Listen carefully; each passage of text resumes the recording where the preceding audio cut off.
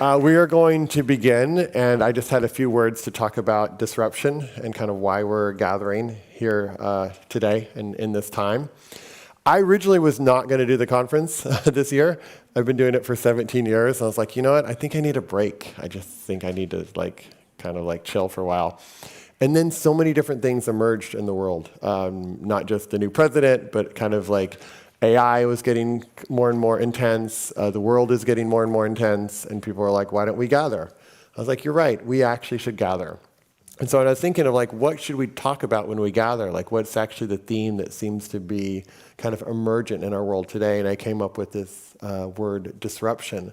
And it feels like there's something that needs to break in society. There's a lot of things that are breaking in society, that whatever these old ways of doing things are, just don't make a lot of sense for the current kind of new chapter that we're starting to emerge in.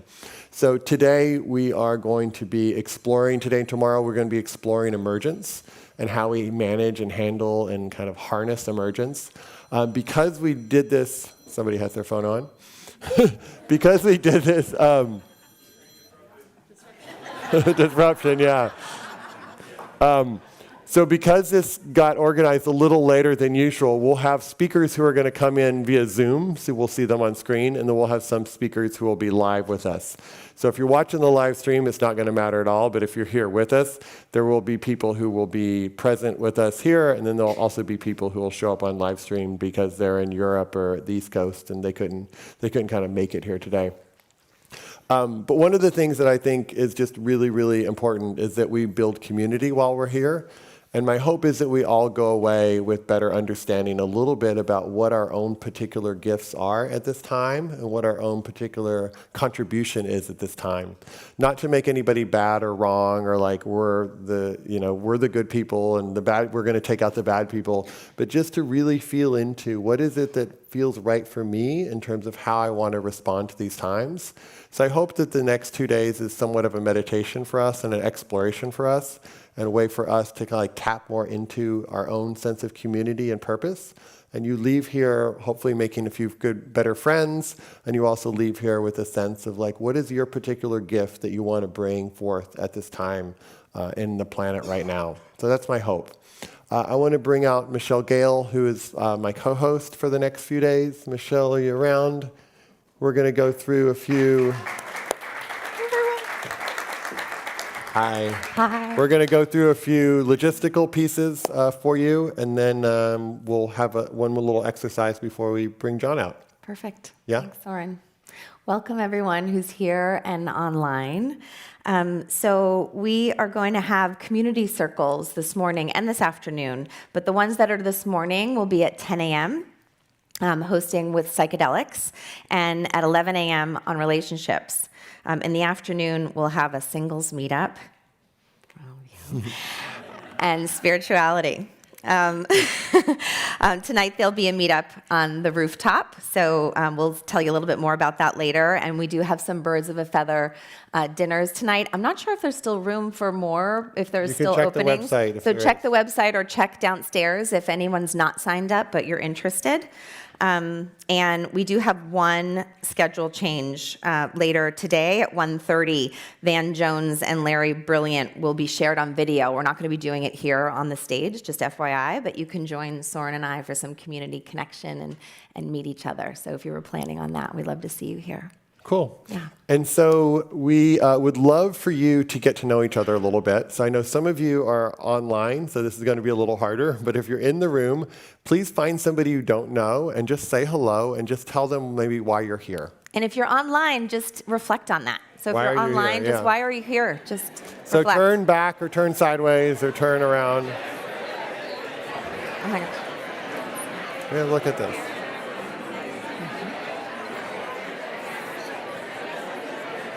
We didn't do the drop-in, so maybe I guess John will do the drop-in. Yeah, John will do it. I'll do a minute when they come back, just a 30 seconds, Perfect. Just to kind of settle.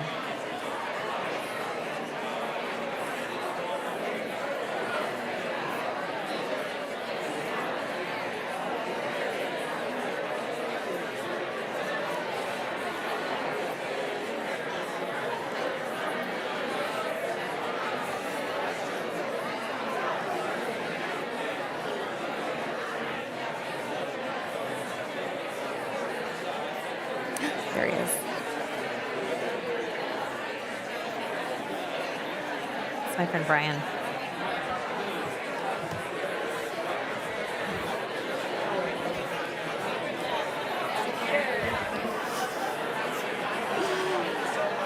Sit next to Lauren. Oh my God. It's so lovely to see you. Thank you. Good to see you.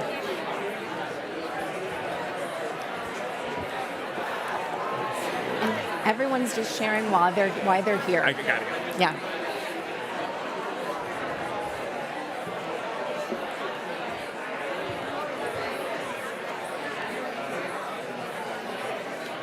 So anything else we need to tell people? Restrooms?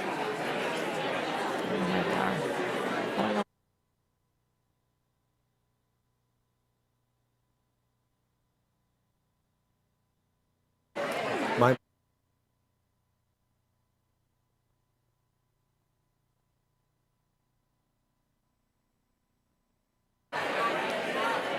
She's so excited to sit up.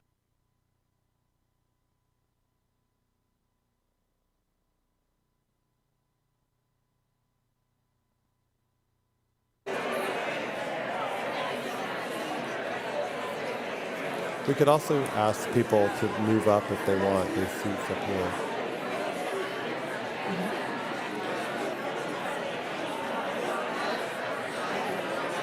Do you want to take those speaker VIPs away? Probably. I'll tell Callie to do it.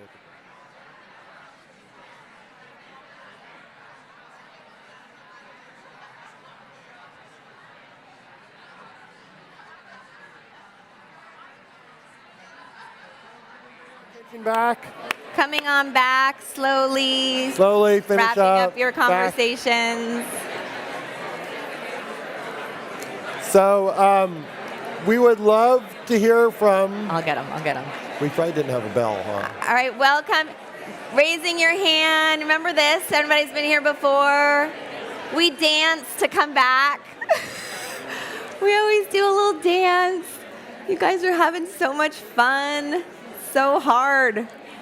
Just wrapping up, coming back, putting your hand on your heart if you can, taking a breath, feeling the energy of connection. Yeah, Good beautiful. job. So if you're in the back, there are some seats up front. If you want to move up front, there's some here, there's some over here. If that's, but be as you wish. But if you're in the back and you want to scoot up a little bit, feel free. Because we're a small group, does anyone want to raise their hand and just say why you're here? Just so we get a sense of the room. Good, right there. Yeah, go ahead. Yeah. I haven't been here for years and years, and I just felt called. I felt incredibly called. I loved the title, the theme, and what you just said, Soren, that I feel so deeply that we need community. We need to call on our communities. We need to build our communities, and not just with those who we think may have similar Yeah. beliefs or values, because that's what's broken. Yeah. Yeah, Connection and community. Yeah. I'm so excited to be here and listen. yeah, Cool. Thank you. yeah. So just what? Just a second, please. Go ahead. Yeah. Hi, Soren. Yeah. What's your name? Dana. Great. I've been here 15 years in a row. Woo! Amazing.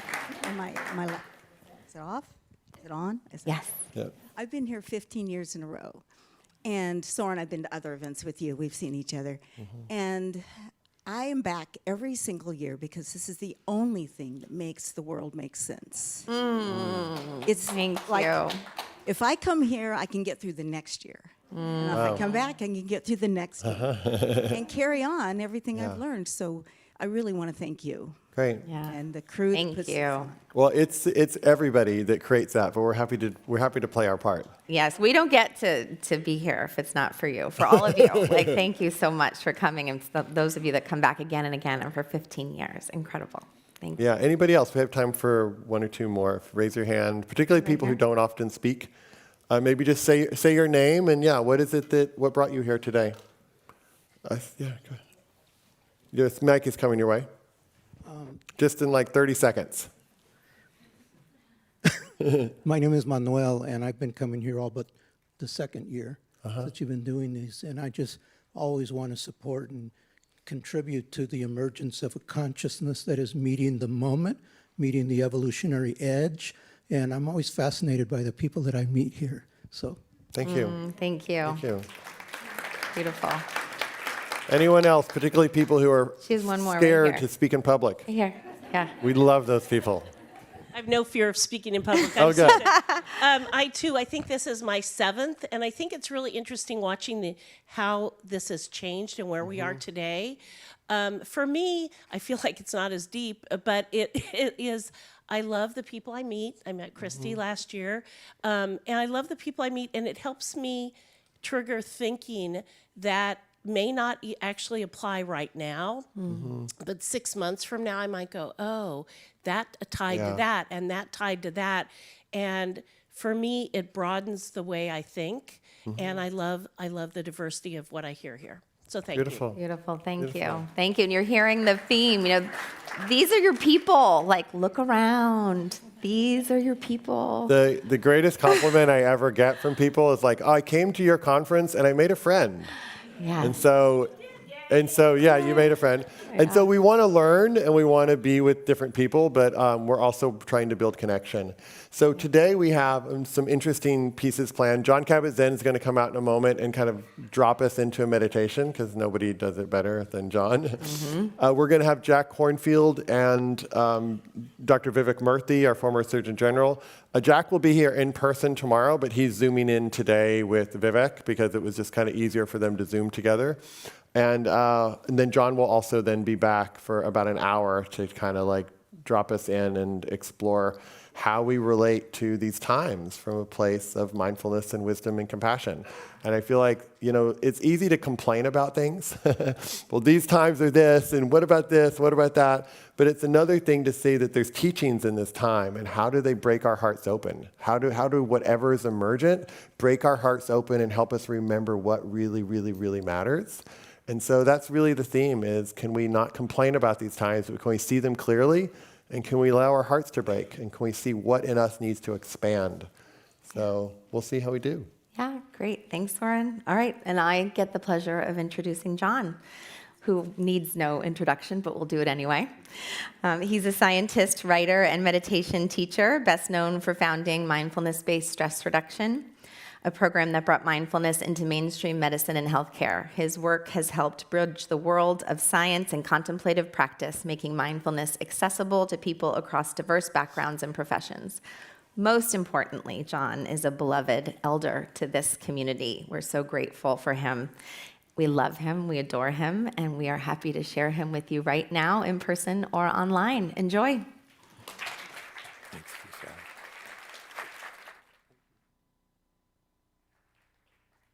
Thanks, Lauren.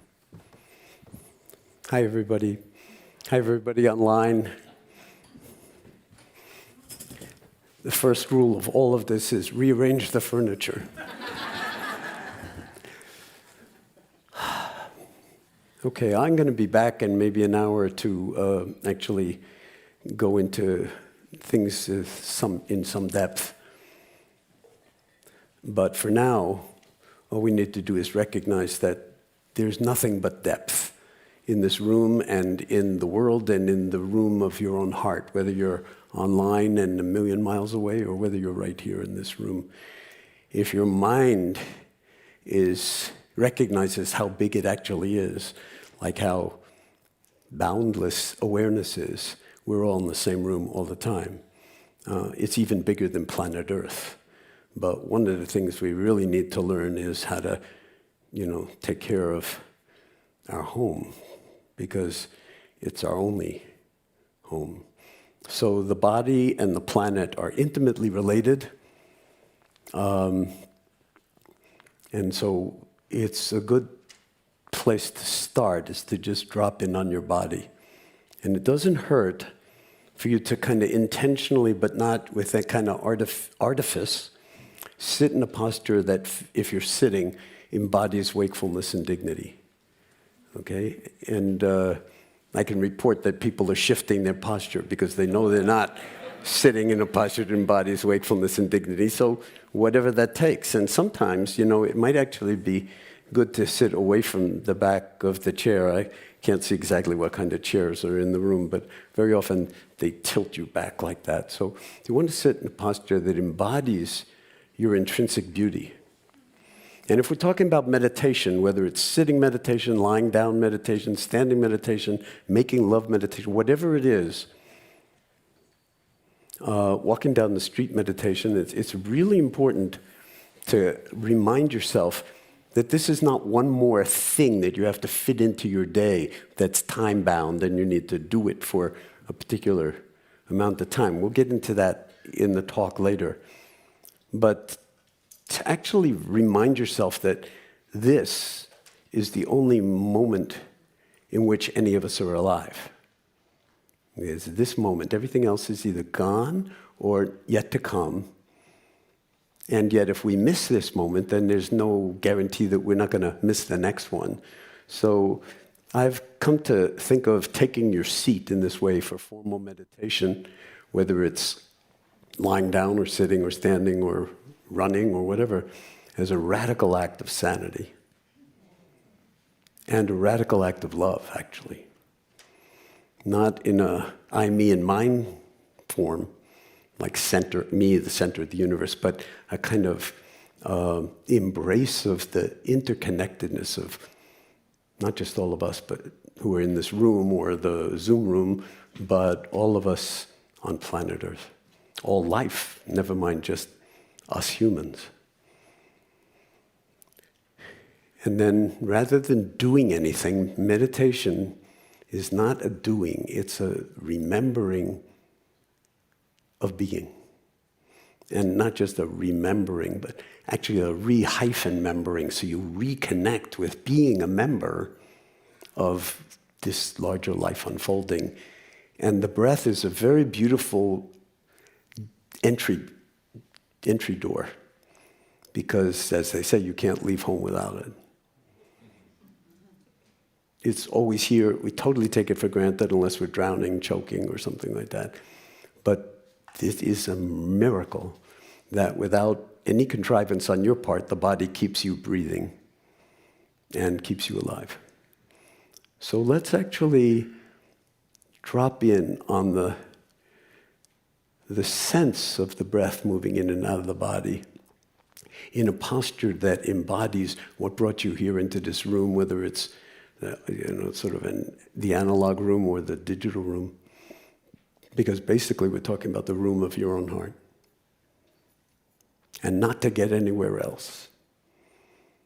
Or to have some special meditative experience, but to actually be right here, which is the ultimate meditative experience, with things exactly as they are, good, bad, ugly, and everything in between. And we're not going to judge or even name any of it at the moment. We're just going to rest in awareness as we sit here, falling awake.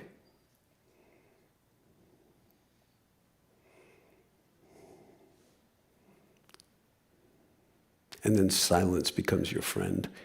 Stillness becomes your friend.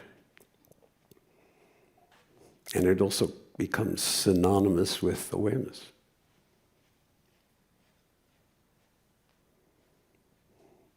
So you don't have to acquire anything or feel some special state, but rather recognize that your ability to feel anything is exceedingly special. And so feeling what's here to be felt as the breath moves in and out, including down in your belly, in your chest, wherever the breath sensations are most vivid. But the breath is only the doorway. The doorway is into the room of your own heart, of awareness itself. And so you can just take up residency here, like you're home. You're already home in this timeless moment.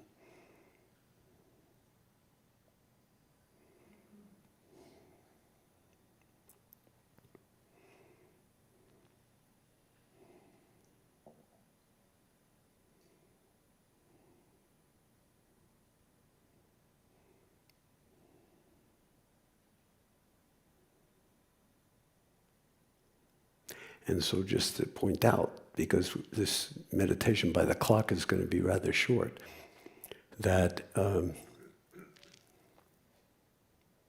every moment is just like this. And we're artificially inviting a silence that's not just when I stop talking or in the intervals between my words, but underneath all the words.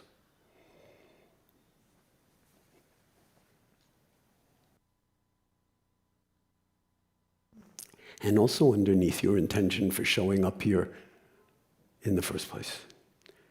You came here for some motive force brought you to this moment. And your posture can celebrate that, can attest to it. And not just the posture of your body, but the open-hearted spaciousness of awareness itself.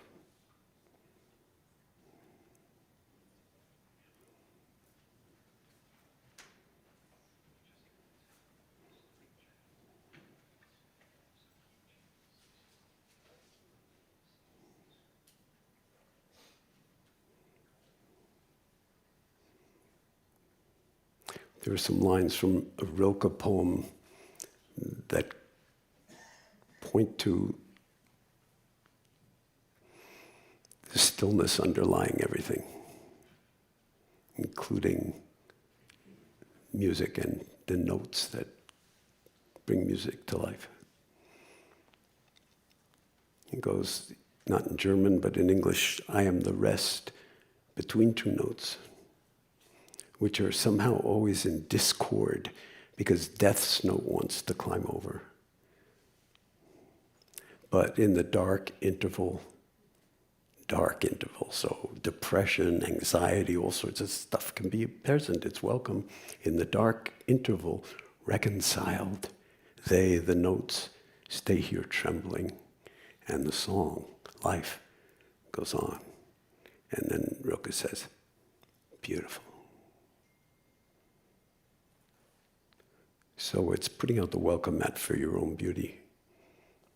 Right in this moment, right in this breath coming in, and breath going out, and the mystery of it, so we don't need to generate a story of me.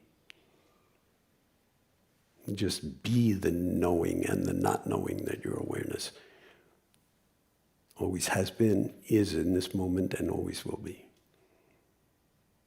Not something you have to acquire. It's a place you can actually take up residence.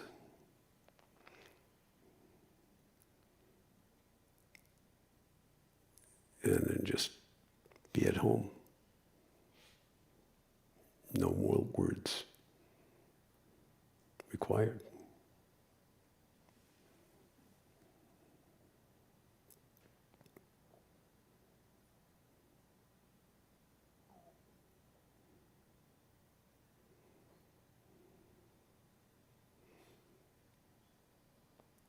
Except that if you're brand new to this meditation practice, know that the thinking mind has a life of its own, and it doesn't care what your overall intention is. It's going to do whatever it's going to do. So the mind will wander constantly, and it will fall into thinking, liking, disliking, rejecting, pursuing.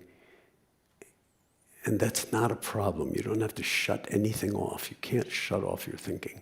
All you have to do is embrace it in the larger superpower of your own awareness. And then whatever is unfolding in this moment, pleasant, unpleasant, or neutral, that's the perfect curriculum for now.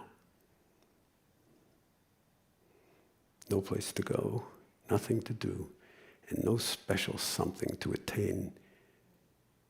You're already insanely special in more ways than you think, and in more ways than you possibly can think.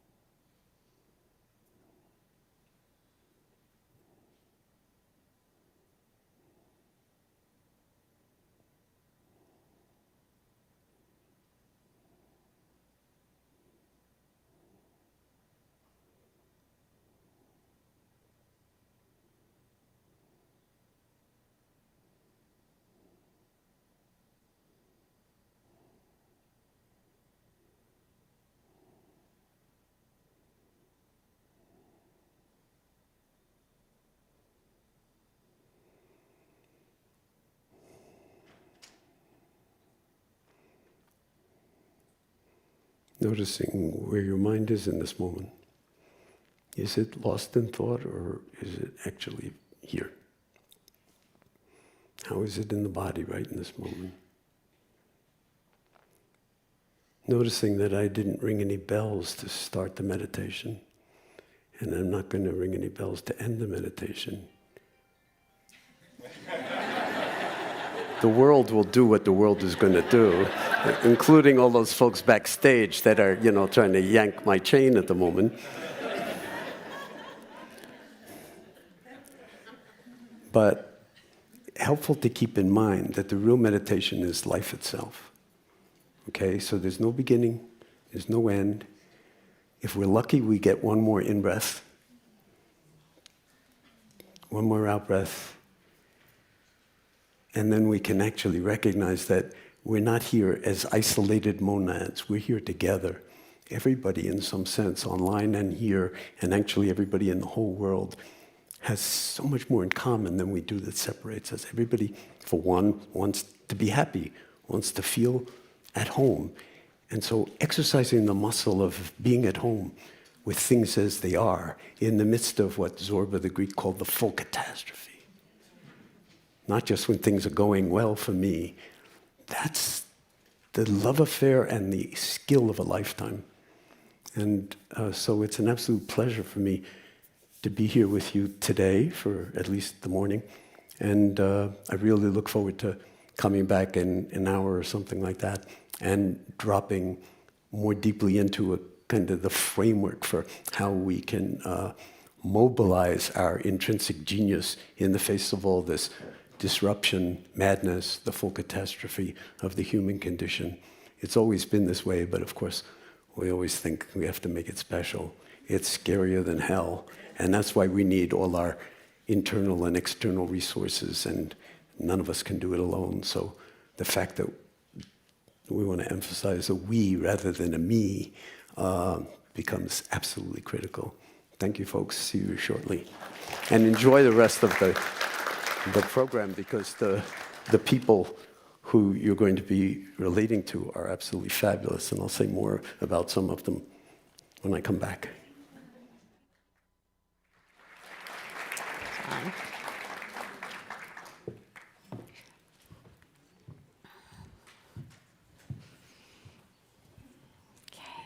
Thank you, John.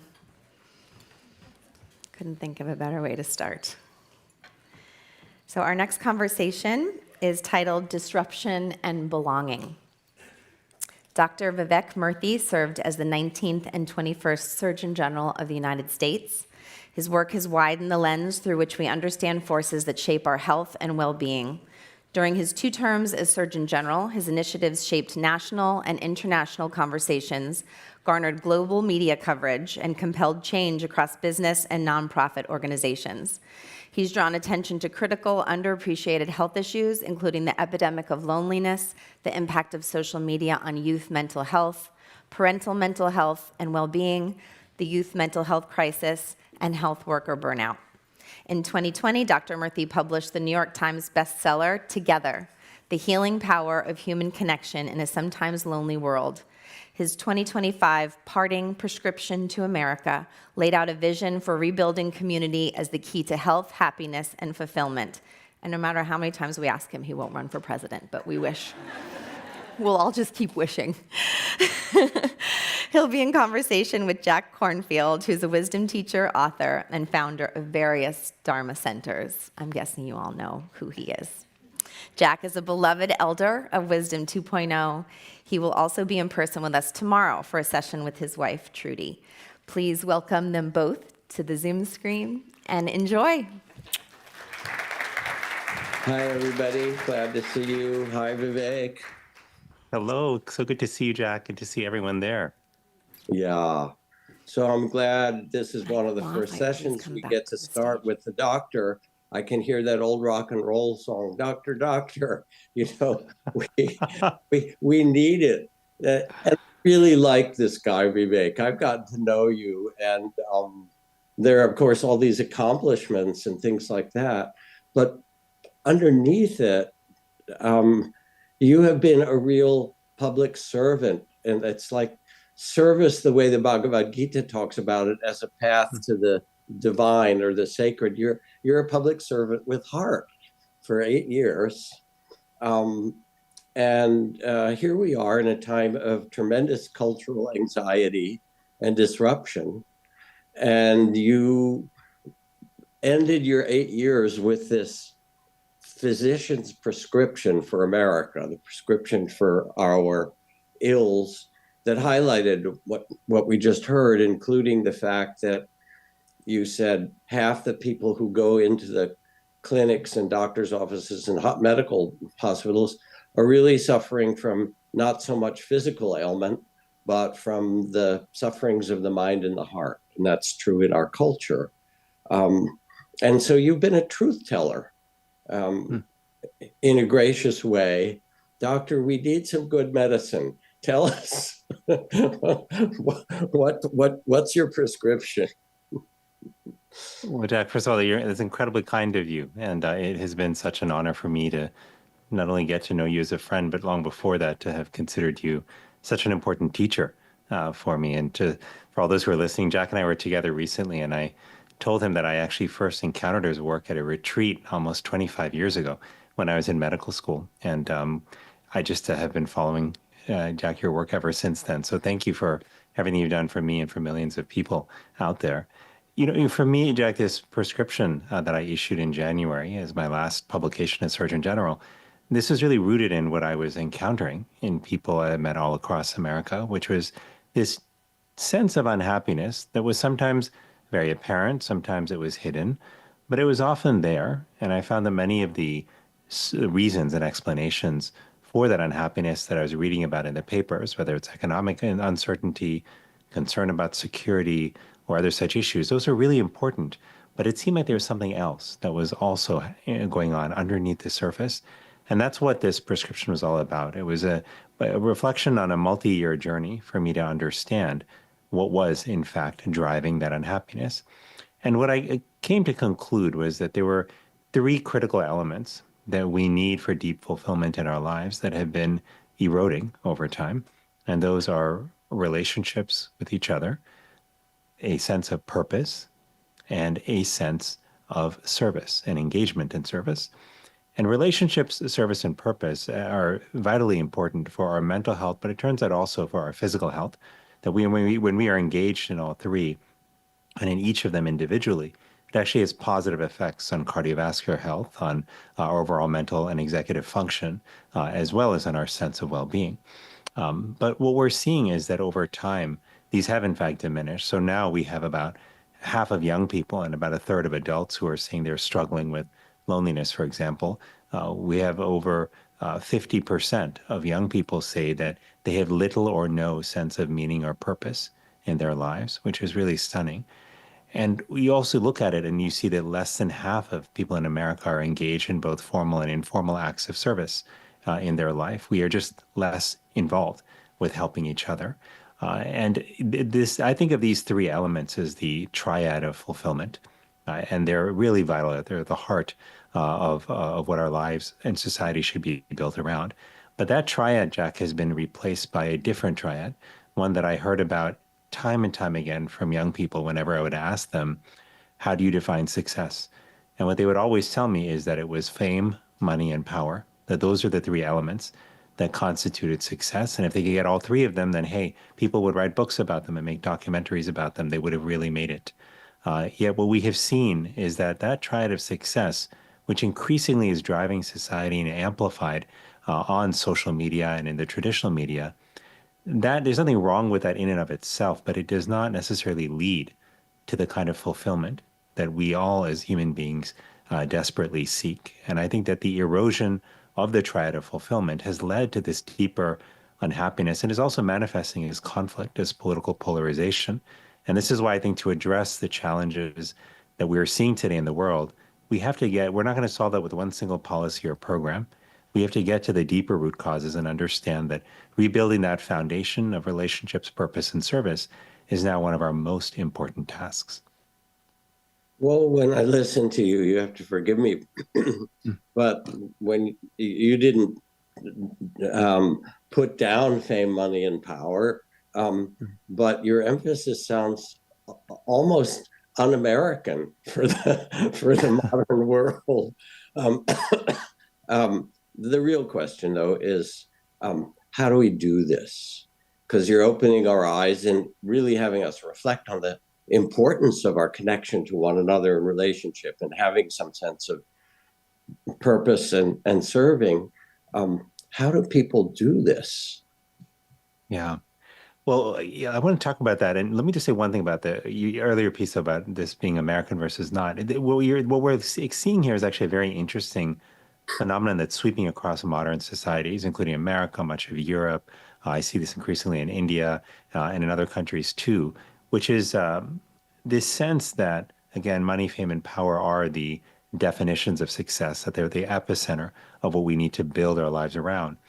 And that is being widely popularized on social media. I'll just give you a couple of examples of this.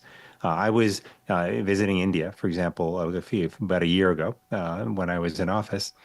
And I sat down with a group of students. And if you had blindfolded me and changed our accents, I would have thought I was in Lincoln, Nebraska, or in Los Angeles, California, talking to students because they said the same things. The young men were saying that they feel inadequate because they look at what's being posted on social media. They see men with 7% body fat, with washboard abs, traveling in private jets, and surrounded by women, and they say, "Hey, I don't look like that. I don't have that kind of lifestyle yet. I'm not sure how I'm going to get there. I feel like a failure." I heard young women saying the same when it came to body image, but also talking about uh, this sort of level or definition of success that felt almost unattainable in a sense, and that made them feel like failures in their day-to-day lives. But this is, again, what they were seeing online. So I think I look at this as a phenomenon more or less sort of an America-specific phenomenon, more a feature of the modern world that we have to really address. And if you look, in fact, at our past in America, I'm not saying that we've necessarily gotten it right entirely, like in the past, but there were times in our past where we were more connected. For example, go back 50 years ago, and there was a greater participation in America in civic organizations, in service organizations, in faith organizations, in recreational leagues. There was also a greater sense that people knew their neighbors. People had their neighbors over more often for meals, or friends over more often for meals. And we've seen a lot of those patterns shift over time. So this is all not to say that technology is bad in and of itself. But the challenge is when we deploy technology without either understanding the risks associated with it or without being able to mitigate those risks.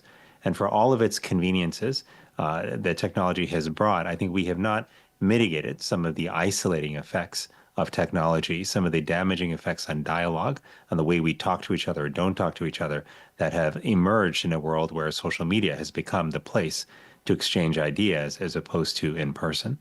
Finally, just to come to what do we do about this? Here's actually where I find some hope, Jack, because what I have found and been most encouraged by is that what we're talking about here, about rebuilding a life around purpose, relationships, and service, this isn't fundamentally like trying to transform people into something that's foreign to them.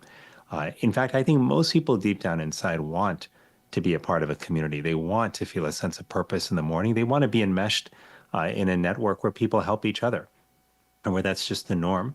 And for all of the publications I issued as Surgeon General, and there were many that we did on issues like loneliness and the impact of social media on youth and parents' mental health, there is no publication that I found I got more direct individual emails from strangers about than on this parting prescription. And it was very personal feedback for people who said, I feel like something's been missing in my life, and I feel like this is what it is. Or I've been desperate to teach my children how to live a fulfilling life, and these are the elements I want them to grow up anchoring in.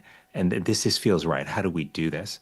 So very simply put, I think we have to approach this on an individual, an organizational, and a societal level.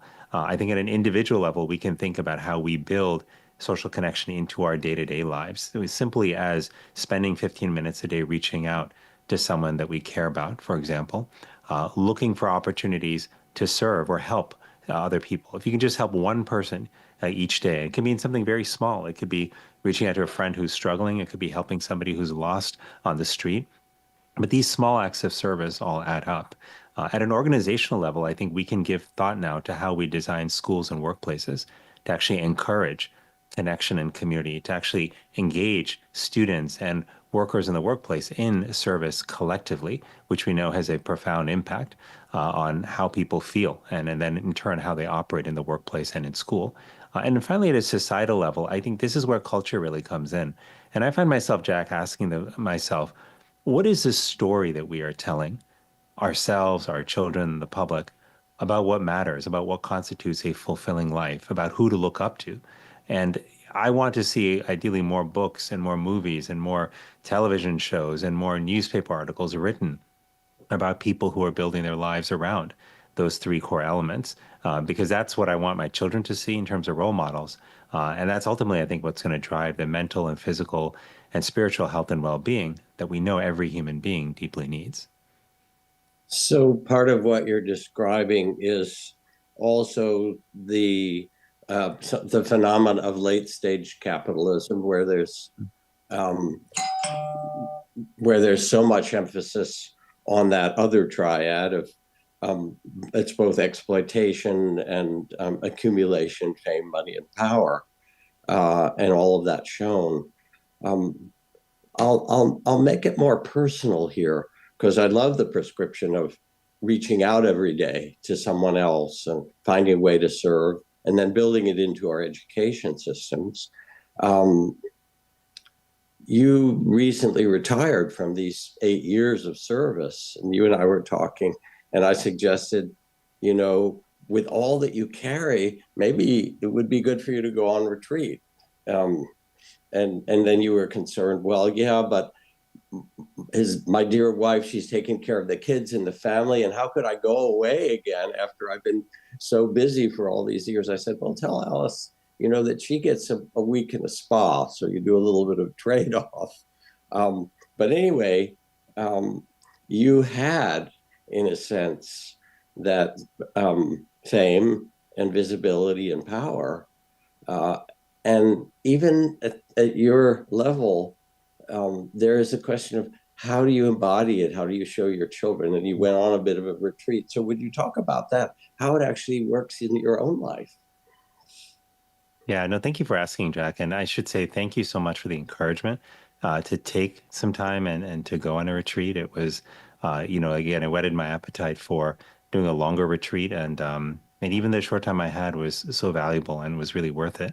But a couple of things that I'm trying to do in my own life, and I'll just say very bluntly and honestly, that like I'm a work in progress too. A lot of the things I wrote about are things I have struggled with over the years, and that's one of the reasons why this work is very personal to me. Struggling with the sense of loneliness has been something I've dealt with since I was a child.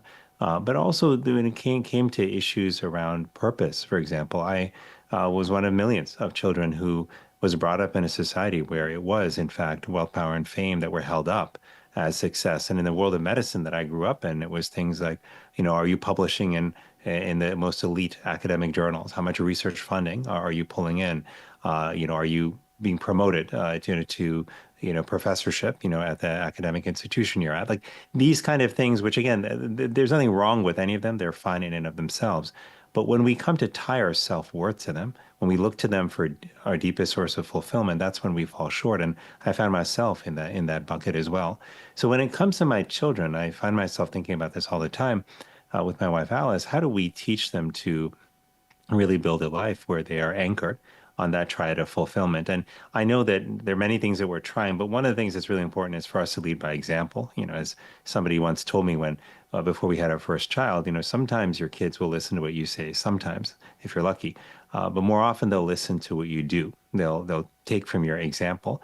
And so in this phase, that's exactly what I'm trying to think about, even more so. Like, how do I build this next phase of my life around family and friends? How do I engage in a sense of service? How do I make sure my purpose key stays anchored on ultimately doing what I know makes my heart sing, which is to try to contribute to ways to build community, to help people return to a sense of meaning in their own lives. So it's an ongoing effort, in my own life. But one thing I know is that if the more we're able to talk openly about these journeys that we're on, the more we're able to to give visibility to the importance of these core values around relationships, purpose, and service, the easier it is for our kids to see these not as things that are off to the side, but as pathways that are really central to how they should construct and build their own lives. One last thing I should say on this, though, Jack, is that these three elements that I mentioned, relationships, purpose, and service, I find that they have to be anchored in a core virtue as well. And that virtue is love. And love has multiple manifestations, we know, as generosity, as compassion, as kindness, as patience, as forgiveness. But one of the things I have worried about is, in addition to the erosion of relationships, purpose, and service, it's that core virtue of love is something that we don't talk about enough, that we don't explicitly and intentionally build in to how we raise our kids and how we shape the influences that they see. And so that's something that we're trying to do for our kids. We want them to see strength, not only as the strength that you build perhaps at the gym or in your muscles, but we want them to see strength in character, and a character that's rooted in love, strength in kindness, strength in compassion. I worry sometimes that the world tells people as they grow up that, if you're generous, if you're kind, then you're a sucker, that you're weak, that people are going to take advantage of you, that you've got to be the loudest voice in the room, you've got to be the most aggressive. To me, that's actually not real strength. That's bluster. But we need to make sure our kids are seeing real examples of true strength. And that comes ultimately from our ability to give and to receive love in its different forms. Well, Vivek, you said just now that part of what helps is to talk openly. And I found, a few moments ago when you talked about you struggle with these two, that immediately there arose in me this sense of compassion, not like, oh, poor Vivek, but more kind of beautiful. We're in this together. Here you are having this really important kind of success and serving in this beautiful way. And yet it's so humane to be able to speak it out loud and say, here we are. We're all wrestling with this in some way. And that truth telling is part of what connects us. And maybe that's also, as you say, it's an expression of love that we're able to speak, because there's a kind of humanity and vulnerability in it. So what about, and I think about it again just because of the current polarization and difficulties, there are also isolation and a kind of increasing isolation for those who are marginalized in the society, which is a large part, probably close to 50% or more, who aren't white or who are LGBT or who are immigrants. And the movement right now, in some ways, is to increase that marginalization. What can we do? Because if we see that we really are all in it together, those of us who care or listening about this, what do you recommend? Yeah, I'm glad that you asked, Jack, because I think one of the hardest things in today's society is to actually see people suffering. We've become really, really good at masking what's actually going on in our lives, at putting on a brave face and making it appear to the outside world that all is good, and that we're strong and fine.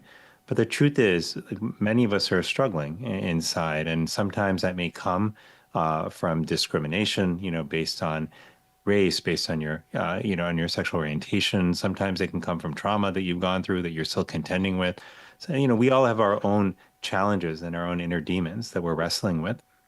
I think when we recognize that, I've found, like, in my own life, like, if I just recognize that the people in front of me, regardless of what they look like, may be dealing with some deeper pain, that shifts a bit of how I interact with them. I find myself doing this a lot, increasingly with people who I may have had a disagreement with or conflict about it. They do something and it annoys me. Then I try to, in those moments, just stop, take a deep breath, and just recognize, okay, this person may be struggling with something, like, in their own life. Maybe they're also in pain. And I just don't know why. And it's coming out in a way that's perhaps harming other people around them, including myself. But that doesn't necessarily mean they're a bad person. And I don't always do that successfully, but I try to do that as often as I can, because it reminds me that the flip is also true. There are times where I probably inadvertently do things that may negatively affect somebody else because I'm coming from a place of my own pain and my own trauma. So I think number one, recognizing that we're all at some level suffering, I think is vital. I think giving people the benefit of the doubt before we jump on them or judge them is also really vital. And that could mean not just in person, but I think we have become somehow so comfortable with chiming in on social media and online to condemn or berate people who we don't even know and can't even see based on one single thing that we heard or said that they may have done. That I think that we have to step back and pause and just say, let's pause again and give a moment before we actually judge somebody. Let's ask ourselves if there may be perhaps a reason why maybe they may be acting the way that they are. And finally, one thing I think I find personally helpful is for us just to take a moment to reach out to others and to check on them and just to see how they're doing. And that could be people we know, friends or family members. It could be people at work that we encounter as well. Like let's just say like you've got somebody in your workplace who's quiet, let's say doesn't speak up very often, or somebody who is quite, vocal, but happens to be, just more subdued on a given day and they're not speaking up much in a meeting. Just being able to just after that meeting or at the end of the day, just swing by and just say, hey, just want to check on you and see how you're doing. To you, that might be 60 seconds out of your day. To that person, it's the powerful moment of feeling like they're seen and like they matter. So I would not underestimate the power, the extraordinary power of us seeing other people, checking on them, listening to them. I think in our society, like we're often led to feel like we only add value if we can fix somebody else's problems. But by acknowledging that they matter, by seeing them, and which we can do just simply by listening to another human being, we can have a powerful effect on lifting them up at a time when there is so much that is making the people feel like they're invisible and like they don't matter. I listen to you. I'm quite touched actually, because when you describe how you look at people, especially if there might be somebody that does something that's harming others or annoying or whatever, you're describing a parallel to metta, to loving kindness meditation practice, which is a practice that I do. Somebody cuts me off in traffic and I can feel a little, annoyance. And then I don't know what happened. Maybe their kid is sick. Maybe they just got a bad diagnosis. Maybe who knows what. And my heart softens just as you describe. So the question I want to ask, because we don't have much more time today, is what helps you relax and sleep, and what keeps you up? It's a really good question. I'll maybe answer them in reverse. What keeps me up most often is worrying about the future, worrying about my family, and worrying sometimes that I'm not enough, that I'm not doing enough, that I'm not contributing enough. And these aren't always. I have to pause for a second. I want all of us listening to go, okay, here's this amazingly accomplished person with that same, we all have it. Okay, keep going. I'm just. We do. I mean, a lot of our worries are not always rational, but like, and I say this because like, I think when I was younger, my feeling was, okay, if I'm not feeling like I'm enough, I just need to accomplish more, then I'll feel like I'm enough. That's great. And, you can't fill deep internal holes with external, sort of validation or accomplishment. And so those are things that keep me up. I'd say what helps me sleep at night is literally like hugging my children, which I do, right before they go to sleep. And there's something just like very powerful and like deep spiritual energy I feel like I get from them just by holding them. The other thing that helps me sleep is meditation. So sometimes I'll do a short meditation at night. I usually do my meditations in the morning, but sometimes if I'm having trouble at night, I'll do a simple meditation, either a guided meditation or a breath meditation, and that will help me sleep. And then the last is just sometimes music can help me sleep as well. I have a set of bhajans that I listen to and other sort of spiritual songs, and those help calm me and relax me. So those are the things that I use. I have actually a little what I call my soul box, a collection of videos, songs, poems, and speeches that I hold on to and that I dip into whenever I'm having a moment of worry or I'm feeling exhausted or I'm feeling cynical. And those usually help to calm me, to inspire me, to remind me what really matters. And I've just been building that soul box over the last 20 years or so. And I usually need at least to dip into it at least once a day. Well, it's beautiful because it's somehow a thread that connects you very deeply with purpose and service and relationship in the most intimate way for yourself. Are you, last question, a lot of us are, well, there's this cultural anxiety and worry. In the long term, do you have optimism? What do you, because temporarily in the short term, we can feel like things are pretty chaotic. And yeah, what's your long-term sense of us as human beings, Doctor? I'm optimistic. Is there a good Yeah. prognosis? I think there is. And I feel optimistic. I feel hopeful. That doesn't mean it's guaranteed that the future is going to be phenomenal, but I do think it depends a lot on what we do today. But what gives me hope is the fact that, number one, I think that our true nature actually is to be loving, to be kind, to be compassionate. I think we hunger for similar things, which is to be a part of something bigger than ourselves, to be connected to one another.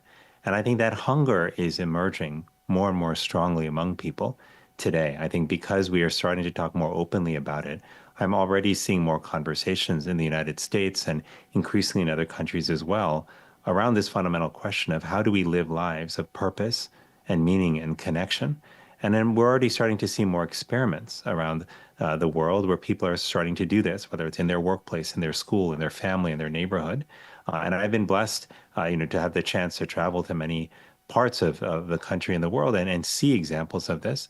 So what we are now charged to do and called to do is to build a broader movement around community and connection, one that will ultimately shift culture and help us recenter around this triad of fulfillment. It starts with talking more openly about what we value here and what we want to be at the center of our lives.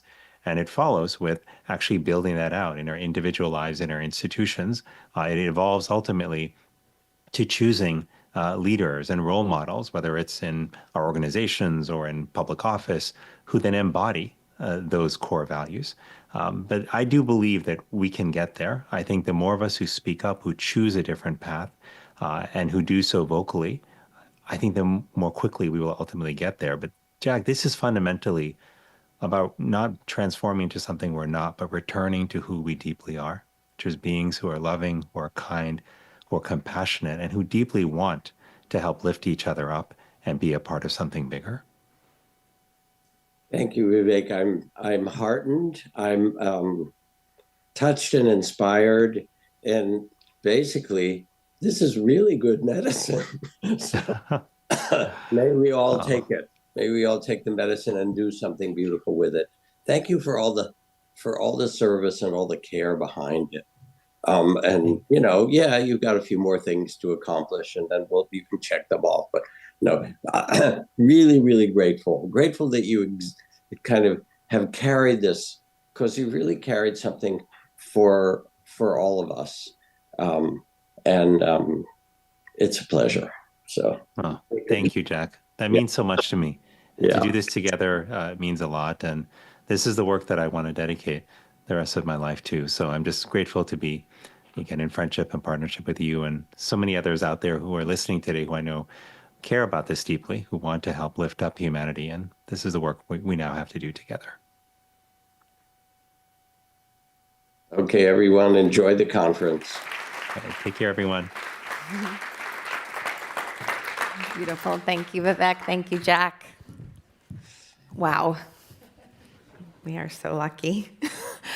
We're going to have a little time to do some connection in the room, but if you're interested in the community connection that's going on downstairs, we used to call them hosted conversations, I think. Now they're called Community Connections. We're doing one on psychedelics at 10 a.m., so right now, and then at 11 a.m. on relationships, so if that's interesting for you. But if you're staying here with us, with me, yay, with each other. So I thought we would take the theme from Vivek and Jack. And John, could you tell me how much time we have? I'm not seeing on the screen quite yet. So we'll turn to one or two people and talk about, since they talk so much about relationships, when you think about the qualities of relationships in your life, the people that you're drawn to, the relationships that fill you up the most, what are those qualities? Like, what do you look for in others? What touches you?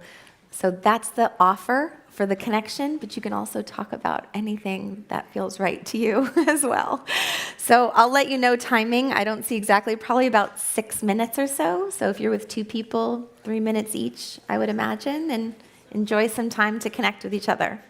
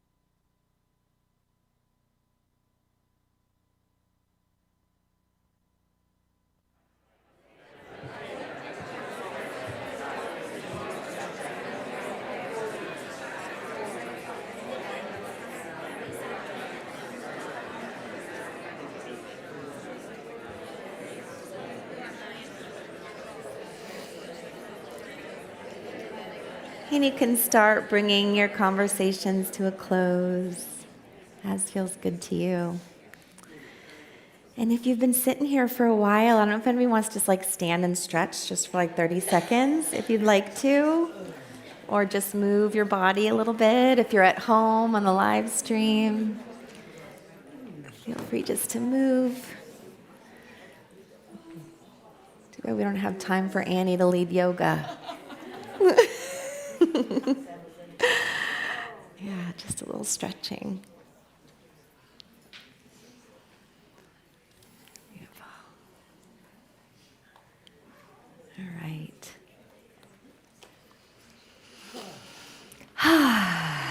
Yeah, we'll follow that too. Maybe a few deep breaths together, breathing in and breathing out with a sigh. Ah, 2 more, breathing in, breathing out. Last one, breathing in and breathing out. Beautiful. And then having a seat when you're ready. And I'm going to go ahead and introduce our next speaker. So the next conversation, the next speaker will be discussing disruption and community. So Rhonda McGee is a law professor, author, and internationally recognized thought leader in the fields of social justice and mindfulness. She's a professor at the University of San Francisco School of Law, where she teaches courses on race, law, and ethics, and she's widely known for her groundbreaking book, The Inner Work of Racial Justice: Healing Ourselves and Transforming Our Communities Through Mindfulness. With a unique ability to bridge the personal and the political, Rhonda brings over 2 decades of experience in both legal scholarship and contemplative practice. Her work invites us to look inward as we strive to create more just, compassionate communities. Whether in the classroom, on the stage, or on the meditation cushion, Rhonda's voice is one of wisdom, clarity, and deep care. She'll be joining us virtually. Please welcome Rhonda to all of our screens, whether you're at home or with us. Enjoy.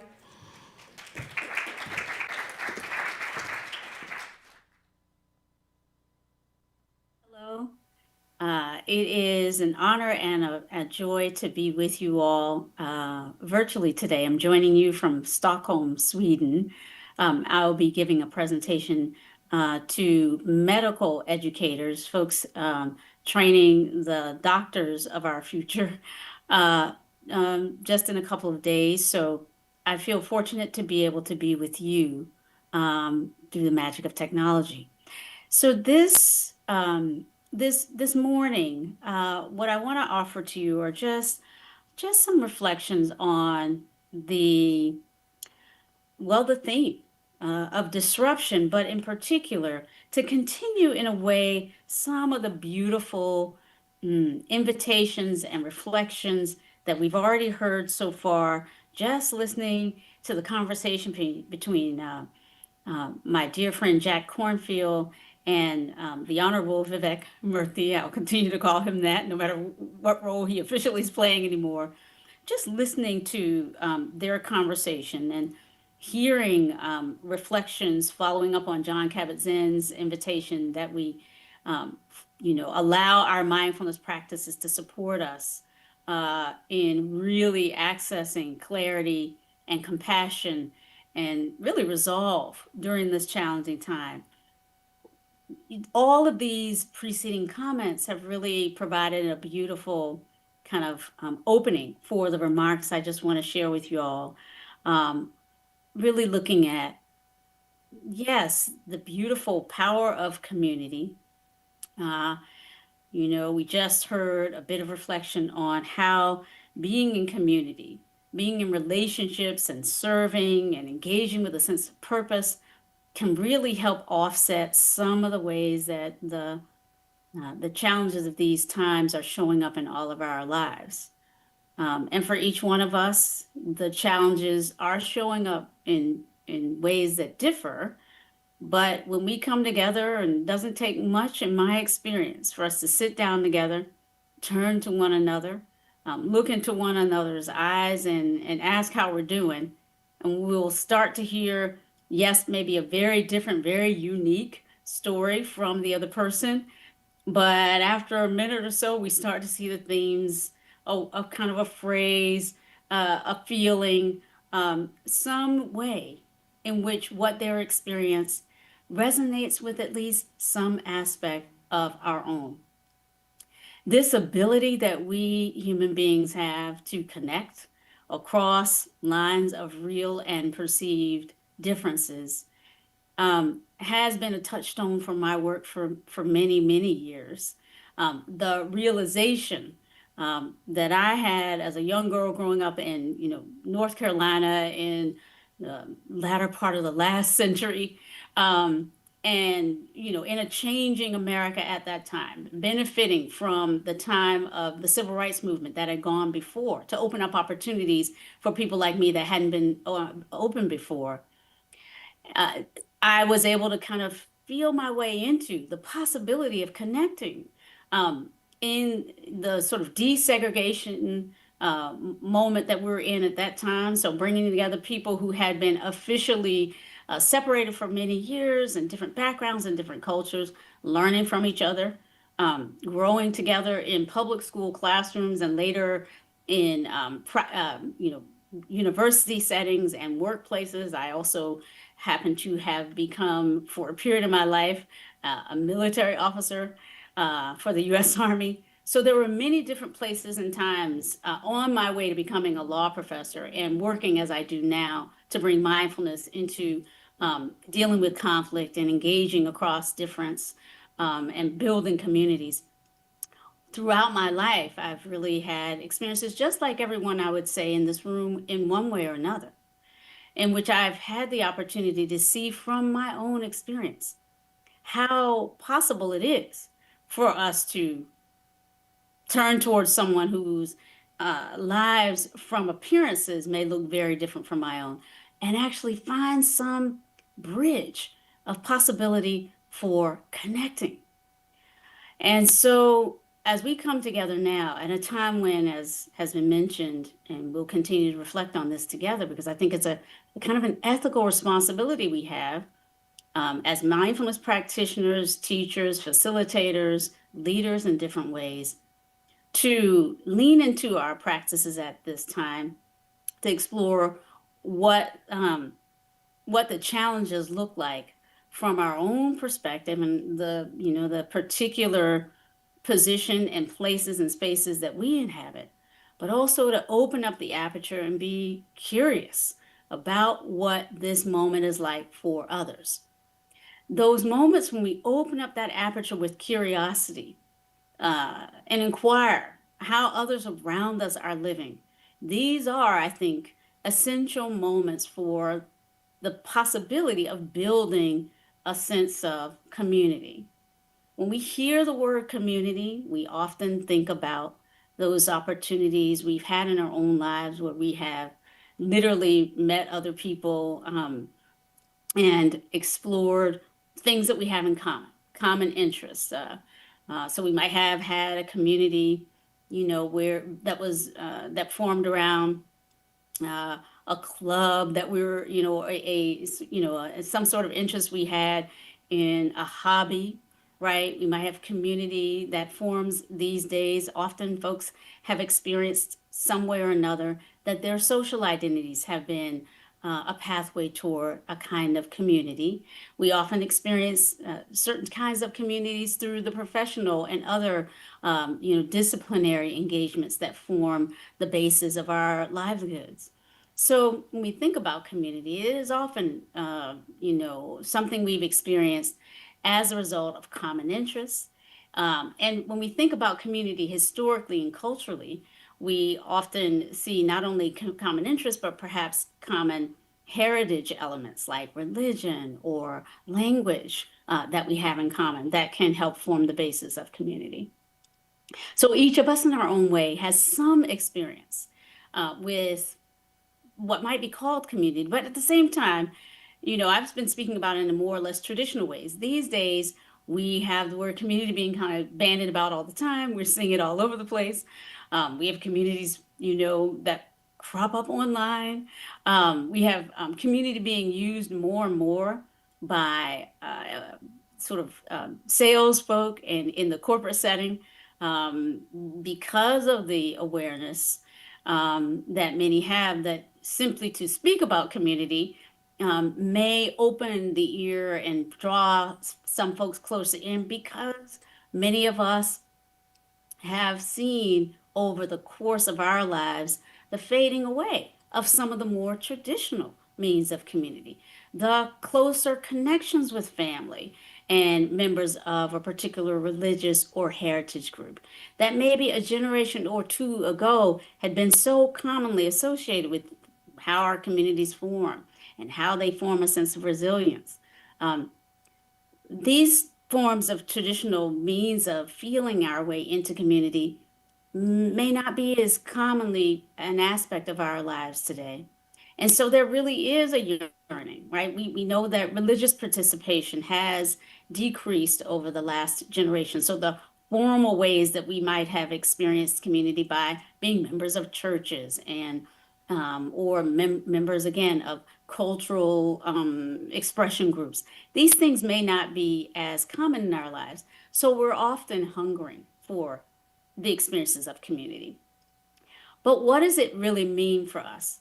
And are there ways that we might look at our own history and think about times when we felt that kind of sense of belonging that Vivek Murthy was talking about, a deep sense of belonging that has had its expression in and amongst others who were engaged in something that we shared and felt good about sharing in common.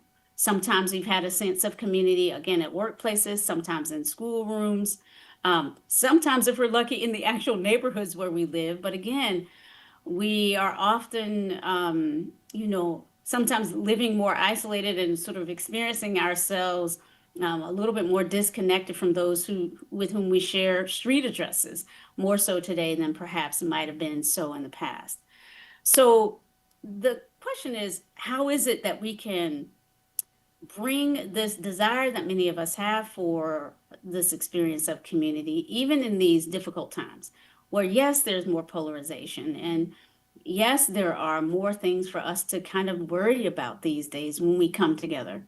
The sense of the lack of safety amongst our, in our, when we leave the places where we know ourselves to be loved and protected, whether it's our home or close family group. Many of us are feeling much more vulnerable when we go out into the world and extend the hand of friendship to folks that we don't know.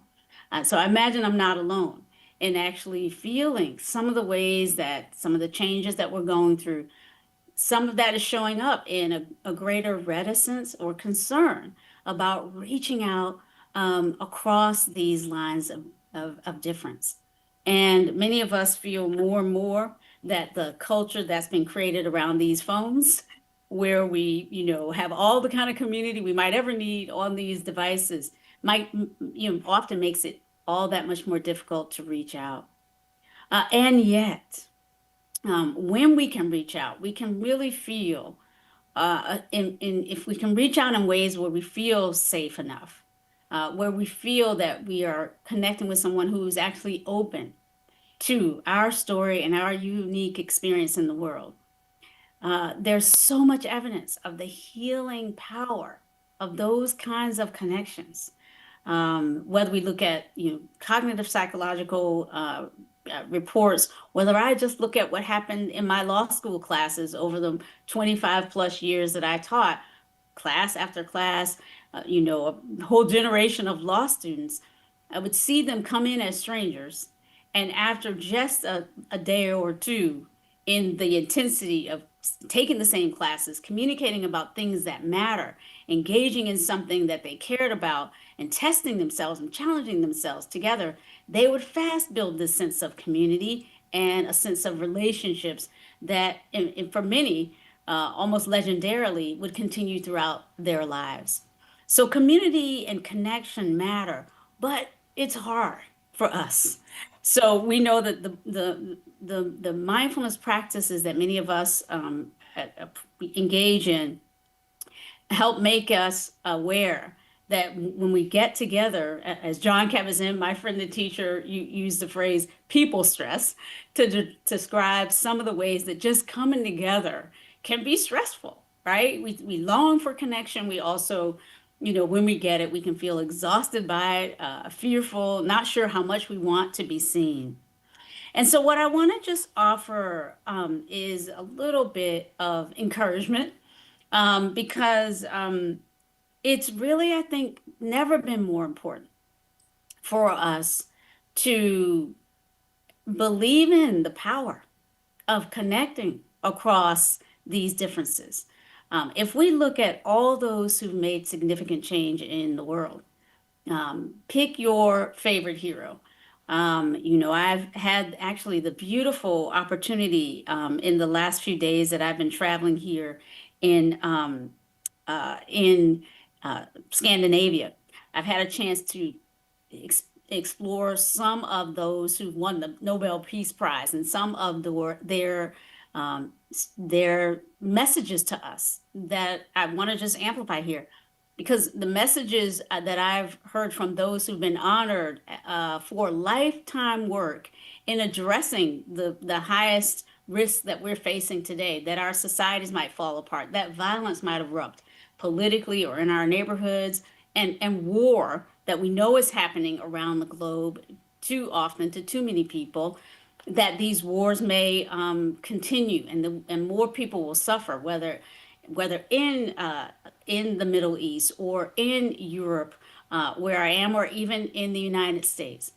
We must do everything we can, actually, to deepen the faith that we have in each other, in the bonds of brotherhood, sisterhood, fellowship, whatever the phrase you want to call it, in these bonds that human beings can experience together. But to be able to have the faith in those things, the faith that these Peace Prize recipients tell us we must cultivate if peace is ever to have a chance. We've got to cultivate a sense of universal human dignity. I think if we're in this room together, we believe in the value of human spirit and human potential. But we've got to be a part of those who help create the conditions and circumstances, and then policies and institutions in our world and in our communities that support the realization of dignity and respectful treatment to all beings. We've got to expand support for nonviolence. I mean, we've got to speak for nonviolence. Peace Prize recipients for the last 100 years plus have really sounded the call for finding ways to resolve our conflicts that do not turn into, war and all of the preludes to war.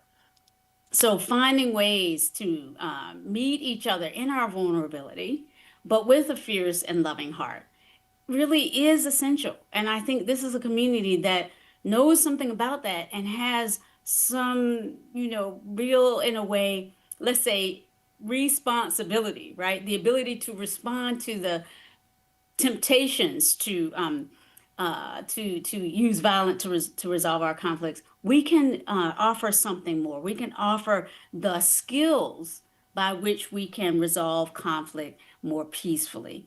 We can teach mindful communication skills because we know how important dialogue is for moving through the predictable conflicts that come together when we try to build communities. We can sharpen the lenses of bias that will show up when we come together across lines of real and perceived difference. That's what mindfulness does. It's what my work has helped us explore together in so many ways. And indeed, I really have never been more confident that the skills of mindfulness, of awareness, of heartfulness, of soulfulness that I heard Vivek Murthy, Dr. Murthy talking about, that sort of touched my heart quite a bit, because I too have been expanding the toolbox, if you will, of the things that I offer to include what I call soulfulness, as well, means of bringing art and music, right? As my grandmother would say, making a way out of no way. As James Brown, godfather of soul, spoke about, soul being this creative response to barriers, to the things in our lives that tell us we can't. So bringing this quality of soulfulness forth is essential, I think, to making community in times of disruption. Beautiful beings who are here gathered today, we know it's not easy for us to connect. We know that many of us are heartbroken right now, and we're almost afraid to look into one another's eyes because we know we might see more pain than even we can handle. But, dear ones, believe me when I say that if we didn't have the capacity to meet each other with a deeper kind of groundedness, I wouldn't be here today. And all of those who are privileged to share remarks with you, I'm sure in one way or another, are going to affirm this. We can do this.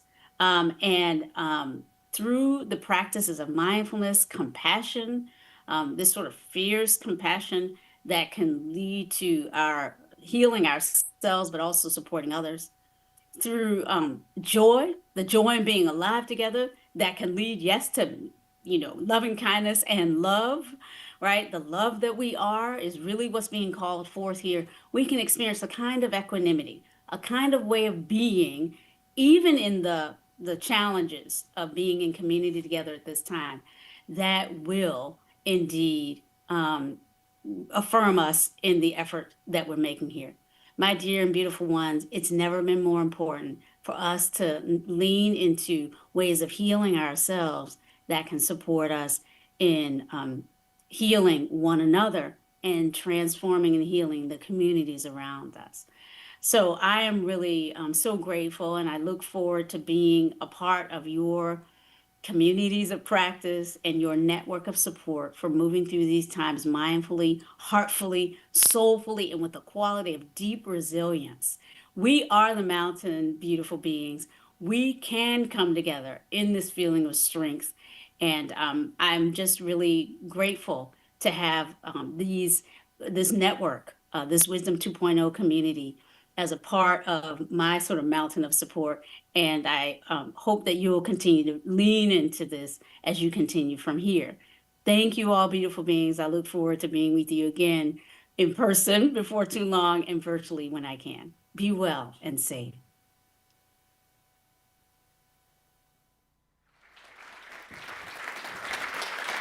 Thank you, Rhonda. Beautiful. So we're going to have a 15-minute break. We'll come back at 10:45, and you will get almost an hour with John Kabat-Zinn. So we look forward to seeing you back here. Thank you for being with us. We love you.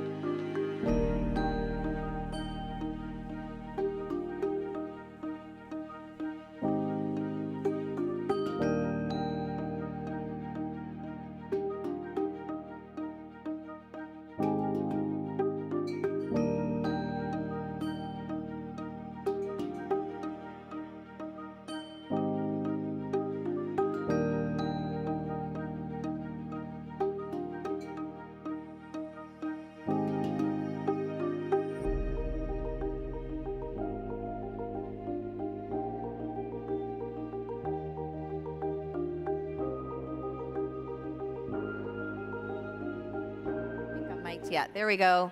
Coming back in, finding your place. We're happy to have you back. At 11 a.m., there'll be some community connection downstairs on relationships. The psychedelic room was full and lively downstairs, one of my favorite topics. So fun. And I know it's a little chilly. We've heard you. They're moving it really slowly. For the people that are here, obviously not live stream, it's a little chilly. We're moving the dial slowly so it doesn't get too hot. But we've heard you. We know you're a little cold. You have to do a little, snuggle in. All right, so if everyone can bring their voices down now in the room. And I am very happy to reintroduce John to the stage. Enjoy. Thanks, Michelle.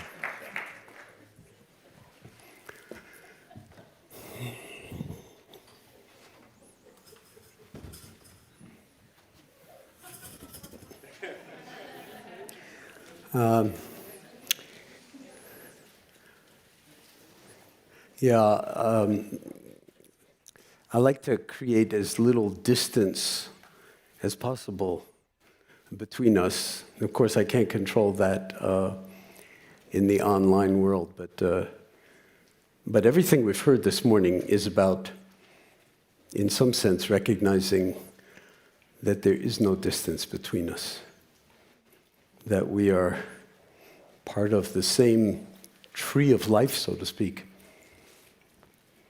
Then we're all different leaves on this one tree. We all have, our own uniqueness, but we're all part of the same belonging. And it's so easy to kind of reify your own perspective and even negate or even demonize some other perspective. So let's just take a few moments right now, whether you're online or whether you're here in this room. As I said, the room is really the room of the entirety of the world, or for that matter, the room of awareness, which is only coextensive with the known universe. Okay, so boundless. And just dropping into this timeless moment we call now. Fully in the body.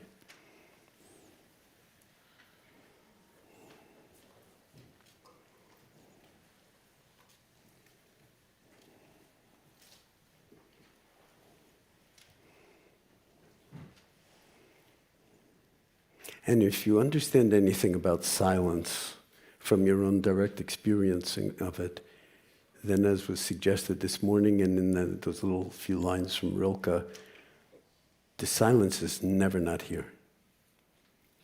Okay? And it, with practice, becomes synonymous with embodied wakefulness and stillness and you being you. And that's exactly what I would say we most need on planet Earth at the moment, is for every single one of us to be not some contrivance of who we want to be, but actually a recognition of our original beauty, so to speak. And that we're part of a skein, an interconnected web of beings where it's never about me, it's always about we. And we need each other. And we're infinitely connected. And actually, how many of you are mothers? Raise your hands up high. Okay, so I can report for the people who can't see you that there are a lot of hands up in the room. There are a lot of mothers in the room. And how many of you in the room were born out of mothers, out of the bodies of women? Come and see me later if you can't raise your hand. So, is that a miracle or what? If you just try to wrap your mind around it, it's impossible. It's kind of so miraculous.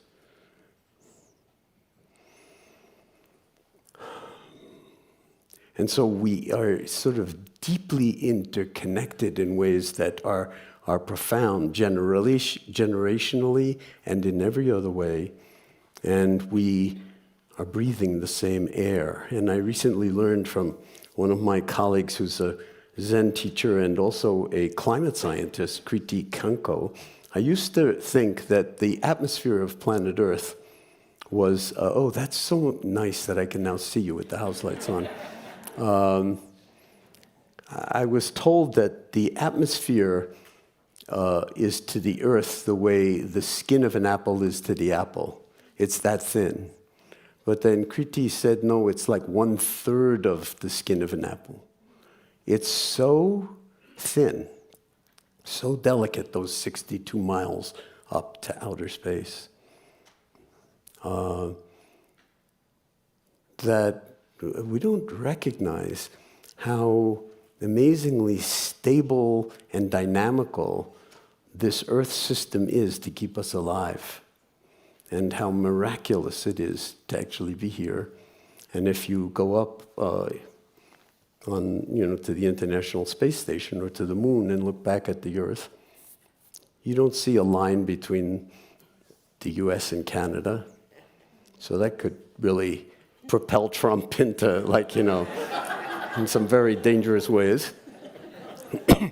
But you don't see any lines at all. There's no separation, okay? It's one Earth, and we all belong, and we all have something to contribute. And I love the way Jack and Vivek, in their conversation, really brought out how amazing it is to be alive, to have the one human life, and then to be able to actually connect in some profound way as an antidote to one's sense of separation and loneliness. Because there's a certain way in which no matter how well people know you, they can only know you so much. And we're a mystery to each other, even if you've been married to the same person or your children. I hope they're still a mystery to you. That's part of the beauty, is like, where does this come from? And even if you gave birth to them, where does this come from? Because who are you to even think that you didn't design the whole thing to give birth? I mean, it's so profound. And then how many of you remember when you were in, I guess, junior high school, or maybe even in, probably 6th grade or junior high school? How many of you had in your classroom a periodic table of the elements up in the front of the room? Raise your hands up high so I can, everybody. Okay.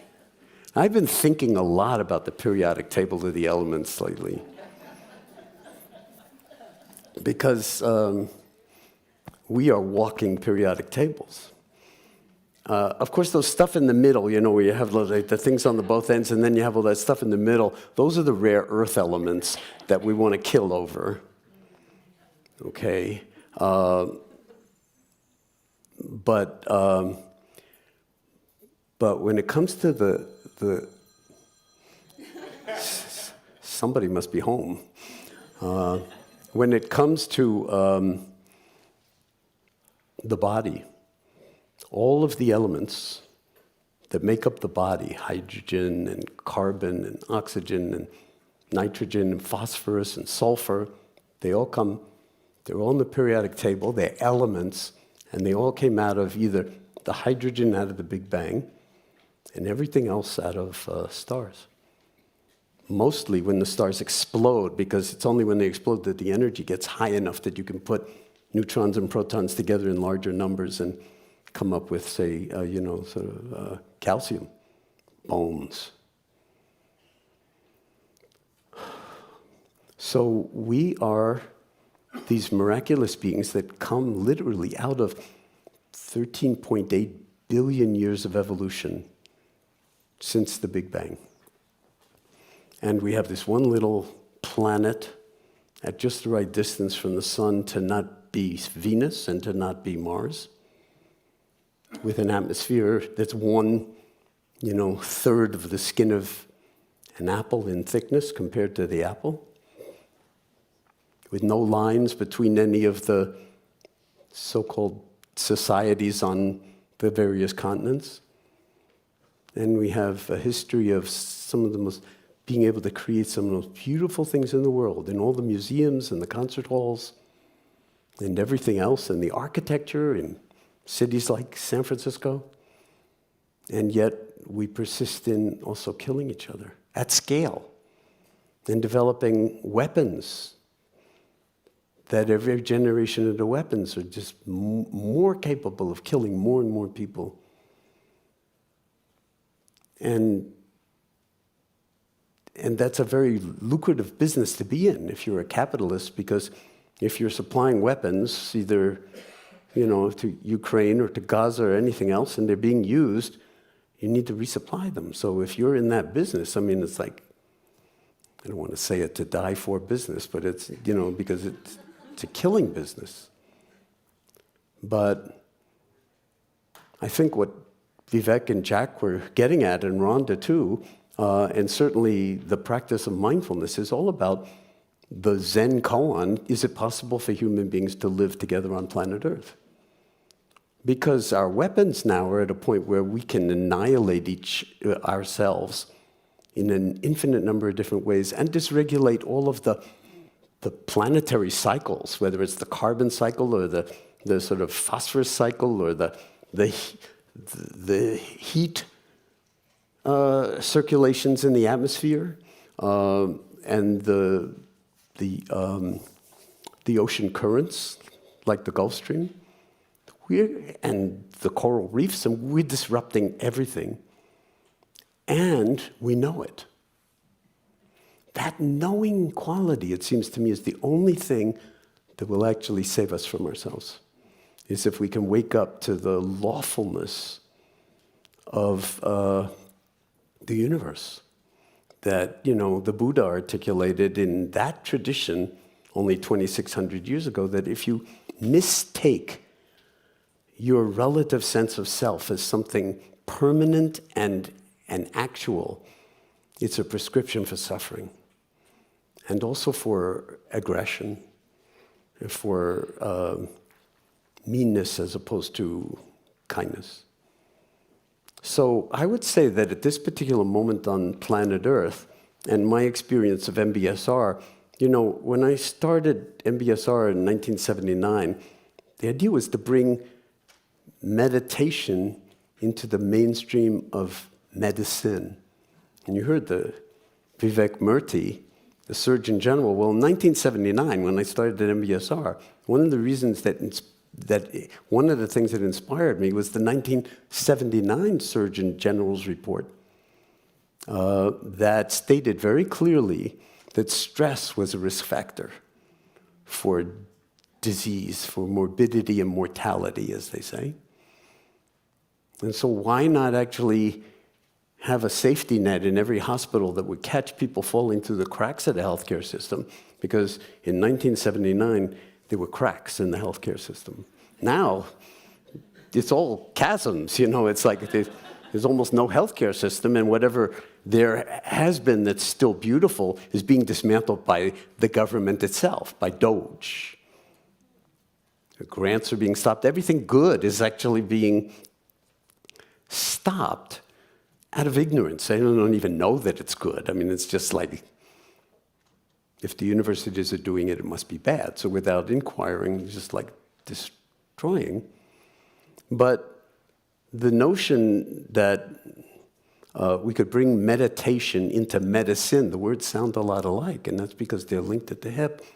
That was considered the far side of the lunatic fringe, like the Visigoths are at the gates of Western civilization, about to tear it down in terms of our accomplishments in medicine and science by bringing in this lunatic meditative bullshit. And now it's like mindfulness, medicine, of course. And in only 40 years. And I would say that, it's just a kind of test case of what might be possible, because Now it's moving into education. It's moving into all sorts of different domains. What the it is like, I'm using the it to refer to mindfulness, but mindfulness is human awareness. And human awareness is not something you have to get. It's something we're all already born with. The problem, the challenge is access. Okay? A lot of time we don't have access to the present moment.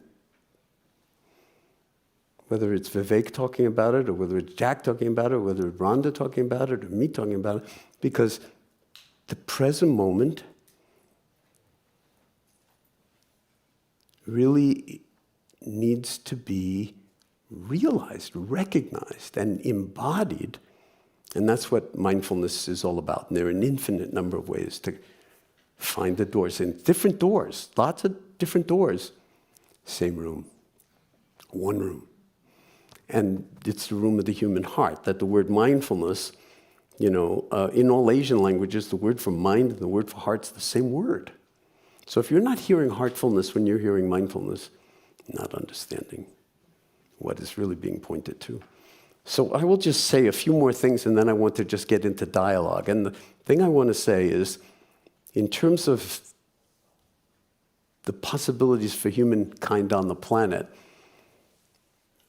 I have scanned the horizon, and I don't see an awful lot of things that could actually do the job, that are up to the job, aside from this scientific recognition by the historical Buddha many years ago that's also related to Socrates and Aristotle and everything else, but recognizing the profundity of human awareness. And that there's a kind of lawfulness. If you believe in the story of me, it's a prescription for suffering, sooner or later. And that me is isolating, and so loneliness comes in because, I need to privilege myself. So people often ask me, well, John, if you could just put in one sentence what I need to remember about all this mindfulness stuff,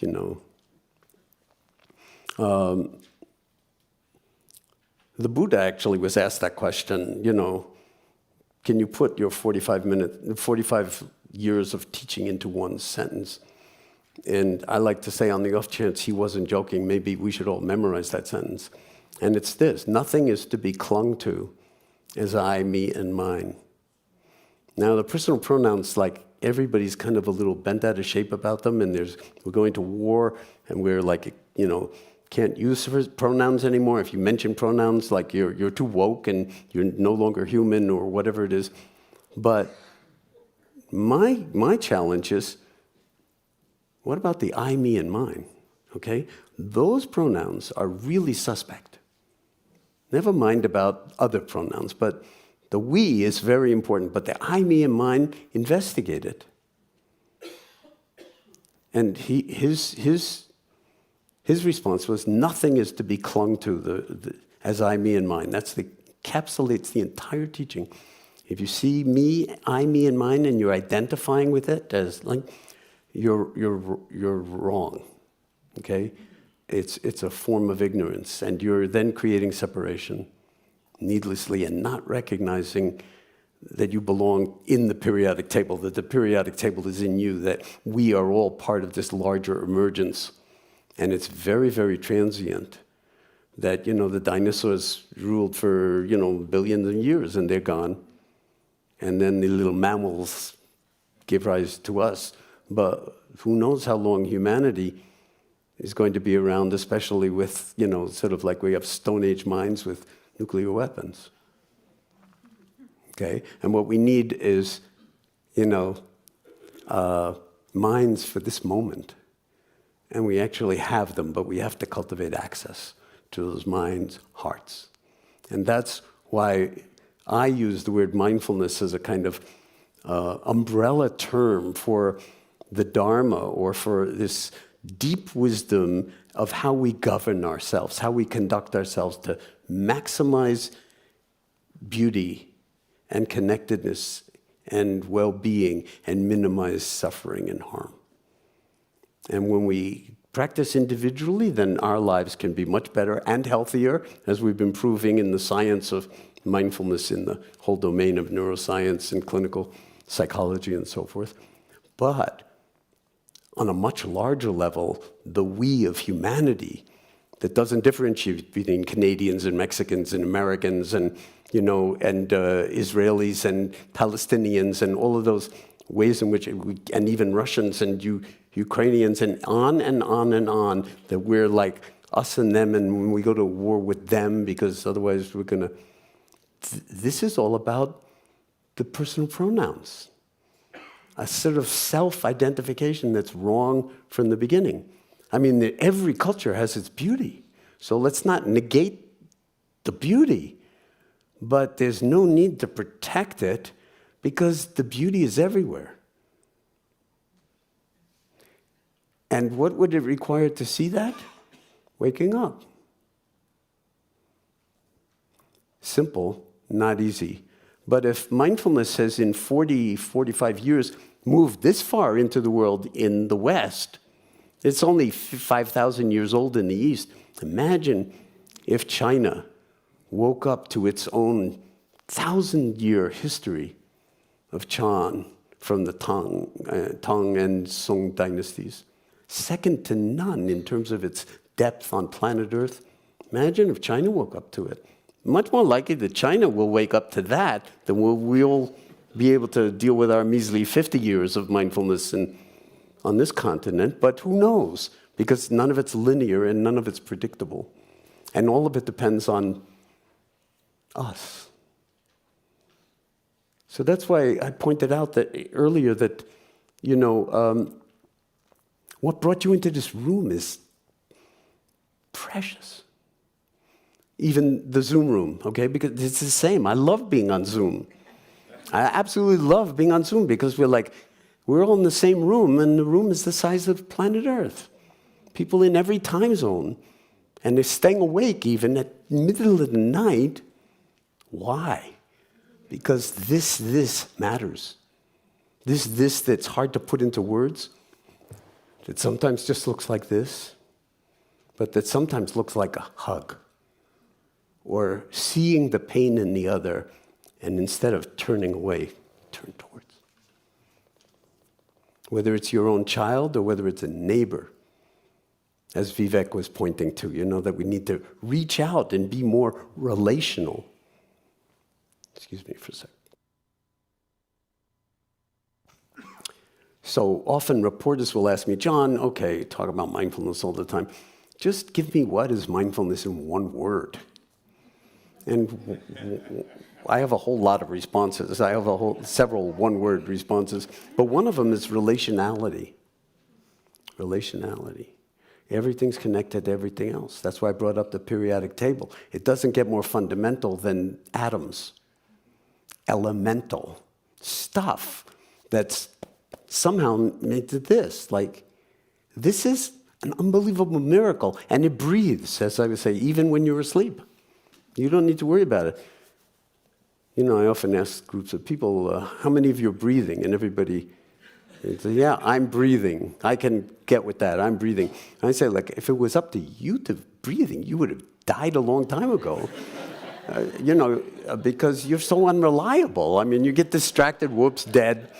So the collaboration of the brainstem and the phrenic nerve and the diaphragm doesn't let you, whoever you want to claim yourself to be, personal pronoun, doesn't let you anywhere near the actual apparatus to breathe, except to hold your breath, but you can't do it for that long. So if we recognize our miraculousness, and Thich Nhat Hanh framed it as the miracle of mindfulness, but there's no mindfulness without humans. Okay? So we're the miracle. And we have the capacity built in. Awareness is not something you get. You're born with it. It's like natal privilege, to coin a term. It's just comes with the territory. But what doesn't come with the territory is knowing how to access it when you need it. And that requires exercising a muscle. And I like to put it, so like, and I mean this metaphorically, because as I've gotten older, I've gotten a lot less rigid in like what I think it takes to, really practice in this kind of a way. So I actually have been, in the past decade or so, more and more inclined to tell people, like, you don't even have to get out of bed in the morning. If it's too hard to get on your ass on the cushion, right next to the bed or in some other room, stay in bed. Stay in bed. You say, don't you all say in the morning when you wake up, whether it's with the alarm or anything else, you say, I woke up. Bullshit. You didn't wake up. You're just on autopilot. You're just feet are on the floor and you're rushing to feed the kids or go to the bathroom or whatever it is, which is why I emphasize sometimes, hey, next time you're in the shower, check and see if you are. Because you may be in your first meeting of the day and you may have the whole meeting in the shower with you and you're not really experiencing the shower or anything else like eating. So it's pretty elemental, it's pretty basic, and it's very easy to make fun of. But it turns out it's like only the most fundamental aspect of our precocious evolutionary inheritance that is universal and that is framed, though, in an infinite number of different ways. So every culture is going to frame it differently, express it artistically and musically and in different ways. And what's there to fight with? Our Mona Lisa is better than your some other painting? It's insane. So if we've come this far already in terms of, say, what some people, I never use this term, but I find I am actually going to use it right now, mindfulness revolution. I mean, Vivek Murthy, on my website, I have him guiding mindfulness meditations. Because he did that a couple of years ago while he was still Surgeon General. The Surgeon General was guiding mindfulness meditations 45 years after the Surgeon General somehow propelled the development of MBSR. Things happen. And they are impersonal in a certain way, but they can actually be galvanized, those energies, and that needs all of us. We're all cells of the one body politic. Every single one of us is a cell of the body politic of life on Earth or the United States.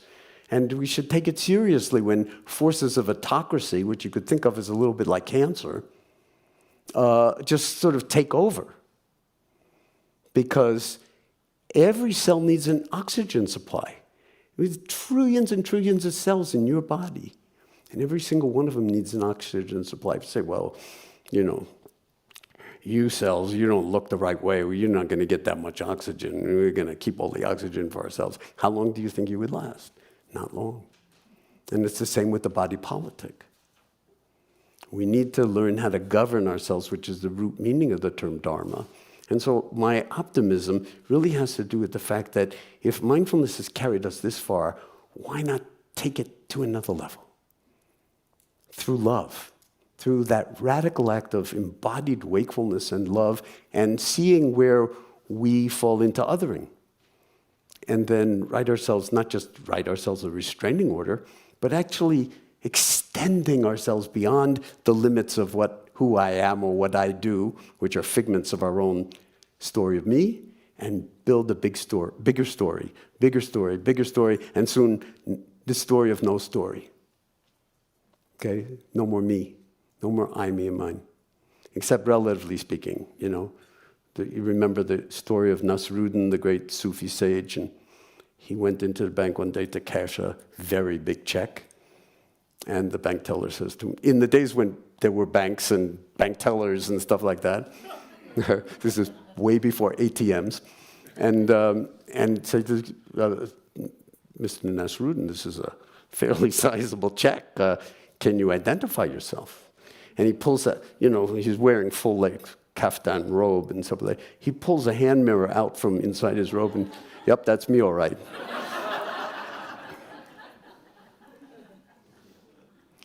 So the challenges that we're in are too serious to take too seriously.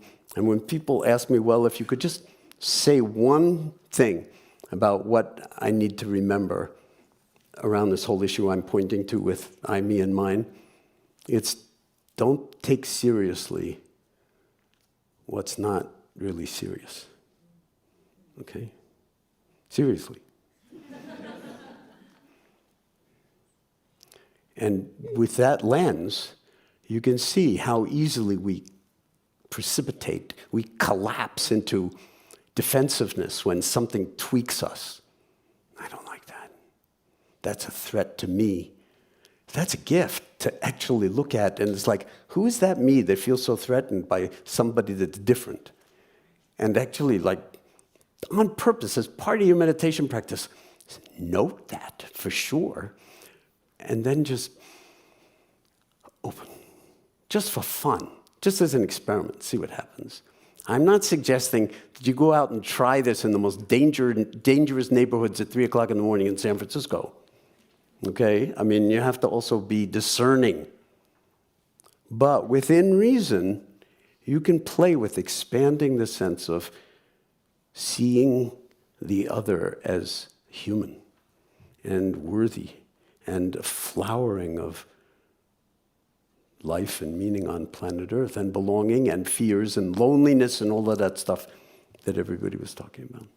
So I would like to now, again, remind you that I said earlier that this is all part of the meditation practice. It's not like, oh, now we're going to meditate, or now we're going to have Q&A or something like that. There's only this now. And whatever unfolds as part of the meditation practice, if you are bringing that kind of attitude to it, that kind of lens to it, and that kind of impersonal orientation to it, so it's not all about I, me, and mine, but it's about what can we learn from each other? What could we actually empower each other to do that none of us can do on our own? And I think that's the koan for the present moment for the United States. Some people are have left the country already. Timothy Snyder and Jason Stanley, both Yale professors, they're gone. And one understands why, because they've been so out there with their voices, that the targets in a certain way. And what's going on in this country is extremely scary, extremely dangerous. And yet we can't all leave the country. So in a certain way, what we have to do is we have to be the country. And we have to be the country in a way that doesn't turn half of the country into the enemy, because that's called civil war, whether it's in your mind or whether it results in something like that. So this, it's almost like we couldn't ask for better teachers, whether you call them Republicans or Democrats. You watch what everybody's doing, and you see this is not the way it needs to be done. And there are voices out there that are trying to meet the moment. And it's very challenging, including the presidents of all these universities that are, or law firms or whatever, where they don't know so much education, and yet when you're asked to stand up and be real, a lot of people fall into fear. And then what's the big deal? You know so much, you can't function. And, so the universities have created, in some sense, our own challenges in a certain way, but that doesn't mean we should annihilate the universities. They're like one of the most profound gifts on planet Earth. So, a microphone has been set up here, and I am a very big advocate of dialogue, of deep inquiry, where we listen to each other rather than just one sage on the stage, so to speak, as they say, sort of pontificating, but where we really are in dialogue, not discussion. Okay, the word discussion shares the same root as the words percussion, succussion, and concussion. Okay, so to give you a little flavor of discussion is like, yeah, let's bang our heads together around the table and then see what comes of it. Whereas the word dialogue really is an embodied form of deep meditative listening, where when the I comes up and says, I don't like what that person's saying, you investigate that as opposed to negating the other person. And that's a kind of group meditation, and we could do that as a country. We could do that as a society. We could do that. We could govern ourselves differently. The cities could govern themselves in better ways and say, where are the areas of toxicity? And there are plenty of areas of suffering and toxicity in San Francisco. Not particularly right where we are now, but a few blocks from here, Desolation Row. And no one knows how to handle it. And not just in San Francisco, but in everywhere. It's like not enough blood supply. If it was your liver, that would not be good, right? You'd need to address that problem very quickly. If the liver goes, everything goes. So in that spirit, let's investigate and inquire together by listening deeply to whoever stands up at the microphone. And very often the questions are more important than the answers. So again, it's not like I'm going to necessarily respond in a way that's going to be satisfying, but I will attempt to at least hold the space, and we'll listen deeply together, and that will be part of the meditation practice. Just listening and not necessarily having to fill the space with satisfying answers, because as my old Korean Zen teacher Sung-san Sonsanim used to say, the most important aspect of awareness is not knowing. And knowing that you don't know. And he was, he never really learned English, so his English was fantastic because he never bothered to really learn it. So he came up with all these original ways of speaking, and he spoke about that as don't know mind. Only when he acted it out, he did it like this. You'd ask yourself, he taught us, ask yourself the question, what am I or who am I? It's like a Ramana Maharshi famous question, or Zen question. What am I or who am I? But he didn't just say, what am I? He did it like this. What am I? And he'd get a very quizzical expression on his face. And then he'd go, don't know. Don't know. And then he'd say, you keep this don't know mind. And so there was a reporter who was into Buddhism on the New York radio named Lex Hickson. And Lex Hickson was interviewing Sansanim at one point. And he said to him, Sansanim, I love your teachings, but there's one thing I just don't understand. What is this donut mind you keep talking about? And without missing a bit, Sansanim said, oh, wonderful. Donut mind. Nothing in the middle, just air. So please come to the microphone and speak. You can point it down. I think it will point down towards your mouth. Yeah. Thank you. So I recently read a book called When We Walk By Kevin Adler that refers to homelessness or unhoused as really relational poverty. And something to which we all actually could do something and are currently actually contributing to the problem. Yeah. And it arose in connection with what you were talking about. In what arises in my mind right at this moment, he's being put down right and left.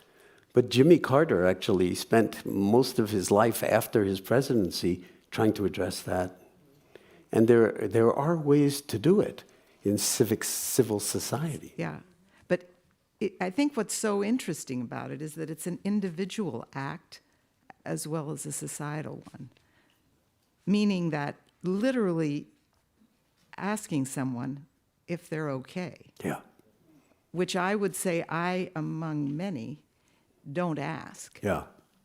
Yeah. And there are cultures, the old days. I remember being in Greece in the 60s, and if you asked somebody for directions and you were an American, they would take you where you were going, but they'd say, why don't you just stay at my house overnight and we'll give you dinner and then we'll take you the next day. There was that level of hospitality, actually. And so related to the word hospital, actually, and hospice. So maybe we do need to cultivate a kind of intentional, open-hearted hospitality in ways that, we're terrified to do. Thank you. Yeah, hey, my name is Adi. Earlier in the session, I heard this term called open heart awareness, or Open-hearted awareness. open-hearted awareness. Yeah, I think if I remember it correctly. So just for my understanding, I was wondering, like, what are these differences between? I tend to have a very analytical mind about mindfulness, open mind, open heart, open-hearted awareness. Point the microphone up towards your mouth, because you're taller than the persons before you. So it doesn't matter. I mean, I'm not talking about the microphone now. It's like that's my answer to your question. It doesn't matter. Don't bother yourself about what all that is. It's whatever you think it is probably a good first approximation for now. Mm-hmm. And the real question is, how does it land in you, in your own heart? Does it produce any kind of resonance that would impel you to be more open or receptive or loving?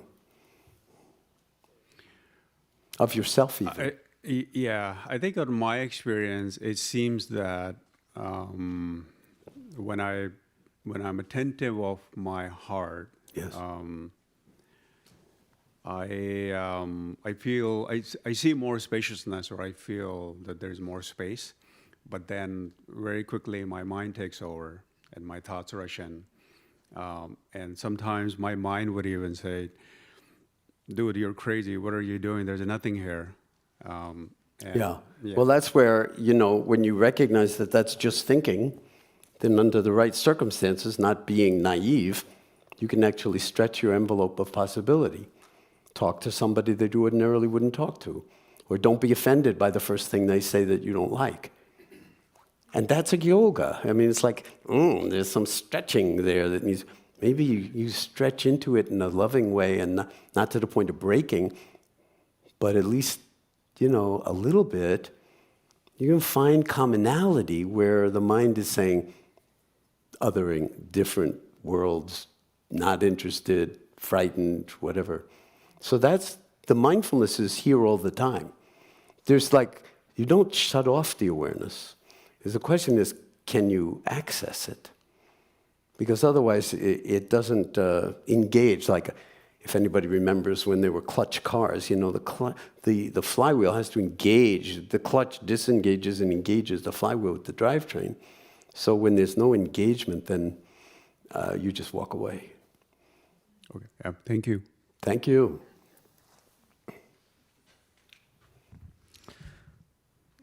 My name's Joshua. And I felt this question just kind of coming up in my heart, like percolating up as you were speaking. So I'll try to phrase it in as honest a way as I can. My question is around encountering and seeing through I, me, and mine. And my own journey in this city, I've been away for about 5 years. And my 7 years here was so suffused with that passion to make myself something worthwhile, valuable, literally to build a valuable company. And I was going through Y Combinator, and Sam Altman would tell us, whatever you have, 10x it, 10x your expectations. Like, just push it to the max. And then I had the profound experience of achieving my version of that. And it was terrifying, because I had no meaning anymore. It was like I saw through it. Wow.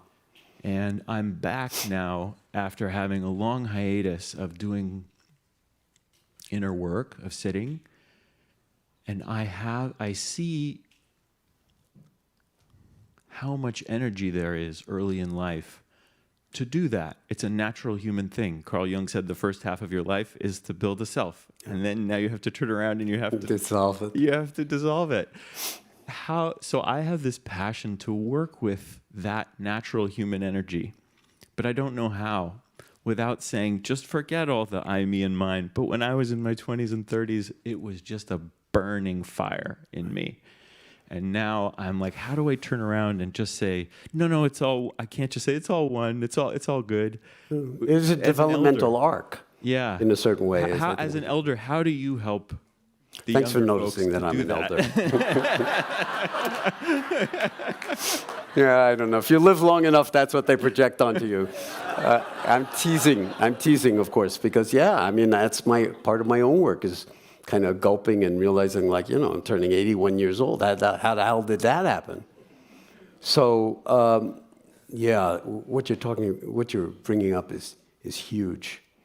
I mean, and I really bow to you for everything that brought you to this moment and asking this question, because it's not just important for you, it's important for everybody. And none of us understand what's going on with OpenAI and everything else, and the potential benefits, and also the potential dehumanizing or rehumanizing or all sorts of different compounding effects that it could have on the analog reality and humanity, to the point where we will be a transitory stage in something else that's not what we would consider to be human. And so there's something about, like, we don't want to take the personal pronouns seriously, but there is something we should be taking very, very serious about the analog beauty of 13.8 billion years of evolution. And how you thread that needle is a kind of unique karmic challenge, that you being you and having what I hear you saying is been fully engaged in that and then moving away from it and now being back, you have some kind of karmic assignment inevitably associated with that you might not know, but that you're the only person on the planet that could do it your way, if you knew what your way is, with the "your" in quotes. And we need that from everybody, okay? But everybody has different sort of things to contribute to it. But I would just say, let's keep in conversation about this kind of thing. I mean, that's one of the things that Wisdom 2.0 is doing, is bringing these worlds together into dialogue, because there's no stopping AI and AGI, apparently, and no one really knows whether it evil at some point or other will become sentient. But even if it doesn't become sentient, there's a lot of damage that could be done to what we consider to be the development of childhood into adolescence, into adulthood, and everything else, just with the technology that we have now, never mind future technology, and whether we're bonding more to machines than to human beings because they're much more impressive than our parents or our friends, and they don't bother us. Yeah, and efficient, and it's like it denudes the human experience. And seductive in a certain way, and it's not like, and it changes your humanity. So that's why we're here. So okay, thanks for naming that. Sit with it. And keep up, I would say, not just to you, but to all of us, because we're running out of time shortly. Excuse me. Keep up the one great work. And of course, I'm not specifying what that is. Thank you. So I think a lot about paradox. And when I think about the reasons I go unconscious or I lose access to my awareness, a lot of times it's shame. It's self-othering. And especially, I think, because of the way, and because of the way we are all increasingly relating or sharing ourselves with each other and with the world with these kind of, like, I don't know, with hashtags and avatars and brands. I think the desire for connection, the deep desire for connection, and the fear of being, I think what Vivek was talking about this morning, this fear of being either misunderstood or perceived as inadequate can eclipse the courage and that deep desire to want to connect intimately, or even that deeper knowing of interdependence. So and I think it's the nervous system. When we're in fear of rejection or being excluded, we revert to that more primal sense that wants to defend or armor. Right. And so I'm really curious about how to, both within myself, with the people I work with, and in a way where, I guess, amplifying inner disarming becomes contagious. Like, what does it mean to acknowledge that vulnerability, that I-ness that is very much present. I think, that is as much inborn, that sense of, I am deeply interconnected with you, but I'm also separate and alone. And I want to be able to bridge that gap. And I'm wondering how you're perceiving me and vice versa. Like, how do we hold space for both and acknowledge both? Well, the nice thing is that awareness is that space, so you don't need to worry about whether you have the capacity to do it. Just hold it in awareness. Access to the awareness, though, that can go like this. Access is actually easier than you might think. You know what it requires? Attention. What? Presence. Attention. Presence. And how does the attention have to come about in the present moment when things are complicated? Well, intention and embodiment. And remembering. Yes, yes. Okay? You got to remember. Yes.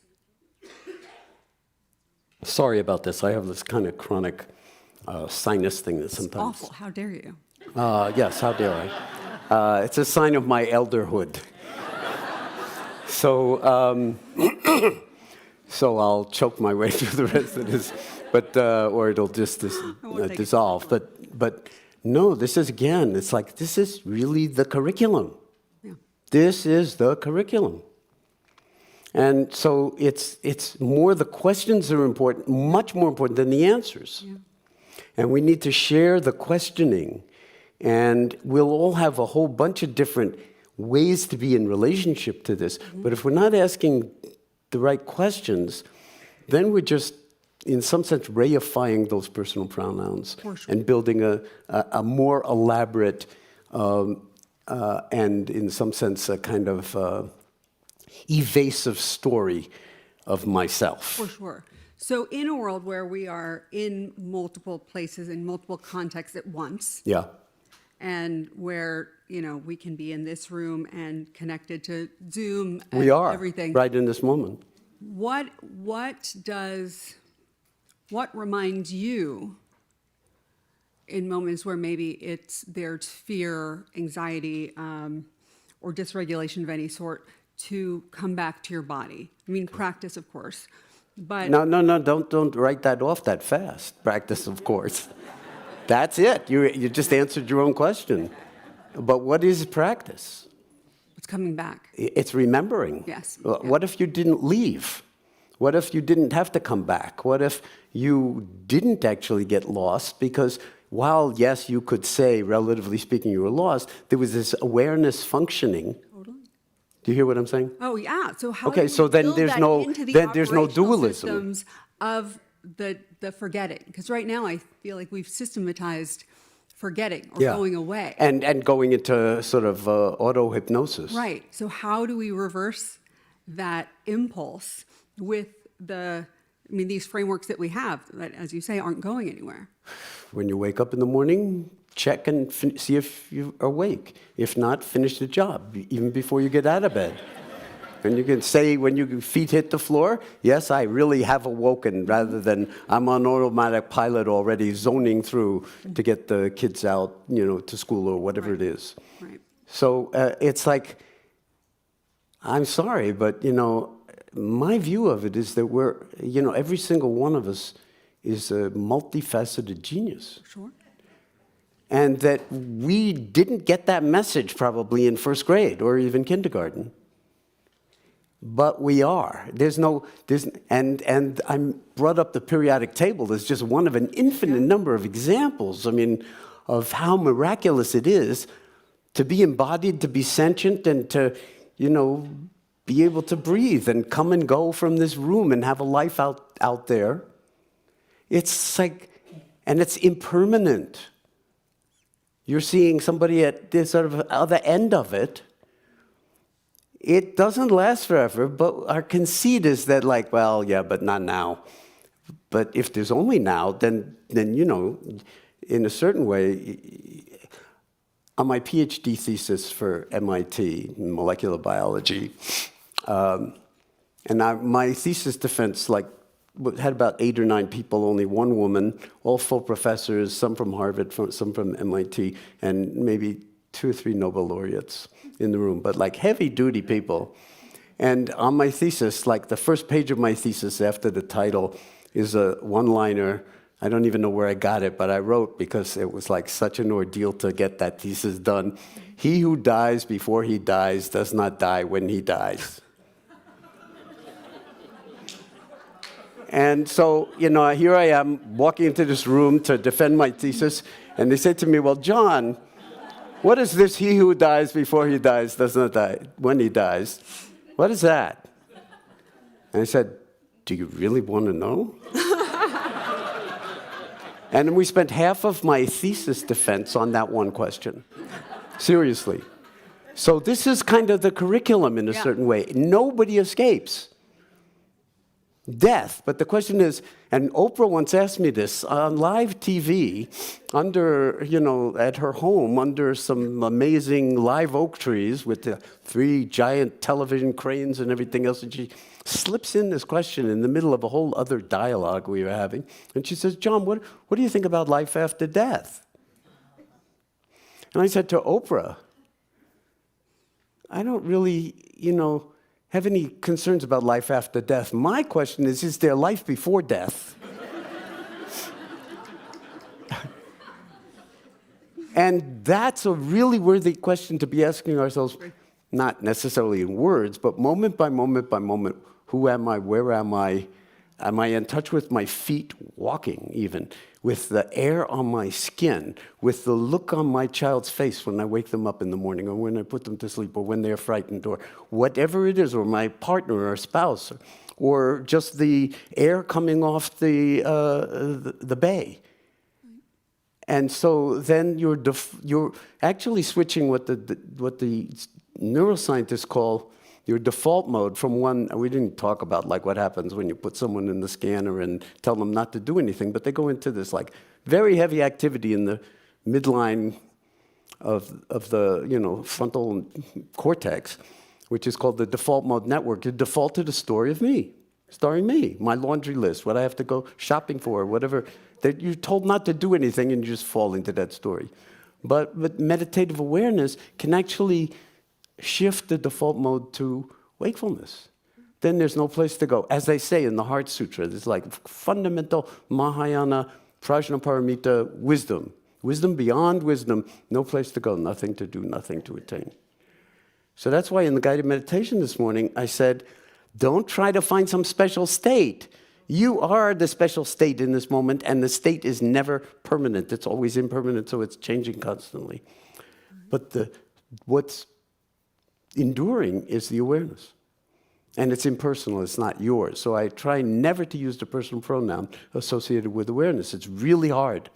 Right. Really hard to do that. But I'm trying to just give you a flavor of how you could... the groundless uncertainty and softening into not knowing, which the reflex is to want to grab on, to hold on to something, and to know. So... Now they're telling me that I'm already over time for 2 minutes. Thank you so much. But thank you so much. That's fabulous. And then, do we have time for another couple of questions here, or was there going to be a break after me, or do we have to move on to the next thing? Someone just come out and... Do you want to do 1 or 2 more? 1 or 2? I would like to, if it's possible. I'd like to spend the whole day here with you, but... Okay, go for it. My name is Manuel. I am a politician. I'm an elected official in Silicon Valley, and I work with the dynamics of disruption on an ongoing basis. Yeah, I'll bet. Just the eruption of human sentiment and what I've learned along the way as my meditation practice deepened over the decades is to bring a stillness in the midst of dynamics of that nature, and to not listen with my thinking mind, but rather with my being and with my body and with my heart and soul and spirit. And there's a quote, I don't remember the author at the moment.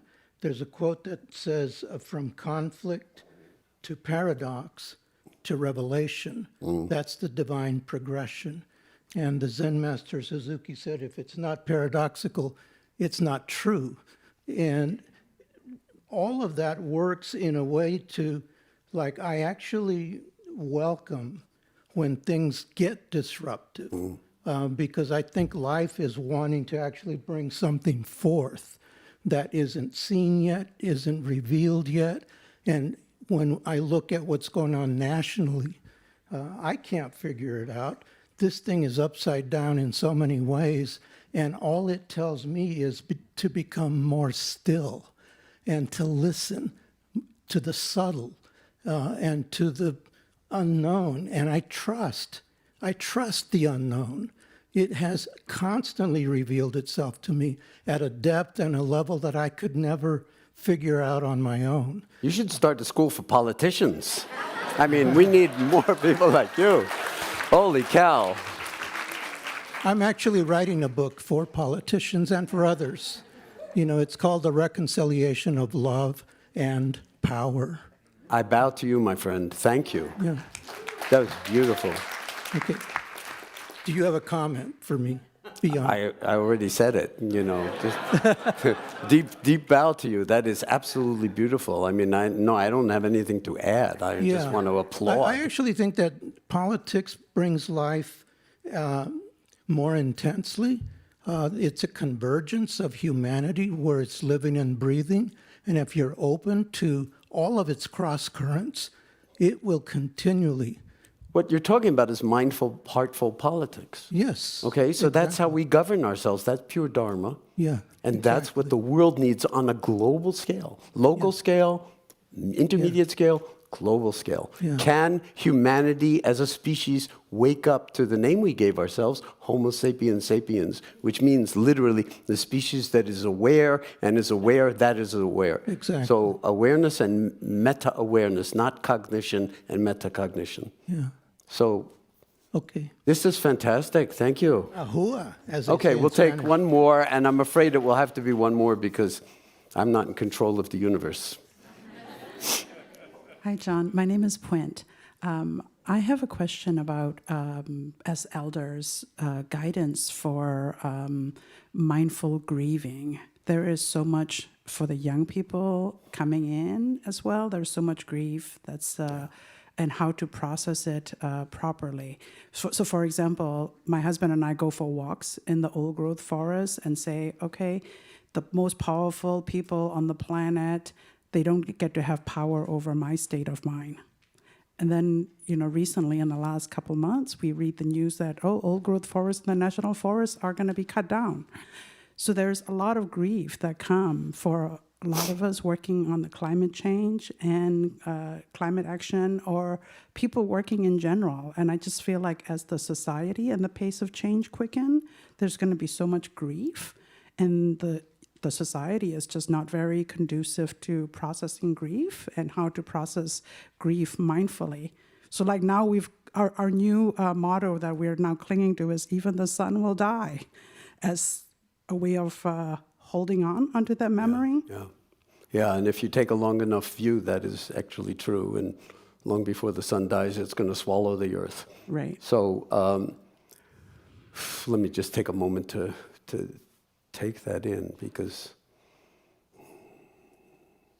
we're all carrying the grief in one way or another, whether we recognize it or not. There's rivers of subterranean grief from very often not being recognized, by being disrespected, by being, robbed of your, autonomy, whatever it is, or that there's so many different ways in which we are, harmed by the world. But then I was going to use the word victim, but we don't have to become victims of that. And that's where the liberation comes in, is to see that this is kind of part of the karmic assignment of being human, that there is grief and loss and the mystery of it. Children get cancer and die, and accidents happen, and nobody is, written some guarantee that you'll get through this life unscathed.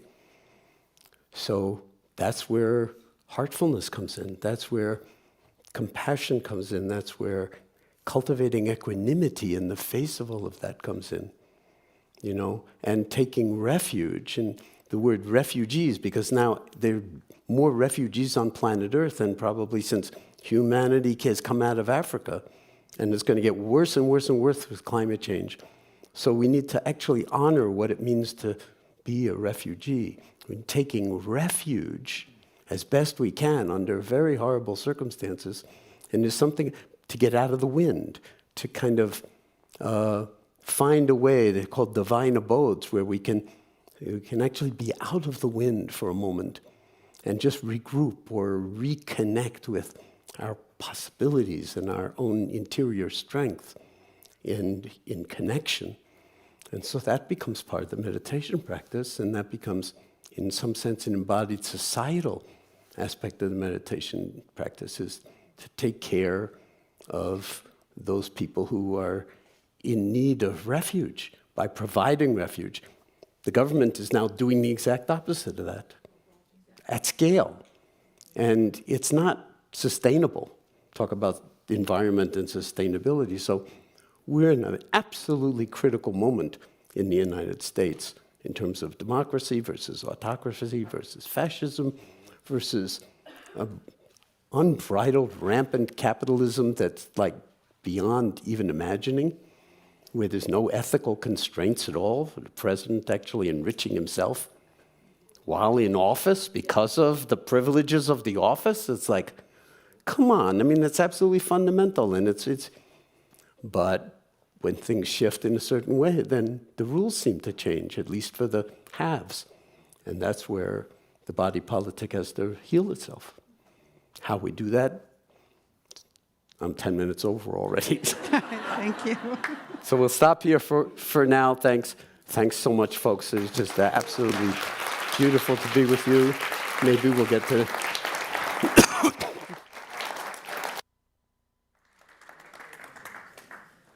Thank you, John. Sorry about that. You just keep going. We love it. We're so lucky.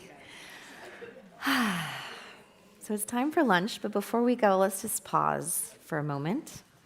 So if you're willing, close your eyes and just be reflecting on something that's really grabbed your attention in the morning, some moment of connection, something a speaker says. It might be something you want to bring into your lunch conversations, just sitting for a moment.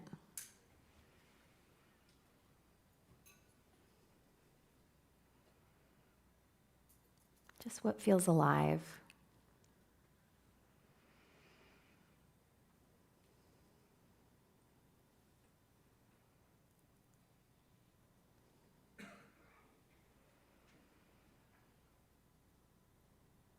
And let's take one breath together, breathing in and breathing out. That's a good sound. So lunch is on your own.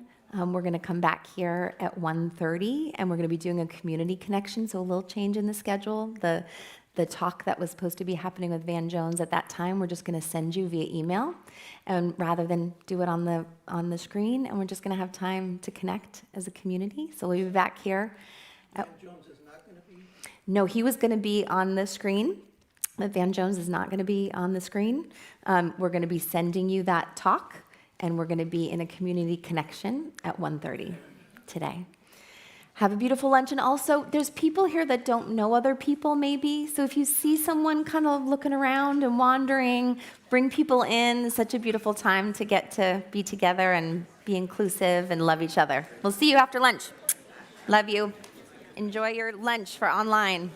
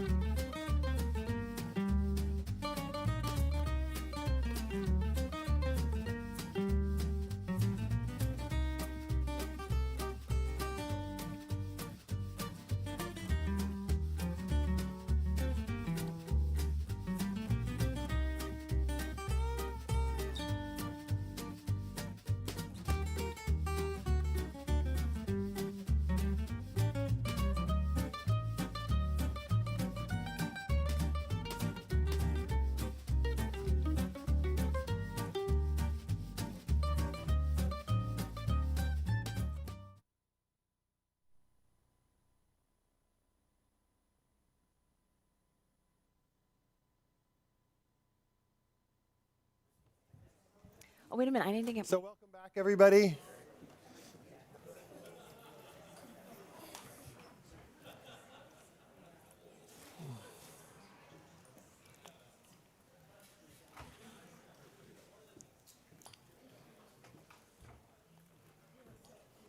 We're always trying to get people to connect, and then it's always hard to stop them from connecting. Let's see, do we have some people who can close the back doors? And we can begin. Thank you. So maybe we'll just take a couple moments and settle after lunch. So if you have anything in your hands, your phone or something, just maybe put it down for a second. And you can keep your eyes open, maybe lower your gaze. And we're going to invite you to take a couple of deep breaths. Just notice your feet on the floor, the pressure of your feet on the floor. Notice the inhalation and the exhalation of your breath. How your belly rises on the inhalation and falls on an exhalation. So you're not trying to do anything special or important. You're just noticing.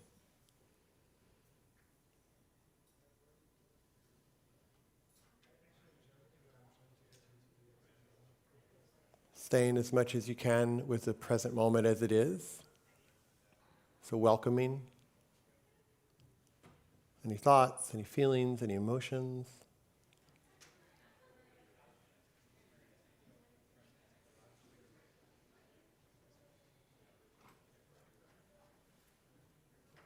And inviting your whole being to be as present as possible in this moment. As John likes to say, the only moment we ever have, which is now. What might it be? What might it mean to be fully present in this moment? And just as you have that inquiry, notice any shifts in your body.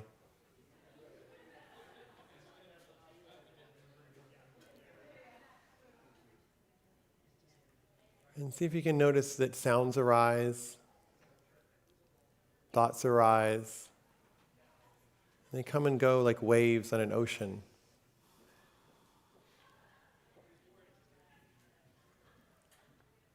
And there's also a stillness and a depth that's accessible, no matter the external conditions.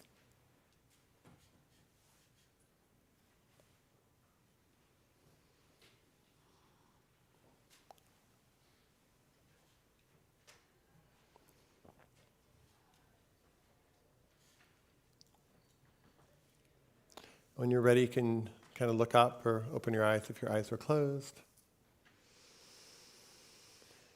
So we have a very exciting second half of the day. Really enjoyed the first half of the day. And we have an exciting second half of the day. This originally was going to be a live stream we did with Van Jones and Larry Brilliant. And because Van was traveling in Israel and we were trying to figure out the time zones, we had to do a pre-tape of that conversation. So we will send you that so you can watch that. But we thought rather than you watching a video for these 30 minutes, it would actually be much better since we're all here together to connect and to have an experience of being what it's like to be in shared community. So we're going to guide you through some experiences and exercises. But we also really want to know just what's emergent for you and kind of what is alive for you as we be together in this time. You know, often there's a conference and the conference kind of like throws content out at you and you're just supposed to just observe it. And what we really appreciate is when there can be a little bit more of an interaction between kind of what people are receiving and then what is being digested and then how we kind of can create this field together. So I think if you walk into any room, and for example, if a speaker walks out here and everyone's on their cell phones, that creates a certain field, right? The speaker looks at everybody and that creates its own field. And if a speaker comes or somebody comes and everybody's fully present and just open and available, that creates a different field. And I think what the magic of what we're trying to create is we're trying to create an optimal field for learning and for growth and for transformation. So we're all part of that contribution, right? So if you come here and you listen to a great talk, that's you helping to co-create the conditions for that great talk. So what we want to do for the next 25 or so minutes is kind of be in a type of exploration and dialogue with you and seeing if we can help build this sense of community and also this sense of a field that is together. So I'm going to introduce you to a practice, but in this practice you're going to need to find one other partner. So if you can find somebody to do this practice with that's not too far away from you, that would be great. So just look around and see if you can find a partner. And if you don't have a partner, raise your hand. Yeah, just raise your hand if you need a partner, and if you're at home, you can do a reflection. There's one Somebody person here who needs a partner right in the front. Come. Oh, they just found each other. Here comes someone.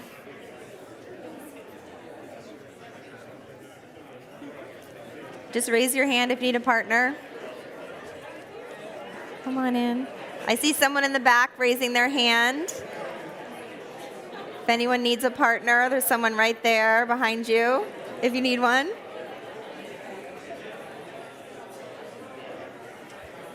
There's someone just came in. They might need a partner. Can connect.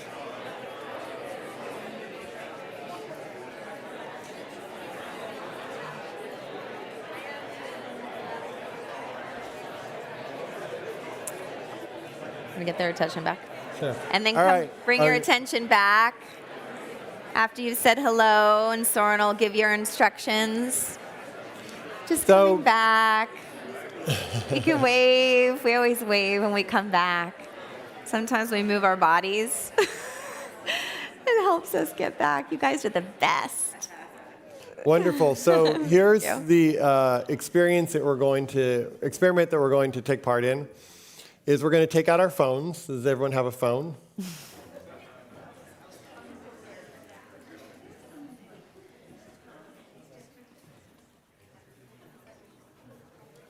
Okay, so you have your phone.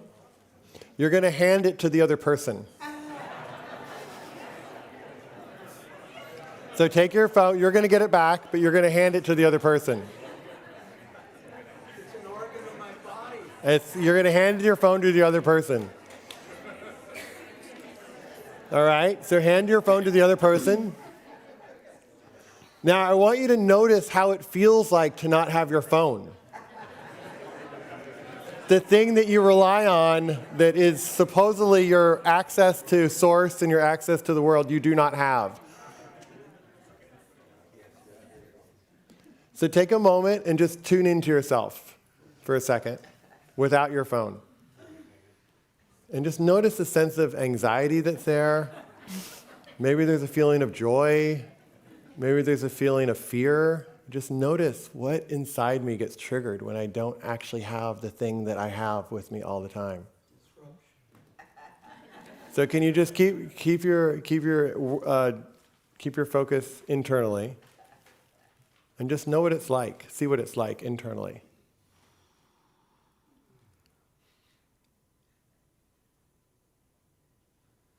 And then we're going to open our eyes, and then you're going to have a conversation with your partner about what it's like, what you notice, and what your relationship with your phone currently is. How would you describe your relationship with your phone? And we'll have 5 minutes to talk between the two of you. Then you'll get your phone back, and we'll go on to the next exercise.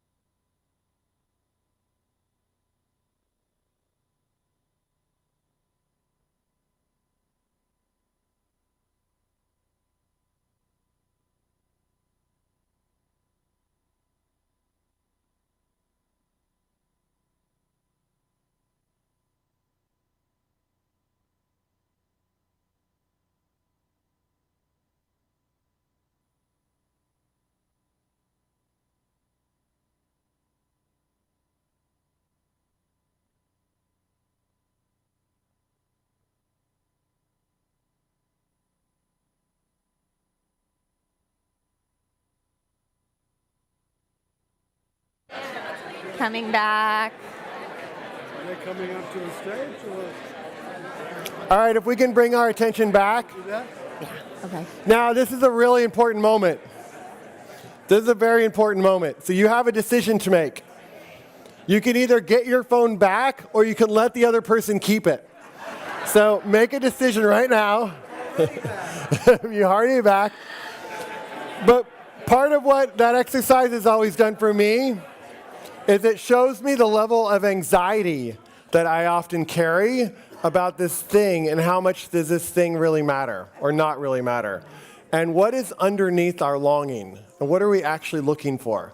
And so for me, sometimes I'm looking at my phone because I'm looking for good news. Like, did somebody just get back to me? Is there an email? Is there a text to make me feel better? Like, oh my God, so-and-so just did this. Or there's some good news out there. Some other people I know, it's about fear. Like, oh shit, I need to check and make sure nothing happens to my kid. So how many people notice that their energy towards their phone is like seeking something positive? They're like me. And how many of those people are like seeking something, like it's this constant fear that something dangerous could be happening, and I need to check to make sure nothing dangerous is happening. So raise your hand.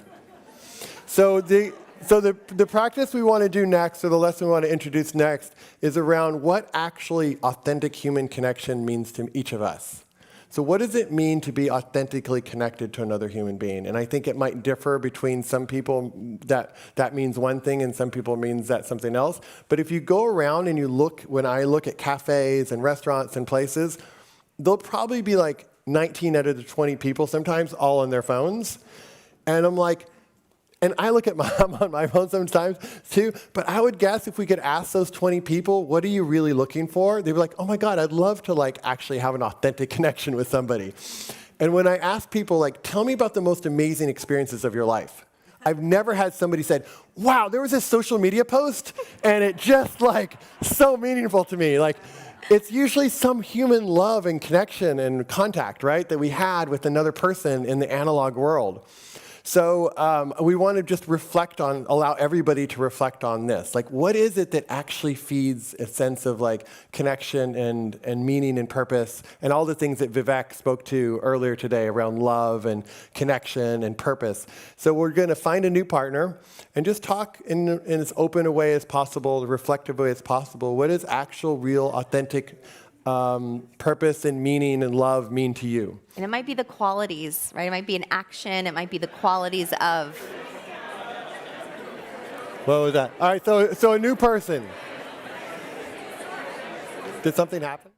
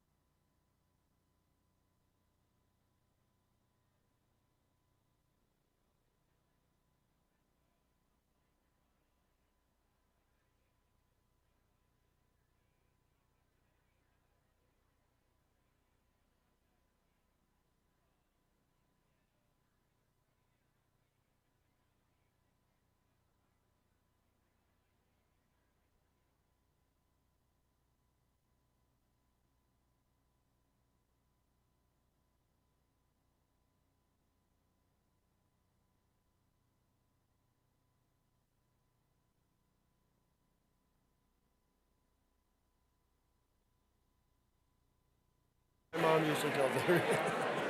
It's my son. remember to turn yourself back on. You, turn it on. All right, so finishing up your conversations.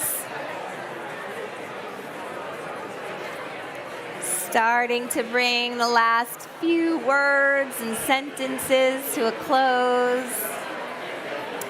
We'll start moving, bringing your attention up here. I see one person moving. Come back. Come back. Come back. Let's take only in a mindfulness community. Take one breath together, breathing in and breathing out. One more, because we've got everyone now. Breathing in, out with a sigh.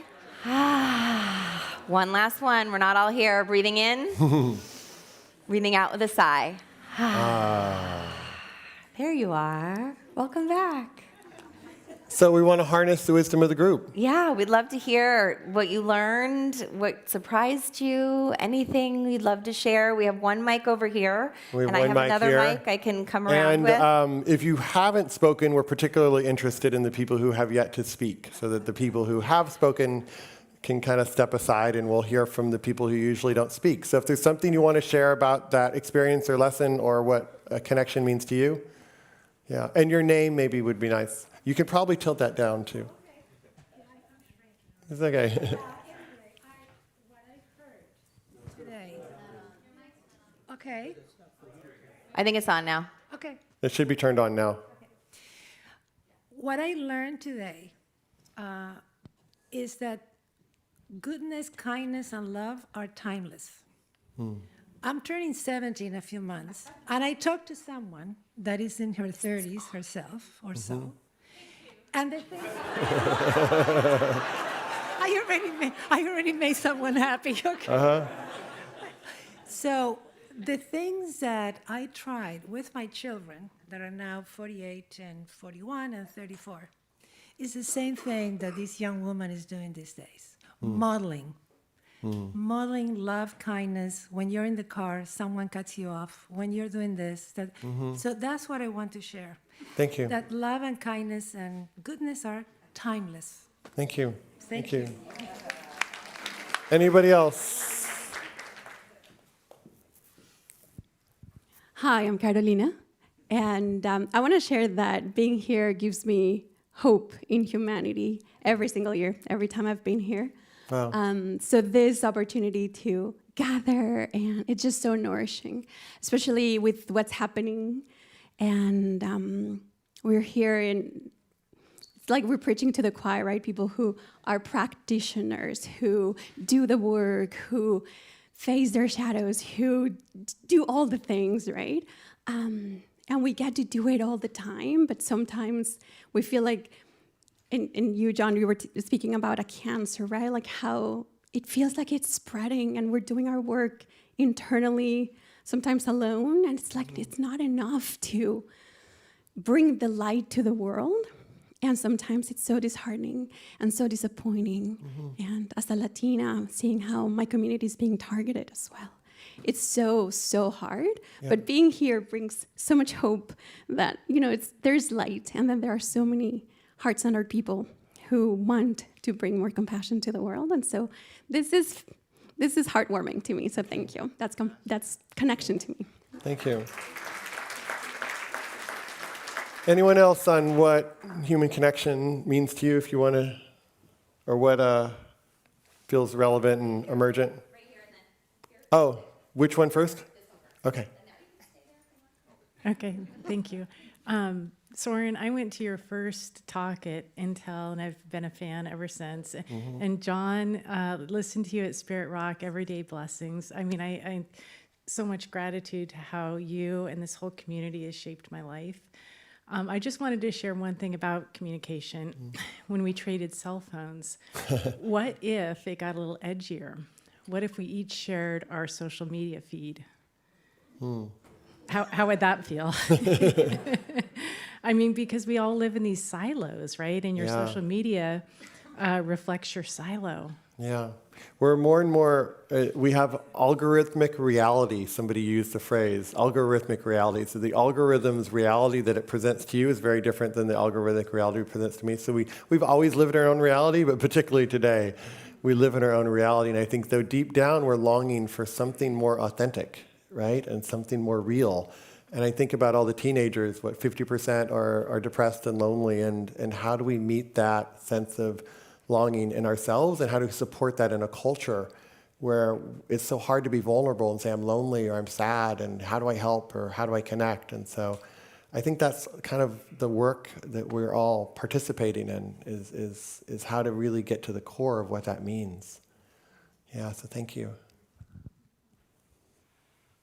Hello, this is Naman from Toronto. I just wanted to share, talking about connection. What came to me was you need to connect deeply with yourself before you can connect with another human being. And that means self-compassion. And it gets back to mindfulness that John talked about earlier. However, I often reflect in my own life, why can I not be fully present with myself? And it's, we all have our baggage, experiences, traumas, whatever we carry from earlier in our lives. And often it's those inner demons that block us from going deep within and connecting with who we are. And I believe that there's a session on the shadow, I think. Yeah, coming up today. Coming up today. And I think that will get deeper into this, but I feel that we have to do that inner shadow work, get beyond those inner demons to connect deeply with ourselves and to cultivate self-compassion, and then we'd be better able to connect with others. Okay, thank you. That's all I wanted to say. Thank you. Oh, we are over time. So thank you for so much. And so we will keep doing this. So there'll be, things where we do interactive and together, and there'll be things that it's more of like a stage. So we'll be playing with both of those worlds, but we really appreciate your participation and the co-creation of this conference and this time together. So shall we introduce our next guests? Could you bring that to the back? Okay. Let's see.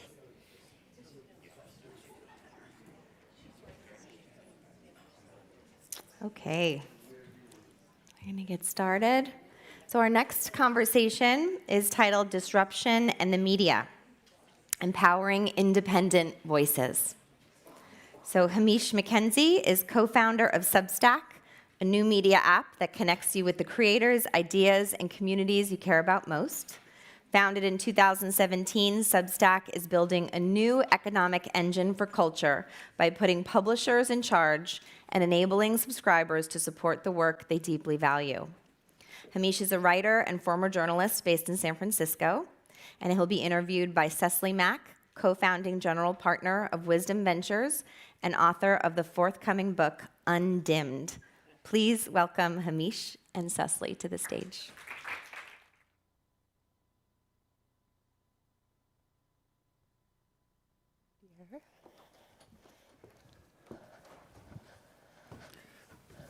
Hello.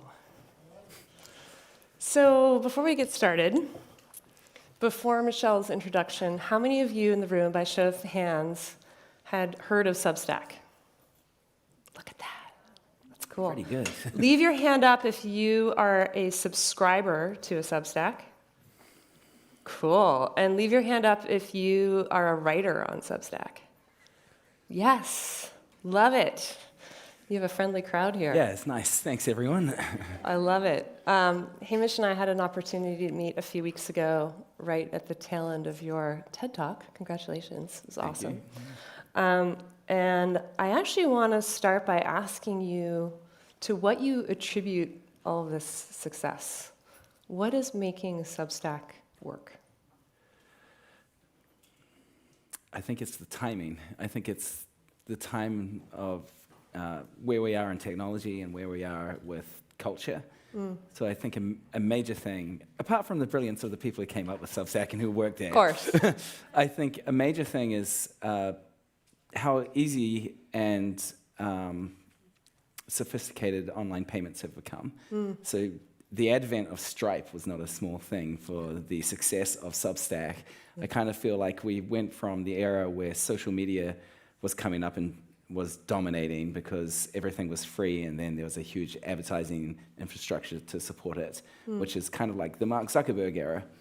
And a new era started in the mid-2010s where payments infrastructure got really good, and people at the same time are becoming used to paying for online content and supporting their favorite artists or creators directly with things like Patreon. And I think since that time, we've kind of been in the like Patrick Collison era, the CEO of Stripe. And so that is new territory, and it's just getting started. Yeah. And Substack started in 2017, right as people were starting to wake up to social media not always being great. It was pretty well loved before then. And also as the infrastructure was coming online to make it simple to facilitate direct payments and subscriptions. Yeah. And you talked about how social media actually wasn't always bad. Like, I've heard you refer to Substack as, in some ways, or at least one of your product offerings, a bit like Twitter 2009. Is yeah, that it's crazy. true? It's crazy to remember that people didn't used to hate Twitter. Yeah. Hard to remember those days. Yeah, isn't it? yeah, but yeah, Twitter in 2009, pick almost any date up to 2014, basically. Instagram also was deeply loved until around about the same time. 2016 and 2016, both Twitter and Instagram introduced algorithmic ranking based on engagement. And they started getting really expert at attention farming, which happened to be about the same time when Trump came onto the scene as a political candidate.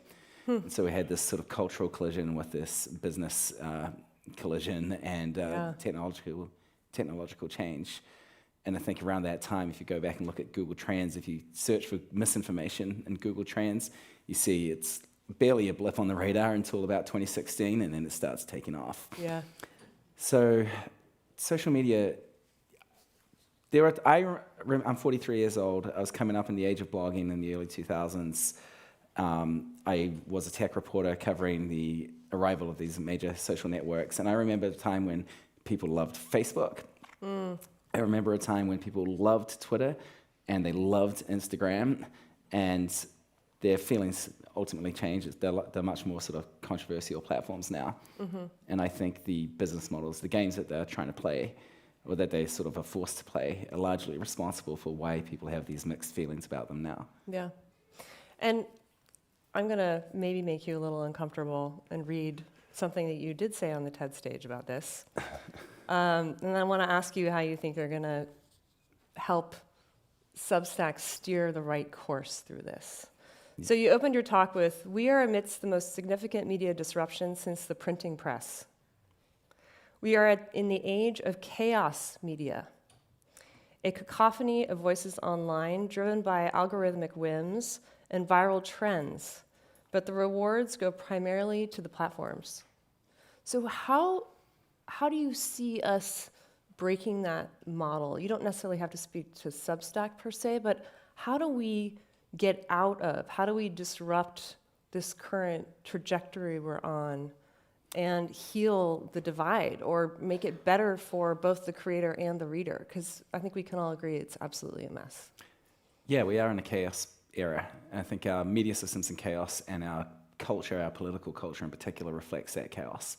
And we started Substack. It started off as just Chris Best, who's the CEO of Substack, and me. Chris was a tech guy, I was a journalist, talking about this problem in society and the negative incentives that social media had created, that everyone had to play by the rules of, whether they liked it or not, and what could be done about it.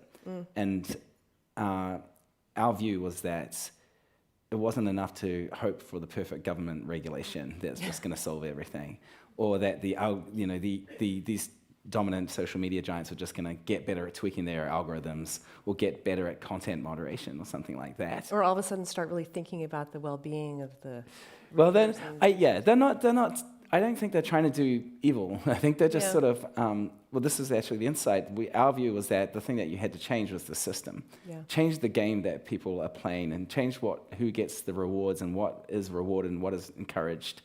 And so Substack is really an attempt to create a better system. It's not just a place for people to publish writing or publish their video or audio.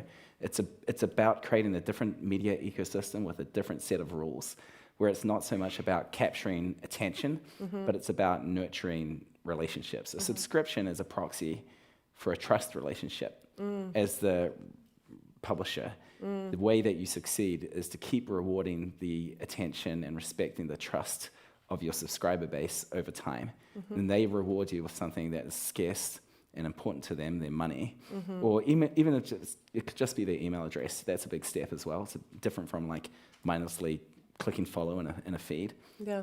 And then that creates a different kind of culture. When you have a system based on those rules, it creates a different kind of culture. And that's why if you're hanging out in the Substack app today, it feels so different to what it feels like to be on Twitter or Instagram or Facebook or TikTok, any one of those other platforms.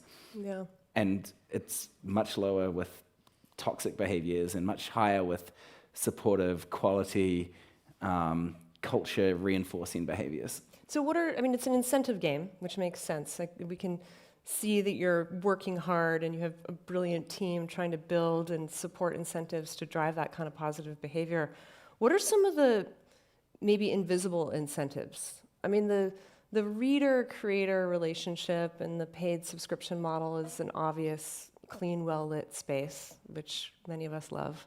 What are some of the less obvious incentives that you all are investing in to help drive that type of positive interaction and creation? Well, I guess we could use this as an example. If you go to the app and you look at the front page of the app or front page of Substack.com, you get pushed, and the first thing you see is a feed, which is a discovery and discussion feed. And it looks a lot like Twitter, it looks a lot like Instagram. Yeah. And so people look at that and they start to worry about Substack. What direction are we going to go in here? Are we just going to be another social media app? And people have these negative associations with social media because of the last 10 years of social media, forgetting there was a previous 10 years where actually everyone loved these things. Yeah. And our response is actually, yes, this thing does look like Twitter or Instagram, just like an electric car looks like an internal combustion engine car, but the system powering it is so fundamentally different that the outcomes are going to be different. Yeah. And so the rewards, the system that powers Twitter or TikTok is how can we keep people endlessly scrolling down on this feed so that they'll see more advertisements. And the system that powers Substack, the job that the algorithm is trying to do is to try and lead people into deeper relationships based around the exchange of culture. Because the way that the platform wins is the same way that the publishers win, which is to maximize the number of paid subscriptions that eventuate. So it's not so much, I guess that incentive is hidden in as much as people will look at that feed and think, well, that's just like Twitter or Instagram. Yeah. But that's just the cosmetic surface of it. Yeah. And the culture of the space does feel very different. You refer to it often as a garden, which I really appreciate that metaphor. Would you elaborate on that a little bit? Yeah, what I'm actually talking about, so Substack is an example of a garden type of system. What I'm actually talking about there is we're in the middle of this massive system change. And so you're asking, what can we do to sort of make sure the Substack goes down the right path? I actually think the entire media system is changing inevitably in this fashion anyway. We've gone from an era where there was distribution monopolies, like newspapers and television and radio, into an era of aggregation monopolies, where if you control the relationships between audiences and publishers in this giant feed, and you are the centralized ruler of that, you can determine who gets power and who gets attention and who gets money. Yep. That's the chaos system that we're now in, where everyone can have a voice, but the power still just goes primarily to Mark Zuckerberg or Elon Musk or the Chinese Communist Party. Those three. We're in the midst of this inevitable transition to a much more democratized system, where the key piece that unlocks that democratization is not that anyone can publish anything anywhere. It's not that everyone just has a voice. It's that they can get economic autonomy as well, economic power, which is kind of like in the dawn of the electricity era. It was 1879 when Thomas Edison demonstrated the first practical light bulb. But electricity didn't actually become common in people's homes until the 1920s because there was a missing piece. The missing piece was the electric grid. Yeah. So in the meantime, we had this uneven distribution of the power. But the Substack system, which is not going to be like the old one, which is kind of like, I've likened it to like a temple, where there's centralized authority and official opinion, official narrative, and only a few can have the power, to a chaos system where still only the few have the power, but there's many, many voices competing for attention, to a garden-type system where the power can be more distributed and there can be more biodiversity and there can be more voices living together and people updating their thinking over time and being more comfortable with uncertainty. Yeah. So it's a system that is more organic and more distributed, and where power genuinely can be distributed to the many and not just the few. Okay, so on this, I think we can all agree that the centralization of power and wealth and influence among the platforms or Chinese government or whatever we want to refer to, there's definitely some room for improvement, and connecting the creator with the reader or the viewer as you go more into video and other formats is very positive. As was mentioned, I'm publishing a book soon. We've talked about this. And I actually asked my editor and my agent if they had any questions they wanted me to ask one of the co-founders of Substack for this interview. And they want Simon & Schuster, is that right? Flatiron. No, it's Flatiron with Macmillan. And they both want to know how you feel about the disruption that's coming also to the publishing industry, because Substack is also onboarding hundreds of very successful authors who are maybe spending time working on their Substack newsletters or developing a relationship with audiences or whatever it is, instead of their next book with their agent or editor. And I'm wondering if you have thoughts on how Substack and that kind of side of the industry might be harmonious as we improve things. Well, on the harmony side of things. Yes, you're free to start there. Every author who has a book coming out should have a Substack, and every Substack writer has the opportunity to think about like a longer, more in-depth project that might resemble a book. These two things can be in dialogue and support each other and strengthen each other very well. Yeah. For the editors in the publishing industry, there probably has never been a better ecosystem to go discover new voices.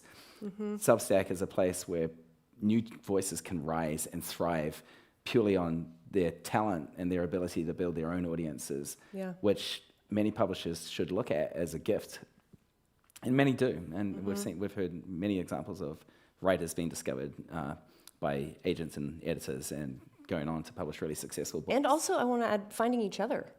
Like the author community on Substack is beautiful. Yeah. And I've noticed that a number of authors are not only publishing the newsletters on kind of what they're currently thinking and writing about, but some of them will kind of go on a tangent for a month or more and just share all of their learnings about publishing a book. Yeah. And then they'll host, sessions and basically helping other writers come into the garden of being a published author, which is pretty amazing. Beautiful. So that gets to be added to the harmony for sure. Yeah. On the slightly less harmonious side of things, the publishing industry is based on a very old business model that was invented not in the, what century are we in now? The 21st century. Yeah. Maybe it was the 20th century, it might have even been the 19th century. Yeah. And that model has been utterly disrupted by the advent of the internet and several other economic cycles since. It's not getting better. The industry is not in good health, really, the publishing industry. It's massively consolidating. These publishers are mostly doing layoffs. They're not going on big hiring sprees. There are not like lucrative new publishing imprints being launched by the day. And so what I think Substack represents as an opportunity, or it provides an example of how these old models can be rethought in a way that still supports the things that the old models used to support. It supports the dissemination of great culture and helps people who are very good at purveying culture succeed and thrive and pay their rent, etc. But it just isn't going to look the same. Yeah. And so, if you look at the publishing model, for example, as an author, you're giving up the license to the copyright license for a certain period of time once you've published the book. Yeah. In exchange for that, you get some editing, which is really a really great part of the process, and you get design work, and they take care of the printing, and then you'll get some marketing support. Yeah. Depending on how well the book does in its first week. Yeah. Like that might be a lot of marketing support, or it might be a week of marketing support, and then it disappears. And then you might have got an advance that most publishers will never earn out. And even if you do earn out the advance, then you might get 15% of the revenue from the sale of the book each time, for every copy sold. That's usually you graduate to 15%. It starts at like 12.5% or something. You should never look at the contracts of these things. It will make you depressed. Yeah. But that's not a very good deal for authors, I don't think, especially in an era where you can go directly to your audience. And when things like getting support from an editor or getting distribution for your book are not actually as hard as they once were. We don't live in that old temple world anymore. And so Couldn't you do both, though? Isn't there a way where you could, I mean, I'm seeing a lot of models where authors are both leveraging their Substack audience and community, but then also going the published book route. Yeah, I It doesn't think have to be you can one or do the other. both. I think we're going to move to different models in the future where we'll look back at that as kind of like a hybrid approach that bridged two eras. There's an interesting publishing company called Authors Equity, Familiar. who brand new, started by by the former CEO of Penguin Random House, and the author has a lot more say and ownership, and they get something like 70% of the royalties on the sales.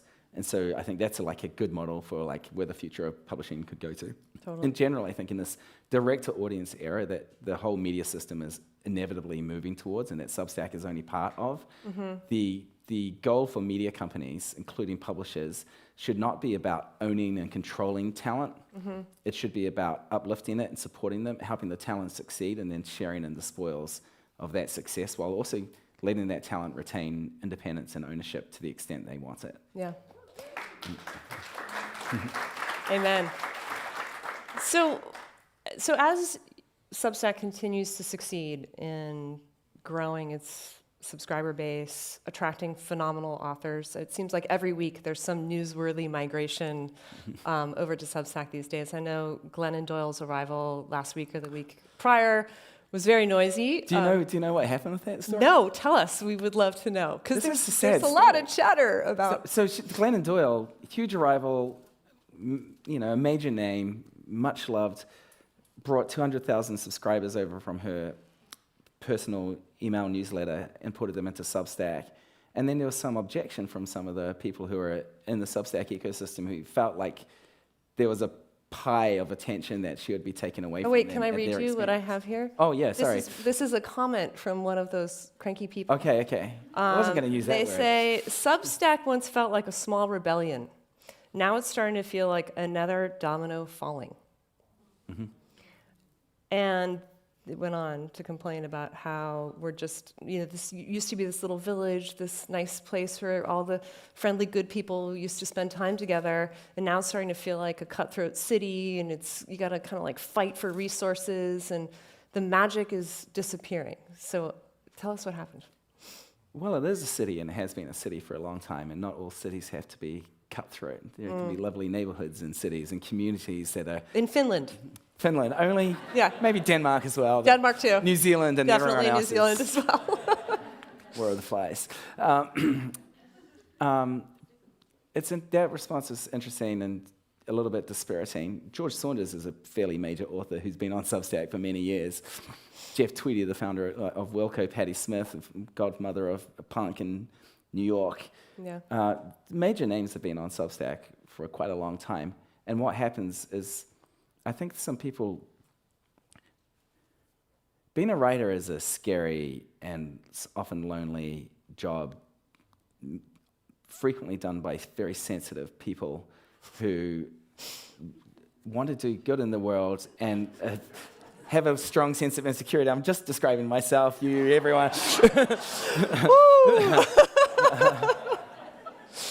And so if they find something that they feel clicks for them so well, like Substack, and it's so rare to have that kind of experience, I can understand why the feeling of change can be jolting. Yeah. It triggers the insecurity vein, reflex. And I think that kind of reaction can sort of block off a clear view. Because what happens when Glennon Doyle comes to Substack is no one leaves the writer who was over in the other corner building an audience quietly and finding their happy space. Nothing is taken away from that writer. Instead, with Glennon Doyle being a good example, like 200,000 people arrive on this platform and increase the population of people who are available to maybe fall in love with your voice and start to support your work or get interested in your work. So I don't know about the tiny rebellion being lost. Maybe, if anything, it's kind of like a larger rebellion now exists, if that's the frame you want to view it from. But I don't think anyone should be worried about the city becoming larger. I think this is a good city that people should want to be in and carve out their own space and build their own communities in, and create a rival city to the other cities where people really are living in a kind of Mad Max Thunderdome situation, stabbing each other on the timeline. Yeah. I mean, yes, and. We all only spend so much time online, hopefully, and only so many moments in our inboxes. I myself know I subscribe to a couple sleep dozen. for a couple of hours a day. There you go. I'm only going to read so many Substacks a day. And I think people are worried that if Glennon Doyle is in your inbox, you might not get to that sweet author in the village in New Zealand who's reflecting on season change. Well, it's not the way we see how it works on Substack. Yeah. The app, for example, brings people together in this city-type environment where there's a lot of voices and a lot of opportunities to follow people down side paths and start deeper relationships with them. And that app drives more than 50% of all the subscriptions. It drives more than 40% of all the paid subscriptions. And so for the people who are worried about attention being scarce and siphoned away from them by larger people with larger audiences arriving into the city, I don't think it would turn out the way they might hope. If the push that line of thought to the extreme, and we should never have had an app. Everyone should just live in the email in their quiet corners and never have the opportunity to be discovered. That makes sense. Okay, are you a LinkedIn user? Yeah. Yeah. Okay. Most of us would answer that way. Yeah. Yeah. I've been on LinkedIn quite a bit lately for a variety of reasons for Parallel Project, and it's gotten really terrible in the last month or two. Some of us have been talking about it. And I think the main thing that's going on is that LinkedIn's made it very easy for AI to rewrite your post for you. So something like 70 or 80% of what I'm reading now, including from people who I generally love reading from on LinkedIn, it's so clearly bot written. And it saddens me, because I actually usually like going to LinkedIn and seeing what my intelligent professional peers and friends are posting about. What are your feelings about writers using AI to craft their Substack newsletters? I'm not very scared of it. I think it would be bad if everyone just defaulted to ChatGPT writing their entire posts. But I don't think that's what's going to happen, at least for the ones that prove that they're valuable enough to build a community around. What I often think of is when I was in high school, I was learning how to type on a typewriter. And then I went to university. I mean, computers came online in the meantime. But in university, my poetry lecturer was saying to us how lucky we were to have Microsoft Word because it meant we could copy and paste sentences and move them around on the page. In my experience with these AI agents, Claude is the one I use most frequently, is that it's like a superpowered Microsoft Word for my writing. It's a thinking companion for the thing I really want to say. And so I use it to help structure my essays, to test my metaphors, to suggest like rewrites of a particular sentence that I'm having trouble with. And it's like an inexhaustible, always-on editor who can help me punch this thing up and help me produce a better piece of work. And then I send it to our human editor at the company, who comes in with her own raft of changes. Yeah. And I'm really grateful for both of those people. Well, one, the robot, and the person. Well, that's a great way of using it, but how do you feel about writers just like having AI write their... Yeah, I think for a system like LinkedIn, it's not going to matter. LinkedIn, you could like replace all the people in it with AI, and the business would work fine. Same for TikTok, Instagram, Twitter. Yeah. Like, they don't care about culture. They're not. Culture is the human-to-human relationship based around culture is not the thing they're selling. The thing they're selling is something else, and LinkedIn is like, I don't know, the premium recruiting products or something like that.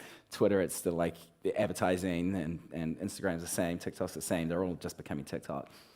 In Substack, I don't like that kind of approach is not going to work very well. Yeah. Maybe it is for people who are like, just give me the information. I want cleanly written sentences so I can like choose which stock to bet on, or like how to place my bet in my fantasy, or how to construct my fantasy football team. I'm not really sure how that thing works. But Substack, and this is going to become more true as AI drives the cost of content production to zero and the cost of distribution to zero.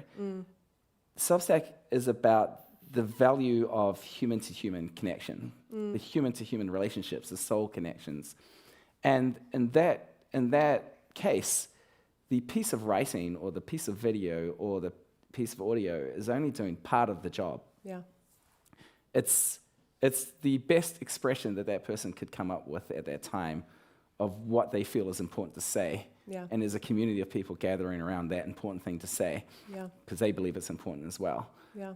And you don't have to have the perfectly polished piece for that to be effective at that job. In fact, we often tell people, you should lower your standards for what you're publishing. You're not trying to write a perfect... you're not trying to write the perfect essay. One of the most popular features on Substack at the moment is Substack Live, where people go live on their phone, like talk to a friend, and they do a sort of public FaceTime call. Amazing. And it's really lo-fi, really low barrier to entry. It's not like you're not sitting on a TV set looking with pancake makeup, looking like really professional. But people like Jim Acosta from CNN is doing that and making a ton of money and having a really valuable community experience there. Yeah. So I think that the lo-fi quality of it, typos are going to become more valuable because they are an indicator of that there's a human-to-human connection here. I love it. Well, I am, as a writer on your platform and a subscriber to many of the wonderful newsletters you guys host, and also a micro investor through your WeFunder.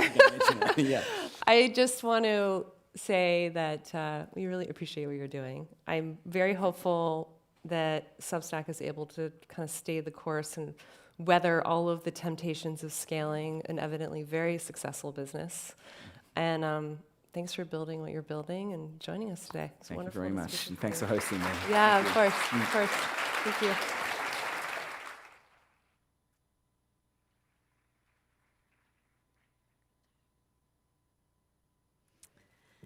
Thank you, Hamish and Cecily. All right, our next conversation is going to be on disruption and shadow. Anyone interested in the shadow? We're living through a lot of it. Diana Chapman is a respected leadership advisor, executive coach, and co-founder of the Conscious Leadership Group. With over 2 decades of experience working with top CEOs, teams, and organizations, Diana is known for helping leaders shift from reactive patterns to conscious, creative ways of operating. Her approach blends emotional intelligence, radical responsibility, and present moment awareness to foster cultures of trust, collaboration, and high performance. She's also the co-author of the best-selling book, The 15 Commitments of Conscious Leadership, which is a Bible of mine, right? A powerful guide that transforms the way many people lead and live. Through her work, she challenges individuals to wake up to their impact, own their own choices, and lead with curiosity and integrity. Whether she's coaching executives or speaking to global audiences, Diana brings a refreshing mix of clarity, compassion, and bold truth-telling. Diana will give a talk and then have a conversation with Soren. Put on your seatbelts is all I'm saying.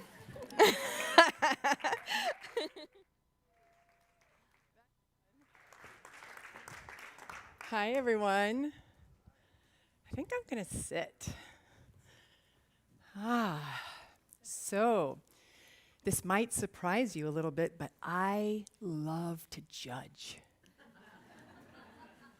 I love to judge out there, and I really look forward to judging in here too. And what I like about judging is my way home. Because judging shows me what I haven't yet owned about myself. Or maybe I've owned it, but I'm certainly not going to love it. So every time, especially those ones where my body is like, ugh, ugh, ugh, I can feel it, my contraction, my head, my heart, my gut, there's a no. So then the moment that happens, the question is, how am I just like that? But not from blame, because blame isn't going to help me love. Not from criticism, not from making wrong, but just from seeing reality honestly. I'm just like that somewhere. Maybe not like that, but my own version of it has its own shadow, just like that. And what I get to have is union with that person. I get to have oneness. I get to come back home to a we. We're like that. That's how we are as humans. I got introduced to this idea almost 30 years ago when I went to my first Hendricks training at the Hendricks Institute with Gay and Katie. And I found in my relationship with my husband a criticism of him. It was this way in which everything had to be just right, a very anal part of him. And so I was invited to take that judgment I had on and really own it, give it a name, exaggerate it like a character. I even had a little bit of a costume, and I walked around, like it's all supposed to be a very particular way. And I did it for about a half hour and really tried it on and tried on what's it like to be like that, because my identity is like, I am so not like that. I'm such a free spirit, whatever, it's all so cool. And so it was so wonderful to go, oh, I have this too. And it was a big joke, because my version of that's not right was that's not right to be that's not right, which is hilarious. But I also got to find that there was an essence, something beautiful in that quality that I had shunned away in myself, and I couldn't get the goodies of that quality. So that got to have that back online. And since then, I've been exploring hundreds, literally hundreds of these parts, because I make a deal with myself. Anytime I judge, I'm going to find a time to take that on and really play it out. So I call it persona play. Take a part and play it. And what I like about persona play is I think human beings learn much faster through play than through getting serious. And so the value of playing is I rapidly learn in that play style. So hundreds of persona parties. If you knew me, I gather my clients in forums, and I have a huge costume collection. And so I have them come and I say, okay, we're going to have a surprise this evening. We're going to tune in and see who's the person out there that you have the most aversion to. Who is that? And they all don't know what's going to happen next, but they pick their person and I say, you're going to go out as that person tonight publicly to dinner. And they put their costumes on and they go out, and then we debrief afterwards, and they really start to understand the value of those qualities. and the consequences as well, but they start to integrate it in. And that's the way we all come back home to wholeness, to unconditional love.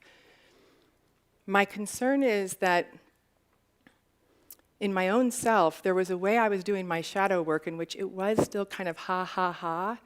And so I started to really respect the changing world out there that was amplifying some of these archetypes, and still is. And I started to look at something still isn't yet getting owned in here. And how do I know? Because it keeps showing up out there and it's getting bigger. And so all of that fun joy of doing shadow work, I think that's a good place to start for a lot of people, because it's hard to look at uncomfortable things in yourself. But now my work is going into, instead of a lightheartedness, it's going into some brokenheartedness. And I'm really starting to look to see how culture out there is still asking me to do deeper work. So I look over at the left and I say,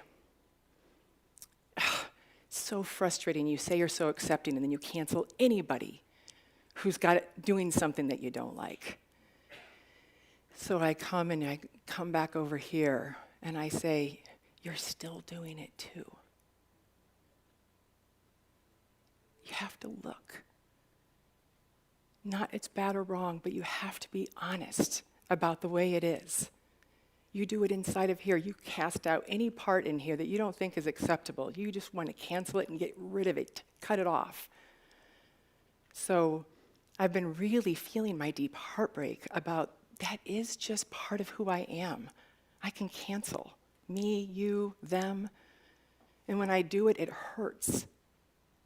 And I don't know if I'm ever going to stop that, but I want to get real about it. And I want to stop making it a problem out there with a capital P that keeps me in separation and in fight and in violence, because it's not really working. Then I go look at the right and I say, you guys just don't want to evolve. You want to just stick to this familiar old place. And it's not the way the world works. And then I come take a look at, I'm so scared. I want to hold on to what's familiar over here too. And can I really look and be more honest about how I do that and how it costs me and others? And how it keeps me from just being in this next moment, alive, awake, present. And then I look at the oligarchs and I say, the power, the greed. Oh my God, that's been one of the hardest ones to look at recently. On my knees, facing power and greed at the next level. It is courageous work to look at what it is to be a human. It's not all pretty. It's just not. I wish it were. God, I wish it were. I so wish it were. But it's an edge. It's a courageous thing just to come and be a human and be with all of this. And I bow to all of us for our courage to come play this game. But I'm interested in starting to do my deeper work so I don't need it to come out anymore as a mirror to ask me to wake up. So I don't see this disruption as a problem. I see it as a profound invitation for me to come back home to love. I'm learning so much the way it is. And my heart is so breaking about the way it is. But I don't think I'd want it any other way, honestly. Because I want to come back home to love. I want to be here, be real. I want to see reality, honestly. So that's what I'm up to. And I'm working with a lot of AI leaders, and they're scared. Some of them are really scared. They're not sleeping, but they can't stop because they're scared if they don't do it, somebody else is going to, and maybe they'll do it wrong. But I wish everybody would slow down, because if you don't reckon the part of you that wants to dominate, that wants to go for efficiency, that wants to avoid the nuance of motion, you will code it. You will code that thing. So whatever is in the shadow, it's not, the most dangerous thing in the room is not the machine. It is the ego that will not be honest with itself about what it is. So So this whole tech explosion that we're having, we're scared about, but we're scared because the shadow isn't being seen. And therefore, the technology is not whole. So that's the beginning of a conversation I'd like to have here today.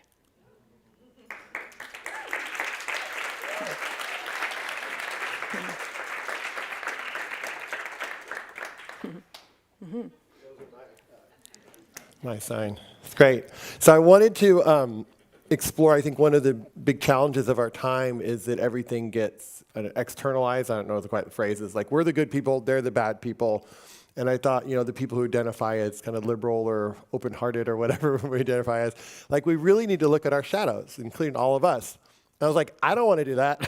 I don't want to be the one that introduces people to shadow. I was like, Diana, can you come and talk to us about this? Like, can you come and do this? Yeah. But it does seem that there's something emergent right now, that our old state of ways of doing things does not work any longer.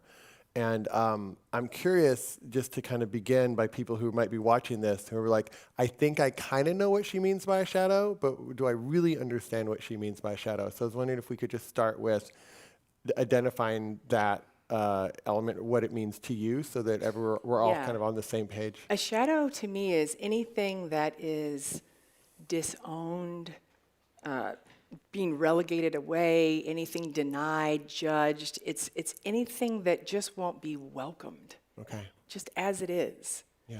And without good, bad, right, wrong, it's just what it is. And ideally, it gets accepted. Like, you are welcome at my table because you're part of reality. Got it. Right. Yeah. And so one of the arguments that sometimes comes up is, if I see a child, for example, being abused, that's just inherently awful, right? It's not a shadow. It's not like I've disowned anything. I just feel pain, and I want to stop that. And I have hurt just as a human being.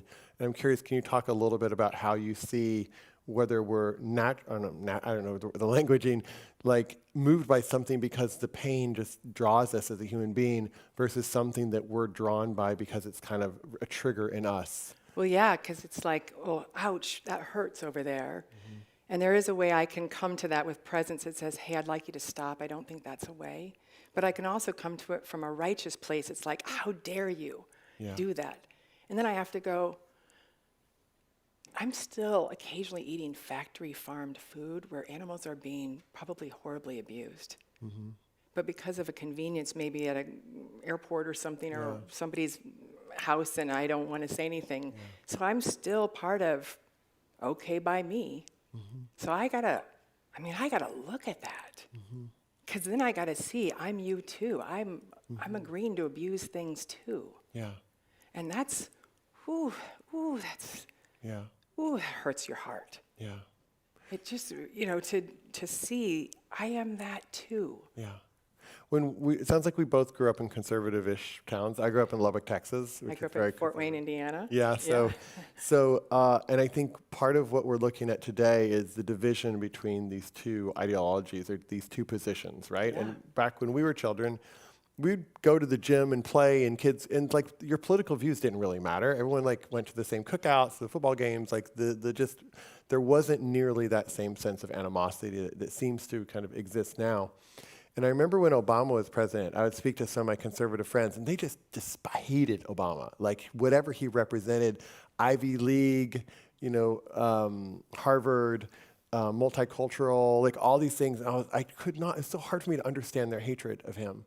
And now we have a whole other group of people who see the current president and have enormous hatred for that president. So whether you're on one side or the other, and your hatred is towards this person or towards that person, how do you begin to work with that hatred that you feel? And is there a part of you that feels like, where does action come forth when you really believe in something, whether it's a woman's right to choose or whether it's free speech, where you actually take action? You don't just do the inner work, you actually say something. Yeah, so I do think, for me, I really want to make sure I'm not coming from righteousness, which is some contraction that believes one way is better than another from a place of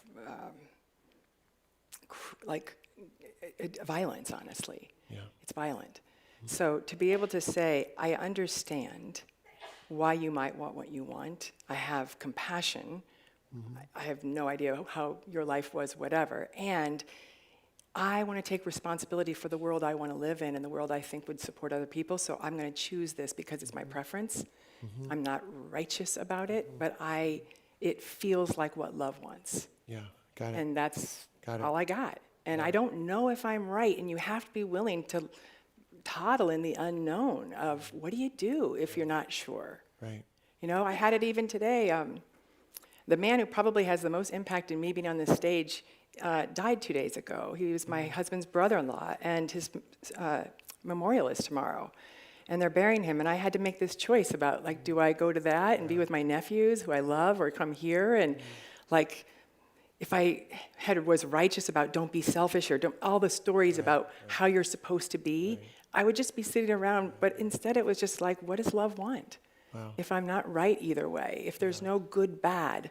Yeah. So the value of doing shadow work is you get to just be available to listen and collaborate with something, that space between, the silence in between. Yeah, I think one of the challenges that sometimes people come up with is when you really put that mirror towards yourself or myself, there's so much stuff to see there. Yeah. Like the ego has so many ways of expressing and controlling and trying to get liked and trying to show power and trying to do all these things. And how does one begin that process with the quality, would you say, what love wants, with some sense of compassion and love, as you would with a child, versus just like this sense of condemnation, and it's like, oh, I fucked up again. Yeah. Oh yeah, I'm such an asshole because I just did this, and like I'm so how I really do like, I teach a class at Stanford called Capital Formation, in which we talk about consciousness as capital, which I think is so exciting.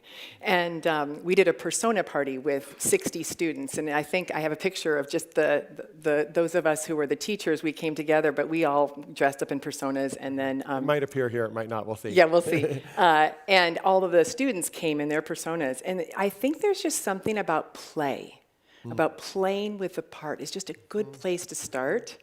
So it doesn't have to be so scary that we can exaggerate it and recognize I'm just trying this on, and then getting a little more comfortable with it. So one of the things I've been grappling with is this part in me that goes, come on, Diana, you should do more. I think somebody was saying that earlier today. And this part that goes, I just would care less. I'd like to be in my garden, and who cares? So let the world die. Let the world die. I could care less. She's very like, who cares? Yeah. And so I played her Rita the retiree, and so she got to go around the party, and everybody's like, "What are you doing?" Oh, it doesn't really matter what I'm doing. It's just I'm in my own pleasure, and I could care less about the rest of the world. Yeah. And there was something so freeing. I was like, I need more Rita in my life.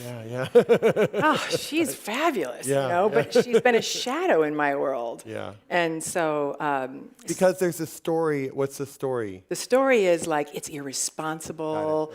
Good people do this. Good people don't do that.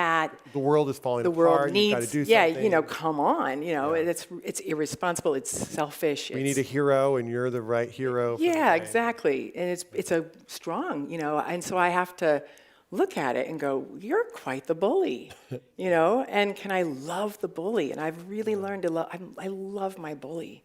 Wow. And we talk, and I'm like, hey. And what happens? There's some bullies I don't really love. Anybody in particular? I don't really love. Yeah. I don't really love. And it reminds me of childhood bullies. And the childhood bully doesn't seem to give a shit about anybody. No. And a part of me knows they probably suffered as a child, right? And they probably had their own pain. But I'm like, I'm just tired of it. I'm tired of that. I'm tired of like not listening. I'm tired of somebody thinking they know the right way all the time and making decisions that I think are really harmful from a very selfish oriented place. So I have a hard time with bullies. Yeah, so first of all, you got to start to go, can I just own the part of me that wants to be its own bully over here and doesn't want to have to care about anybody else and wants to do what it wants to do and have what it wants to have. And yeah, I definitely have that part. Yeah. I definitely have a part that's like, I would love to be, if I could be dictator for a while, right? So many things I would do. Wouldn't you just love to burn a bunch of this stuff down, right? And then you're just like them. But for the right, But I would be, this is a story, I would be like them for the benefit of the world. Uh-huh. Yeah. Right? Yeah. Right. But I could definitely see that. Yeah. Right. And so this is a thing of like, I have it in me too. Mm-hmm. I have it in me too, and I want what I want. You know, can I let that be here? It's courageous to let that all the way in, because it feels like, what's going to happen if I really acknowledge this is here? Yeah. But it is anyway, so may as well make friends with it and go, all right, come on in. Yeah. And so for me, that process, I can understand that. Like, I can understand how I have the same desires to my story is I would be different. But like, if I was authoritarian, wouldn't you want me to be authoritarian ruler? I mean, come on. I would be a really good authoritarian ruler.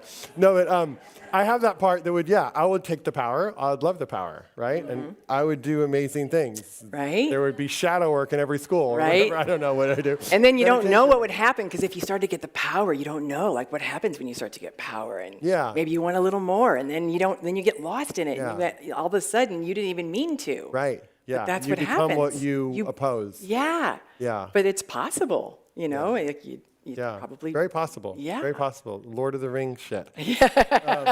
So I can see that, but I still when I read the news and I see things that are happening that I don't like, it irritates me. Yeah. And I don't always know what to do with that irritation. And I can also see that I have those same tendencies. Yep. 100%.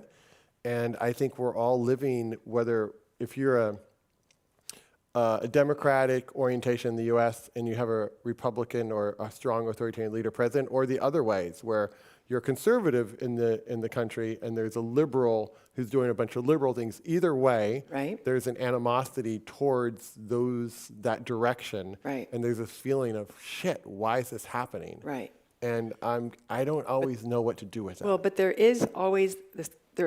We want to other, right? Yeah. We want to other, and so the practice is, it's not other. Yeah. So you have to just come back and go, can I feel the one in me that wants to kill him? You know, like wants to annihilate that. Yeah. Can I let that be here? And can I welcome like how much that one wants to hurt? Yeah.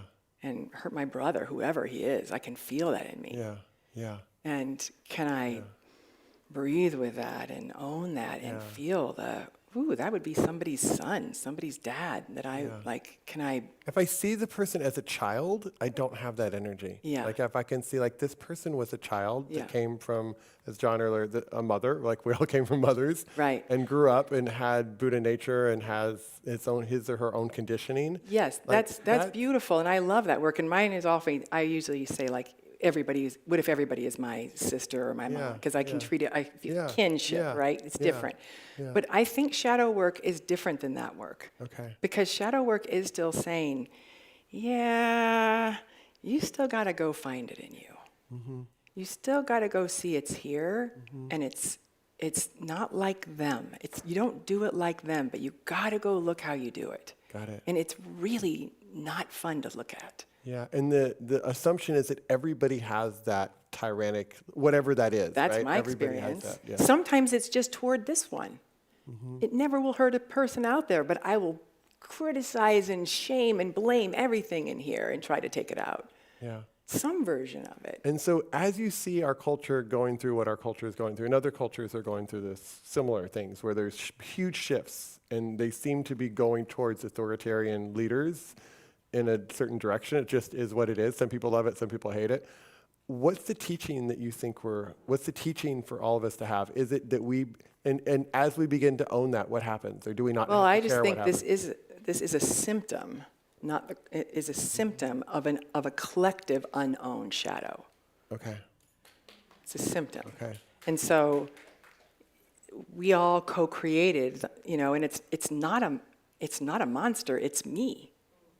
It's just and it's just me exaggerated so I can see it. Right. And so But do you think certain conditions were created, like just to use this example, where there was this liberal movement that was all about righteousness and we're smarter and we're more educated and we'll cancel you if you did something bad 20 years ago, and we go to all the Ivy League schools and we're so smart, and so the that creates a karmic Yes. shadow that then has to get expressed in a different Exactly. form to show us like, dude, that doesn't fucking work. Yeah. And Yeah, so- and it's humbling. It's like, wait, what? Right. All of the norms that we have, we realize are just made up. Right. Right? They're not true. Right. But how do we get rid of, or how do we move through? That's you just caught yourself. Yeah. Right? Yeah. Yeah. That's where we all want to get rid of. We want to get rid of things. get rid of some aspects of reality that we just don't want to be with. It's the getting rid of. Yeah. Then it's going to come try to get rid of us. And the question, what love wants, what would love yeah. want, is a different energy. Yeah. Yeah. And yeah, but it takes courage to be with the dark side. Yeah. It takes, I mean, I've been on my knees, like bowing, looking at it like, oh my God, this is the hardest thing I've ever done. Yeah. And can you talk a little bit about, because I know if you're comfortable, that we were talking about relationships sometimes and different partners that play different roles. And sometimes like I get frustrated because my partner's doing this role and I don't like that role. And you're just like, dude, I just run with it. Yeah. So could you explain, give some examples maybe for whatever makes sense? Oh yeah, one of my where you're in a dynamic, whether it's partner, friend, client, whatever, and you run with the energy versus tighten around the energy. Yeah. Well, help us. You know, my husband still likes things a particular way, and so I hear his voice, Diana, and I know that's Sergeant. We call him Sergeant Carter, and so I come around the corner, and he's standing by the dishwasher. So I literally come running up. I go, Sergeant Carter, sir, reporting for dishwasher duty, sir, and as soon as I play, because he's still kind of serious about it, you know, and I've already sent all the videos about why spoons are going to be just as well cleaned. It doesn't work. Right? There's still a right way. There's still a right way. So I come up and then the little smile comes on and he sees his shadow. Yeah. Right? Because it's unconscious. Yeah. And so he goes, Corporal, you know. The spoon is incorrect, sir. Permission to correct, sir. Yes, sir. Click my heels, you know, and I formally do it. Sir, may I be dismissed? And, you know, and we have fun with it. And actually, like, I leave that going, that was really fun. Wow. And I'm glad he, you know, and then, you know, next week, Diana, the drawer in the bathroom is slightly ajar. You should close them, you know. And I go in the kitchen and I open every drawer and cabinet when he comes in, you know, like. And I have my version of it, you know, of course. and he plays with mine. And so we just welcome the shadow in our relationship. Right. Versus like, oh my God, really? Oh, yeah, You're 'cause doing that stupid shit again? Exactly. You really care about a fucking spoon? Right. Yeah. Not that I would think that, but like Right. other people. Well, I did do that for a long time until I just realized it's an unknown shadow in me that I can't love. And as soon as I could love it in me, I could love it in him. Yeah. And like I have a client who was going to have a meeting with Trump, and I thought, oh, how fun that I'm going to get to coach you, because I want to play around with like if he's not a bad guy, you know, and if we're not the good guys. If we're not the good guys and we love whatever we see over there, then we're actually available for some plays, for some possibility. Yeah. And that interests me. Yeah. You know, like rather than how we're going to manage, control, dominate, blah, blah, blah. Right. So, I don't know. You kind of go to a different frequency, Yeah. and then that gets destabilized in some way. Yeah, it's not. Yeah, because if there's not an enemy, then there's not. Yeah, they can't be an enemy if you're not making them an enemy. Yeah, and nobody can make me nobody can have power over me if there's nothing I haven't loved over here. Can you say that one more time? There's it was great. Somebody recently was mad at me. I said, just get mad, just let it rip. And he goes, you're a bitch. And I said, oh God, that feels so good. Because no part of me is having, you know, like I had a little moment of like, woo, that was loud, you know, but like no part of me was like, I can't believe you called me that. And blah, blah, blah, How dare blah. you. How dare you. It was just like, yeah, I think I am a bitch.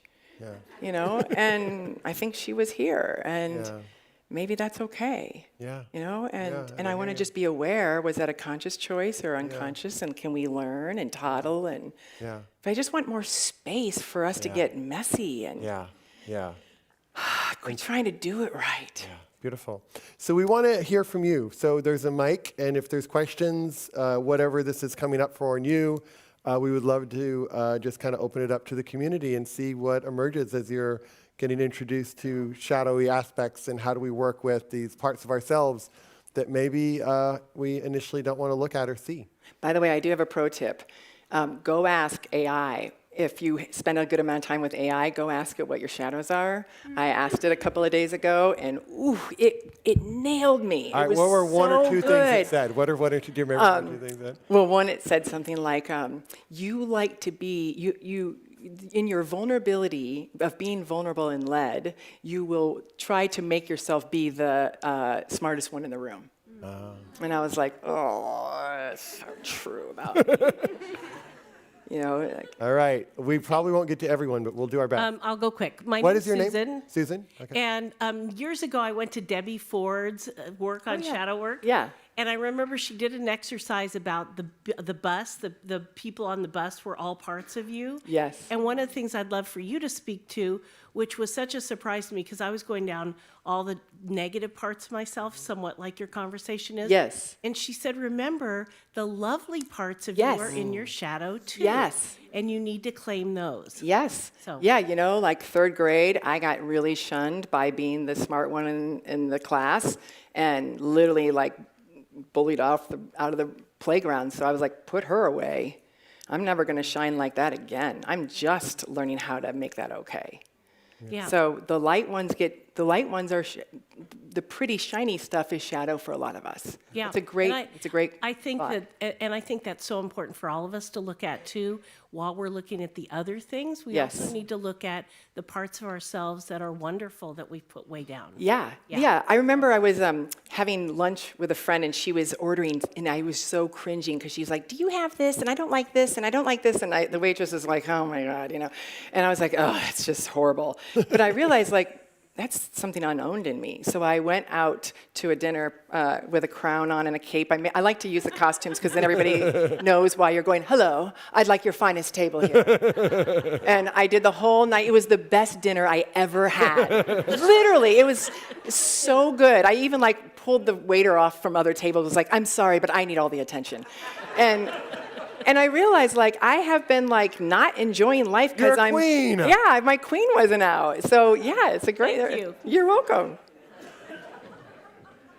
Hello, my name's Nikita. I'm a sobriety coach, and I use shadow work so intensely, like real Jungian shadow work, so this conversation is just really lighting me up. So I wrote my question, so I didn't stumble. But shadow work becomes different as the social media machine re-amplifies the inner voice and tells us we are righteous in our judgment. It makes judgments feel like ethical values. Right. How do we encourage our clients to think outside of the box and witness their biases as learning opportunities to get to know their inner landscape instead of as an assault on what they've have for so long believed to be truth?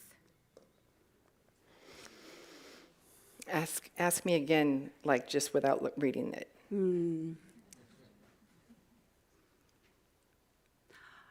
Our judgments can feel like truths. Yeah. Right? Yeah. And it is a violation when someone asks you to look at that by widening the aperture and seeing both sides of it. Yes. And so I sit with clients quite often that are unable or unwilling to see their shadow because they think of it as righteousness. I see what you're saying. Yeah. Because you can do this thing where, like, can the opposite be at least as true? And then you lose your power. Right, especially when politics are involved. Yeah.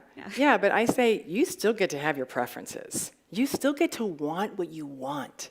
You just don't have to be right about it. Right with a capital R, but you can be right about it because it's what's true for you. And I don't think people love themselves enough to be able to say, I can have what I want just because.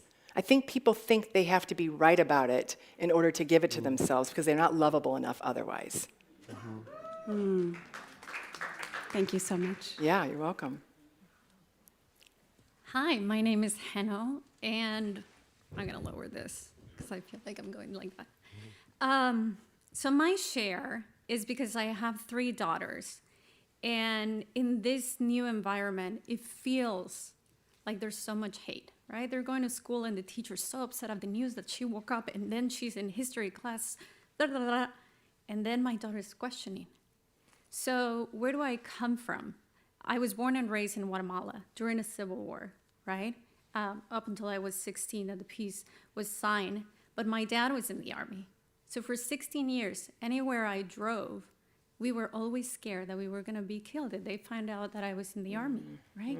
That's scary. That's really scary. So, and many more things. I was 13 and I was at an Army base during Christmas, and then there was a bombing and shooting and all that. All that happened, and I put it all away, right? And then I decided to become one side or the other, right? Very righteousness. What is right and what is wrong. And then during my shadow work and my journey, I asked my dad when the Ukraine and Russian war started, and I said, what do you think?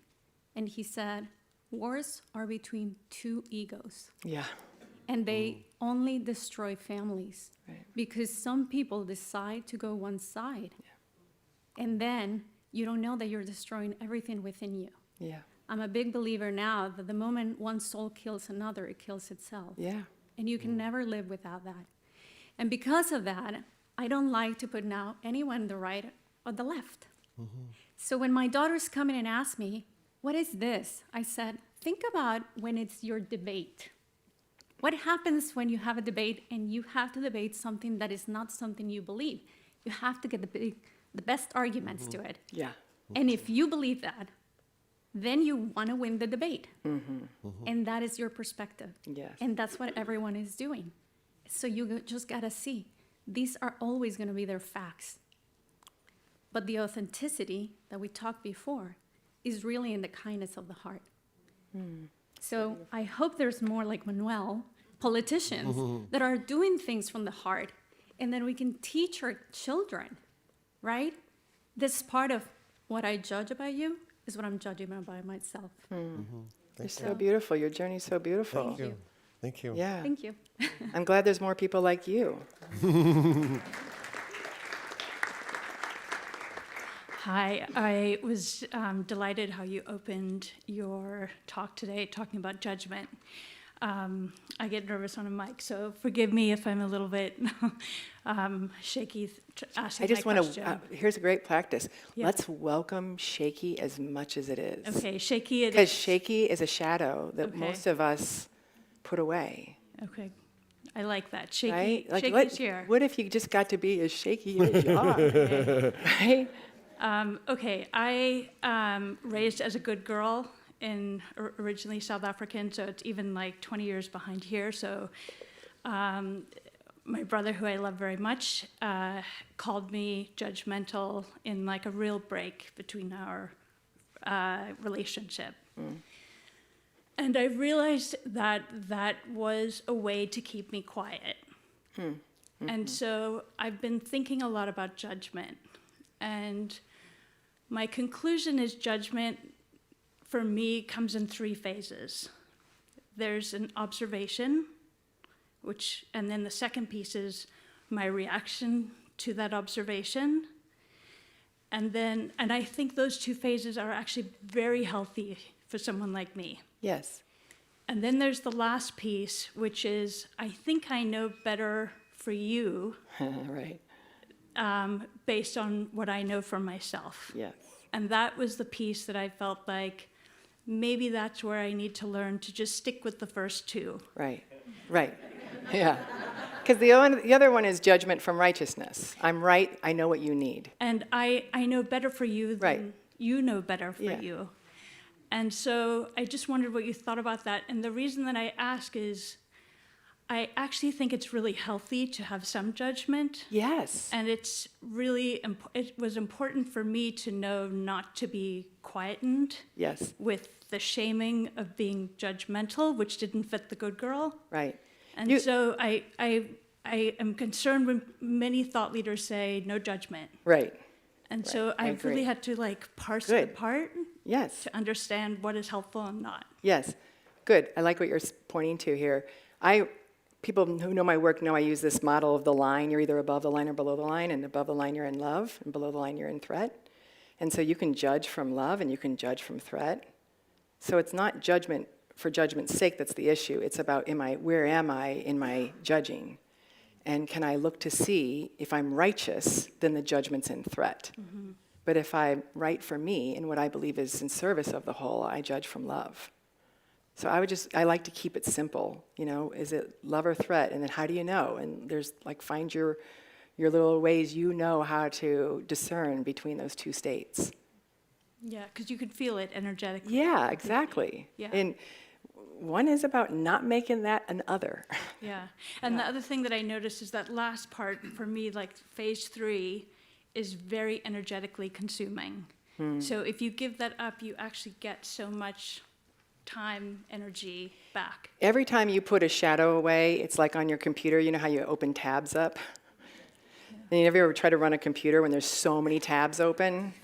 That's what I think it's like inside of ourselves when we have so many repressed shadows. And when you can go welcome those and love those, it's like clicking off the tabs and coming back to this energetic wholeness. Feels so good. Yeah. Yeah. Thank you for You're welcome. So we're actually I'm so sorry we can't get to the last two, but we're going to take a break in a moment.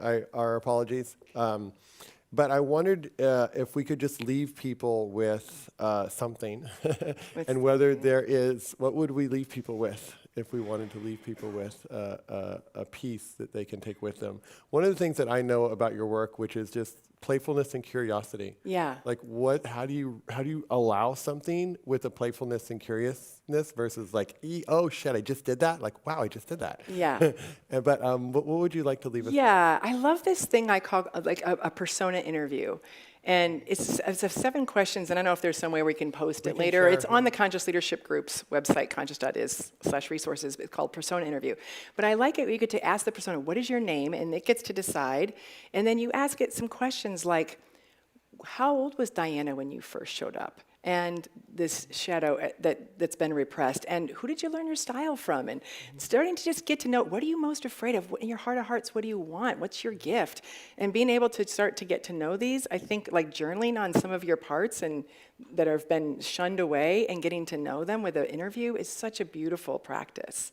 Wonderful. Thank you, Diana, for introducing me. You're welcome. to this topic. You're welcome. Thank you. Do you have announcements, or should we just? Okay. Thank you. Do you have announcements, or do we take? We have one more session One with more session. Tom Hale, who's the CEO of Aura. So And we're gonna go there's into a technology and meetup on wellness. spirituality at 4 o'clock. And we're coming, but we're taking a break right now. We're taking a break, so be back here at 3:45 in your seats if you can, so we could start on time. Enjoy your break. Thank you. That's it. That was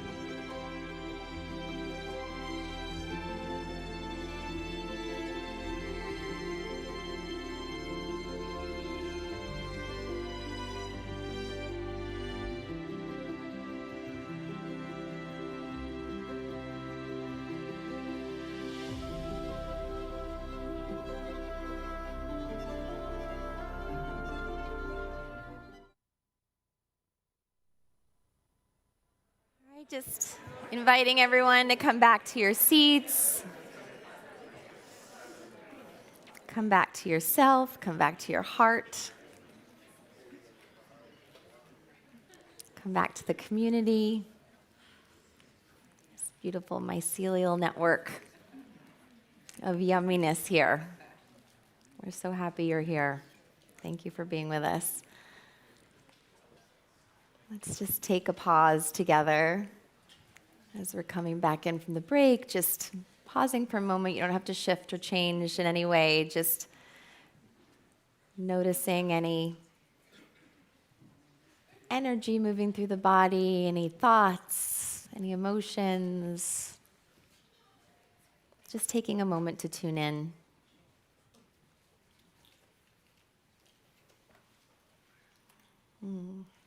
Thank you. All right, so our next conversation is titled Disruption and Wearables. Anyone wearing an Oura ring? Who? Raise your hand. Yep. I'm an OG. I asked him, like, how many? I think I've had 4. He's like, there's been 4. I'm like, yeah. The whole time. So Tom Hale is a seasoned technology and business leader with a strong track record of steering innovative companies through growth and transformation. Currently the CEO of Oura, the company behind the popular health tracking Oura Ring, Tom brings deep experience in scaling customer tech and empowering people to live healthier, more informed lives. With a background that spans product development, user experience, and organizational leadership, Tom is known for his thoughtful, people-centered approach to technology. At Oura, he's helping redefine how we think about personal health and recovery by putting actionable biometric insights into the hands of everyday users. We're excited to have Tom with us today to explore the intersection of innovation, wellness, and what it means to lead in the future of health tech. Tom will be interviewed by Soren Gordhammer. Please welcome them to the stage.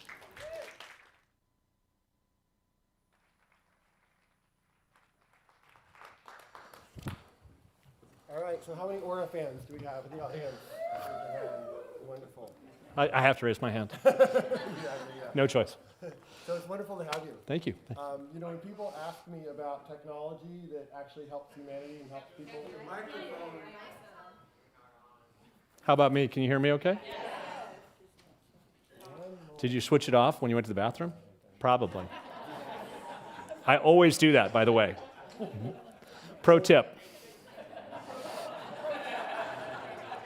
All right, how's that? When people always ask me, give an example of a technology that's actually kind of helping people, I'm like, well, you know, like the Oura Ring, like it's a technology, but it actually isn't supposed to get you addicted. It's supposed to actually help you look at what anxiety and tension creates whatever addiction you might have, and what's preventing you from sleeping is trying to help you. So thank you for joining us and talking about how we can move this forward. It is an honor. Good. So let's talk about how you first got interested in this work. And I know that you have a long history in tech, from Macromedia back in the day, for those of us who remember that company. And I'm curious, as you look at your career, what was it that allowed you or moved you to say yes to Oura? And what have been some of the threads that you think kind of weave through your own curiosity of your career? What an amazing question, and thank you. I would say that throughout my entire career, and I started in like the early 90s as the internet came on. I think democratization was a really powerful thing, you know, kind of connecting everybody in the world. Expression, so the sort of human side of technology, I was often very, you know, kind of thankful. I didn't work at an accounting firm or a software company that made accounting software. I worked at a creative expression company. I think curiosity and maybe empowerment, giving people agency, I think is one of the things that technology, when it's good, does very well. And so I think for me, coming to Oura, it's actually a personal story. It's a story of my entire life. I've been a championship sleeper. I could probably fall asleep right now sitting here talking to you. World class. World class. And in the fall of 2021, you know, COVID, family situation, economic privation, and you know, business challenges made me lose sleep for the first time in my entire life. And I bumped into the Oura Ring and made some very small adjustments. I'd been a wearable person for a while, but in that moment of changing my behavior, I encountered a product that was about both informing me, but also maybe giving me support, but also maybe making some suggestions. And within a short amount of time, I'd really improved my sleep quality. And it sort of got me through this, what I would, maybe comfortably describe as a rough patch. And I was like, I need to be involved in this company. So I did. I wrote them a letter and kind of pushed my way into the company in a way that I have not done in my entire life. Wow, that's beautiful. So looking at kind of Aura, what have been some of the surprises that have, because you get to see a lot of data. Yeah. And I think, we get to see individual data if we wear different wearables, but I'm sure that there's things that you probably have seen that's like, oh my God, the person's using it for this. We never created it for that purpose, but isn't it interesting that so-and-so has found this creative purpose, or even the data that you're seeing that shows kind of a resemblance of what might be working or helping people? Well, I think we can say comfortably that exists at a micro scale and a macro scale. An example of the macro would be during the debate between then President Biden and Trump. We could see visible effects in the population. And we have no knowledge about which party anybody is. It's just not something we understand. But we could see really elevated stress markers, and then that was heart rate, and you could see sleep being ruined for days after. And so we've seen those kinds of like almost secular trends related to things like whether it's the economy, but weather has a huge impact. Oh, wow. The summer months, people sleep less. Go figure. In Nordic countries where Aura was founded, the long winter duration creates incredibly long sleep periods, and it turns out that's incredibly restorative in a lot of ways. Wow. And some of that actually comes into the product. So those are some of the macro things. I think on the micro side, and maybe I'll take it to the very micro, my own self. So I have been, but before Aura, I was very skeptical about mindfulness. My wife was very, very into it, and Aura has a capability of kind of a little bit like biofeedback. It's actually you do a meditation and it records your heart rate, and it records your HRV, and it records your respiration, and it sort of records your body temperature. And if you're doing it right, then those things at the end of the meditation have moved. Your heart rate's lower, and your HRV is slightly higher, and your temperature is slightly higher. There are these things that are markers of success. Anyway, long story short, my wife, who would often say to me, "You're an idiot." In the most mindful way possible. In the most loving, kindful, compassionate, very thoughtful, intentional way. Only for your well-being. She would say, look, there's 3,000 years of sort of like human history that would suggest that some form of mindfulness is very good for you. Maybe you should pay attention to that as a student of history. And I would laugh. But what actually was interesting is the first time I was fiddling with Aura, one of the things I did was I was like, oh, there's meditations, I'll try that. See, let me understand this product and how does it work? And I did a meditation, and at the end I was like, oh. Well, that's really interesting. Wow. It had a profound, even though maybe I didn't feel materially different, I could see that my physiology had changed. Wow. And that cause and effect in my head became like, oh, well, maybe this is maybe there's some credibility to this. Yeah. So that's a skeptic's conversion kind of micro moment. And maybe that's odd coming from the CEO of Aura, but it's true. The other one I would highlight is I think Aura is at its most magical when it gives you a sixth sense, and you learn something about yourself that you didn't know. And that could be something that's sort of a foundational truth. Like for me, large groups of social interactions are actually hugely stressful. I'm kind of an introvert, even though I play an extrovert extremely well. So groups like this, for example. This is okay because you guys are a faceless mass, and I have no worries about it. But a large party is very stressful, and you can see it in my biometrics. All my biometrics are pegged in a little stress meter, and Aura's like, yeah, you're stressed. But having a sixth sense about something, the classic kind of Aura story, which most people probably know or have experienced, is that you end up drinking less. Once you start paying attention to your biometrics like heart rate variability or your sleep cycles, and you see that your REM sleep is very disrupted even by a small amount of alcohol, and so you reduce your alcohol consumption. For me, and this is something we're focused on now, is not just sleep, but we've expanded to women's health and heart health, but really we're starting to look at metabolic because if you go to the gym twice a week, right, you're doing pretty well, but you're going to sleep hopefully once every 24-hour period. But the thing that actually might affect your mood and your energy and your mindfulness and your cognition and all these things, turns out it's what you eat. It's what you put in your body. And by the way, you do that 2 or 3 times a day. And sometimes you're really conscious of it, you're not. So for me, the Sixth Sense taught me that some of my favorite foods that I thought were really healthy turned out to be not healthy for me. They turned out to be things that I should avoid. And in changing the dietary patterns, I've had a pretty meaningful impact. Wow, so you don't have to do necessarily all the tests. You can do all the tests, but you can also just look at your biometrics from the ring in terms of how your physiology is after and before. One of the things that's interesting is that, if you eat 2 cheeseburgers and a milkshake, the optical properties of your blood is actually different. It actually changes. Now, it yields to different spectrums of light, but that's different. What I was actually looking at was blood sugar. I'm wearing a sensor, and that sensor relays its data to Aura, and then Aura kind of puts context and meaning around that data in the context of my sleep and my stress. Turns out I can eat the same thing, and on a stressful day, my blood sugar goes much higher. And on a day that I've slept well, my blood sugar goes, sort of stays within range. And so understanding that I'm trying to optimize what I eat to not be on a sugar jag, it turns out that has a huge effect on my mood.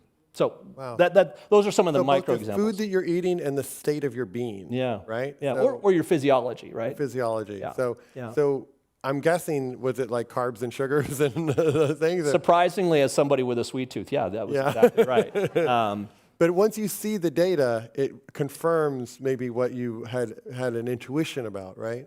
Maybe more importantly, I think I didn't really see the cause and effect between what I ate and how I felt. Got it. And maybe more importantly, the things that I ate, and I'll give you an example, which is rice. I love sushi. I love Chinese food. I will eat rice.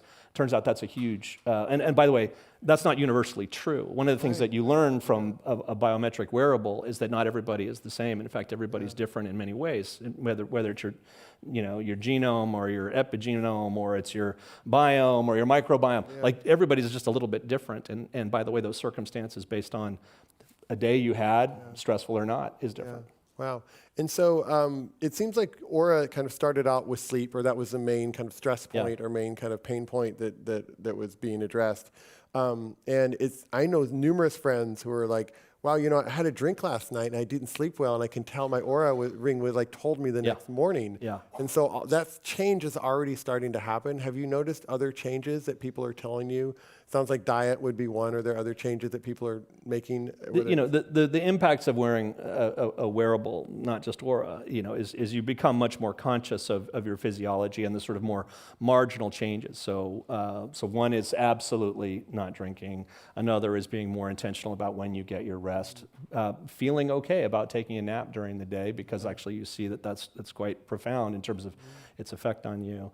I think the things that sort of are maybe less visible are things like understanding how, not in the moment, but over time, what affects you. And I think this is actually where Aura really shines, because we're sort of more indexed on kind of a longer span, whether that's weeks or months or years. That view of the data is there to kind of get you out of like, hey, this happened right now and my heart was elevated, which is interesting, but maybe not meaningful. What's interesting is that over the course of 6 months, your resting heart rate has been elevating by 1 or 2 beats, every couple of weeks, which probably means something's going on. Or your HRV has plummeted, and it used to be at 100, and now it's at 50. Like something's happening. And so being able to see those changes. By the way, this is something that Aura does because of sleep. By being a wearable that you wear overnight, the average wear time, by the way, is shocking. It's 23 hours and 30 minutes. So people don't take them off. Some people say, oh, I take it off. I don't wear it during the day. I only wear it at night. That's bullshit. Everybody wears it 24/7. Some people take it off, but the average is there. What that allows us to do, and the algorithm and the machine that's looking over all this stuff, is to see what your baseline is. And to see your baseline when you're at rest. And to see you at your baseline when you are still.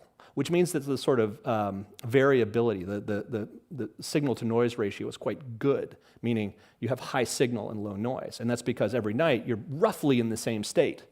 Like, and you go through a very predictable series of changes as you go through your sleep curves, through the night. And the deviations from that baseline are meaningful.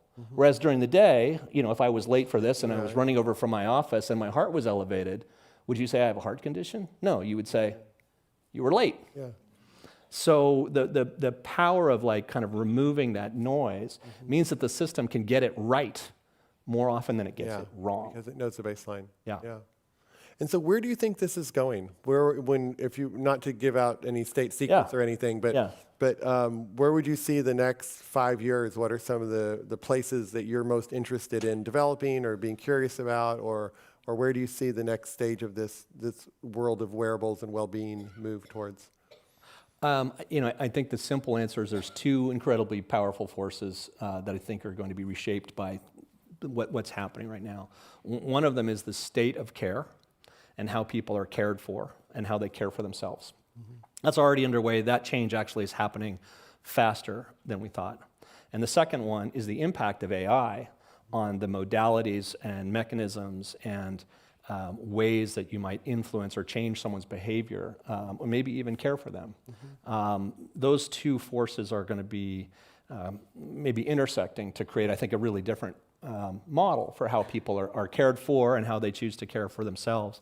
Roughly speaking, in the 2000s, Dr. Google became a thing, and doctors, were not so stoked when people came in and said, "Hey, I researched this online, and I think I've got it."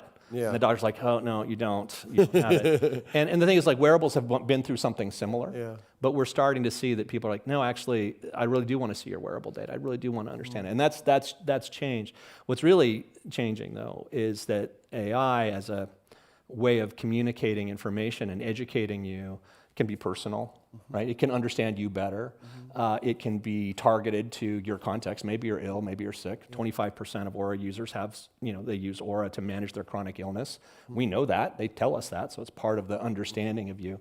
And in a world where everybody has something on their body like this, and it's on their body 24/7, and it's passively monitoring and managing, and everybody has something like this, whatever form it takes, but it's basically a computing device that has, is always charged and is connected to this. And then there's some form of machine intelligence, whether it exists in the cloud or on the device, that's overlooking you. Like, you're at the point where you have a doctor in your pocket, and you have a guardian angel. You have an intelligence that not just a generic intelligence that says, men who are 55 should get a colonoscopy, which is, true, but very generalized. To Tom, you're 45 and you ought to do something about this because I know you intimately and in a way that you don't know yourself. And I think that universe of reality of this device and some machine intelligence, by the way, it's already here. Yeah. It's already here, you guys. Like, this is happening now. It's just there's various pockets and various ways that it's happening, but it is happening. So are you, and you can not answer any question I ask you, but are you building your own? I'm like a robot, though, I have to tell the truth. Okay. Are you building your own AI? Are you working off different models? Or how are you looking at this, knowing that this is going to go here? Is your strategy like, okay, we're going to build our own, or we're going to work off of somebody else's, or is that still an exploration? Or I think the answer is yes and yes. Okay. Meaning, are we going to build the thing that is the best at creating a string of natural language? Yeah, probably not. That's probably a foundational model, OpenAI, ChatGPT, whatever. You want to pick your friend there. But we can do things uniquely, particularly with time series data, that are predictive. The classic one is we actually can predict illness, because we can start to see these perturbations in your biometrics, and we can kind of say, hey, we're not sure what it is, but in 2 or 3 days, you're going to be sick. You have the onset of an infection, whether it's a viral infection or a bacterial infection or something else. We can't tell you, but we can tell you that with high probability, and that's a prediction. That's an inference. We think there are versions of that for all sorts of things, not just infection, and we think of those as sort of foundation models. And then we think there's a layer of personalization, and if you can imagine a future where your health AI knows everything that this device and this device knows about you, and it's everything that you've told it, and your health AI is customized and tuned to you, That's an incredibly interesting and valuable thing because your doctor wants to talk to your health AI. And you know who else want to talk to your health AI? Well, you do. You want to talk. You know who else wants? Your wife wants to talk to your health AI. And you know who else, and the thing is that sort of what I would call personalized, maybe customized model that has a foundation of it talks in a way that makes sense to you or that's appropriate to you, but it also has knowledge of you that you don't have of yourself, but also has knowledge of medicine in a way that you don't have. The problem we have in the world today is there's just not enough primary care physicians. That's why health access is a problem. It's not that there's not enough money. There's just not enough people. They're not minting doctors fast enough to treat all the people who need to be treated. And forget treating them after they're sick. We're trying to make them healthy before they're sick. The only way you solve that problem is with something like this. Yeah. And so how do you see Aura, I don't know if competing is the right word, there's a lot of players in this game, particularly like Apple, right, with their watch.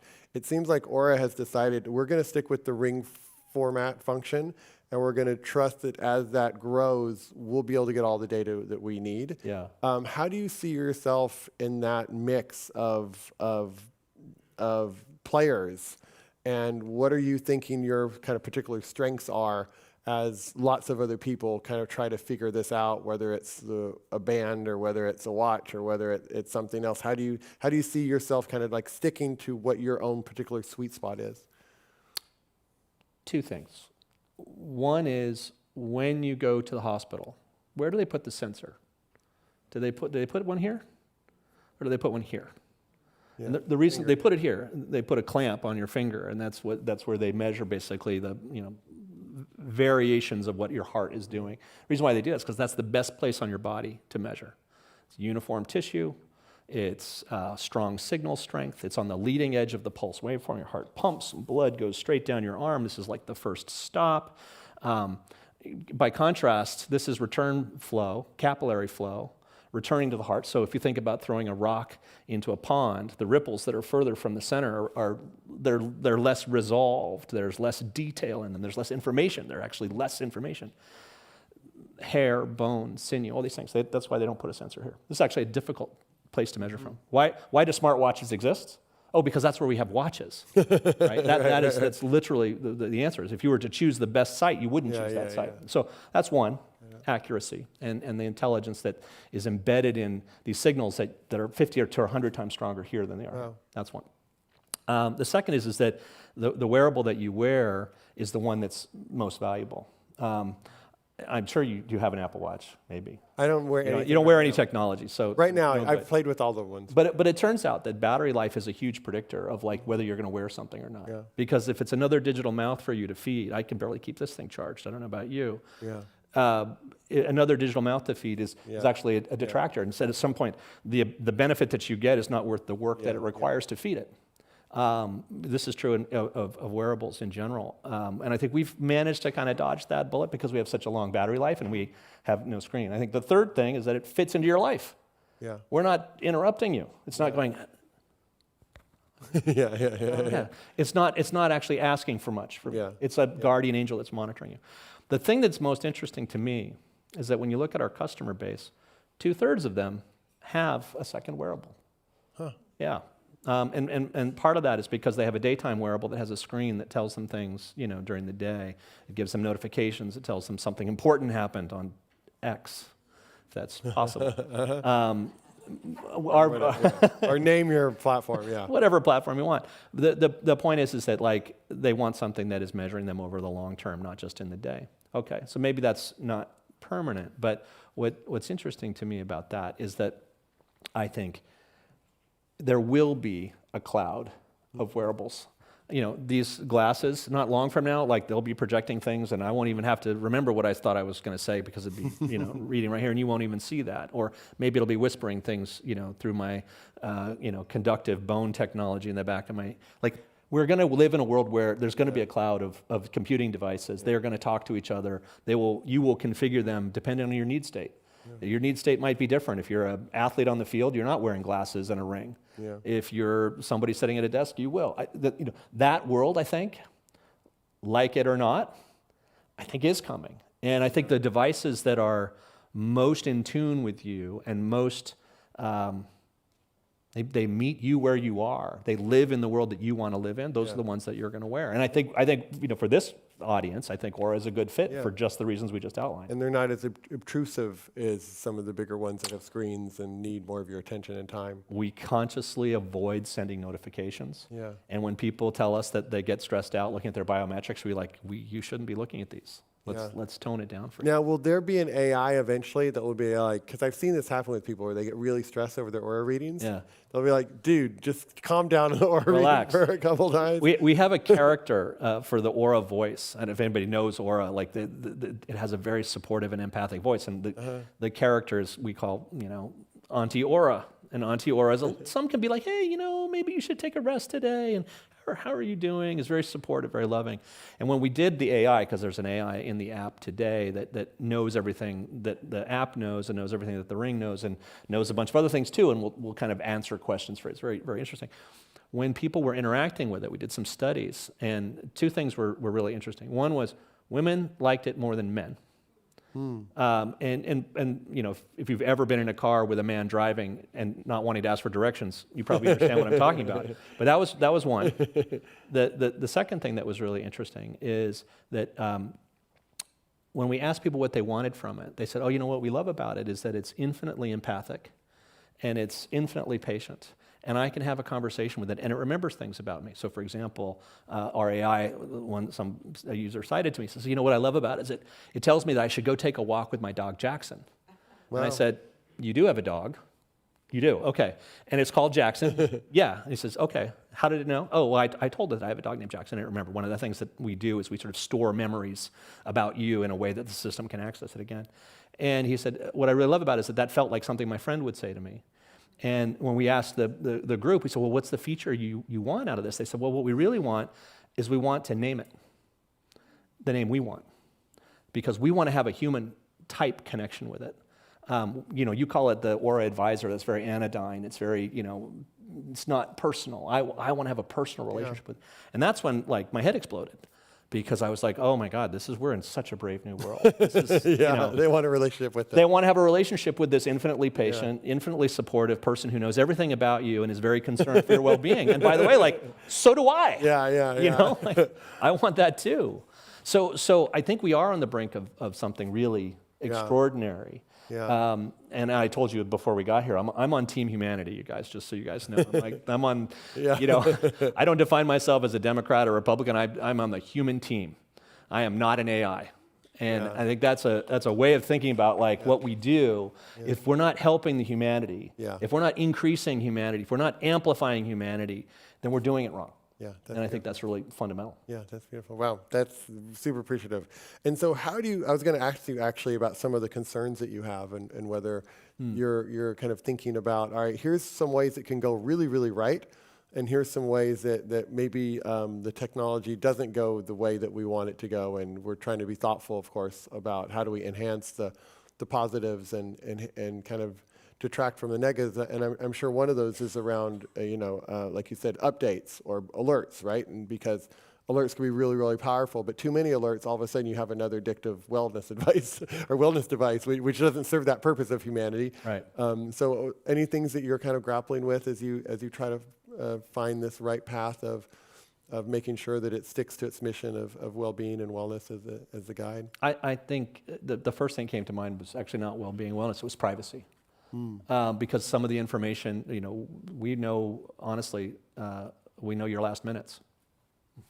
We have people come and tell us, hey, can you tell us what happened to our loved one? Can you share that with us?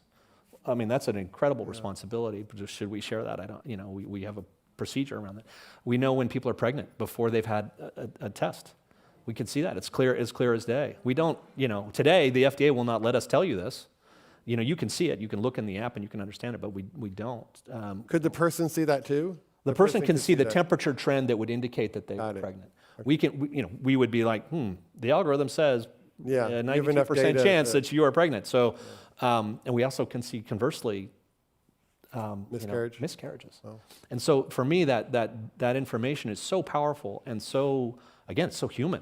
Right? That you want to be very, very mindful about how you think about that. So that's one thing I worry about. The other thing I worry about is quite frankly, this sort of surveillance aspects Yeah. of it. And so a lot of what we've been thinking about is how do we keep at least as much of the data and processing on the device that you control, Yeah. and keep as much of the data and the processing away from places where they're out of your control. Now that's a virtual impossibility, but it's the vision that we have, and we think about that as a as a health company whose sole interest in life is to keep you healthy or well.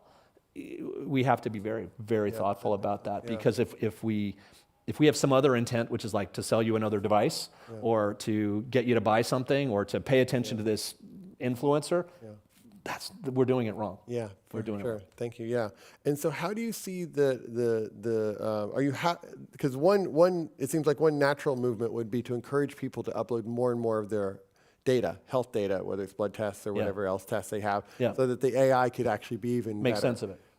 Is that an area that you think is worth exploring, or do you feel like enough data can come through the ring that's not? No. Again, I said a cloud of wearables. I'm wearing a blood sugar sensor right now. Tomorrow we'll launch that availability in the app. You can buy them from our website, all the things. I think blood tests, interestingly, blood doesn't actually change that rapidly, so you might do that once a quarter or something like that, but that data. The thing about health records is that, and I've gone deep on this, is that health records actually, you think they should be perfect representations of all the data that the health system knows about you. Turns out it's actually a mass of copied, kind of insights and reports and labs. And if they, you've changed providers, they just copy what's in the old stuff and copy it over. It's a very, very messy and unstructured data problem. And I think one of the opportunities that Aura and maybe a handful of other companies have is to sort of help that schema and context to be more meaningful. And I think that, as you said, like other data types, not just the ones that are captured on the ring, but like the cloud of wearables or services or tests or whatever that you have, being in a way accessible to the machine intelligence that's looking over it. That's the vision. Yeah, that's where it goes. Beautiful. So we have a question. If anybody wants to join and jump on, or where's the mic? The mic was over here. It's still there. Great. I can't see it. So if you have a question about the future of wearables and where you want to talk, any data from your Aura that you're trying to figure out, that Tom can help you with. I do a fair amount of Aura consulting. Feel free to join the conversation, and maybe just say your first name and any question you have. Hi, Victor. Technical question for you, Tom. What's the FDA approval regime for making claims, making predictions like, we have this train of heartbeat information, and then you're going to have an MI in 3 days? Yeah. Well, first of all, it has to be supported by science. So it's not just something that we made up. You have to have a fair amount of data. In fact, that's the biggest part of any FDA submission is the data. And in fact, the first thing they do is they look at that data and say, "Hey, is that like how did you get that data, and how can we trust it, and who did you get it from?" We have a Type 1 SAMD Class 1 medical device approval for Fertile Window. Fertile Window looks at your temperature. A woman's temperature cycles in a pretty predictable way. There's a certain temperature break, and that is indicative of the beginning of your fertile window, and you ovulate on one of the 6 or 7 days of your fertile window. That is an FDA-registered Class 1 medical device. We have several others in the pipeline. They take a long time. What we have learned is that you can predict someone's illness, but if you don't say, "Hey, we're predicting your illness," the FDA is fine. So we have a feature in the product called Symptom Radar, which basically looks at these sort of deviations in your baseline. It is it's based on the work that we did during COVID, where 70,000 people shared their biometrics with us under consent and said, "We're going to report to you when we're sick, when we get a positive PCR test or a positive diagnosis." And we were able to say, "Okay, look, we'll roll back the clock. Okay, this is what the beginning looks like." And that pattern is incredibly clear. We have that feature today, but we're not calling it infection detection because that's what the FDA would say. No, you can't do that. So the reality is that we want to play in that world, and partially because it's good for us to have the credibility and the imprimatur of the FDA. But it will be software, probably not hardware. And ultimately, it's something that it takes longer than it takes for us to get the features in the hands of the people who want to use them. Thank you. And it's a different world there. I've spent a couple of weeks in Washington, D.C., and let me tell you something, it's changed. Thank you. First, just a great appreciation for 4 versions, and it's been making a huge difference in my life and a lot of people I know, including my patients.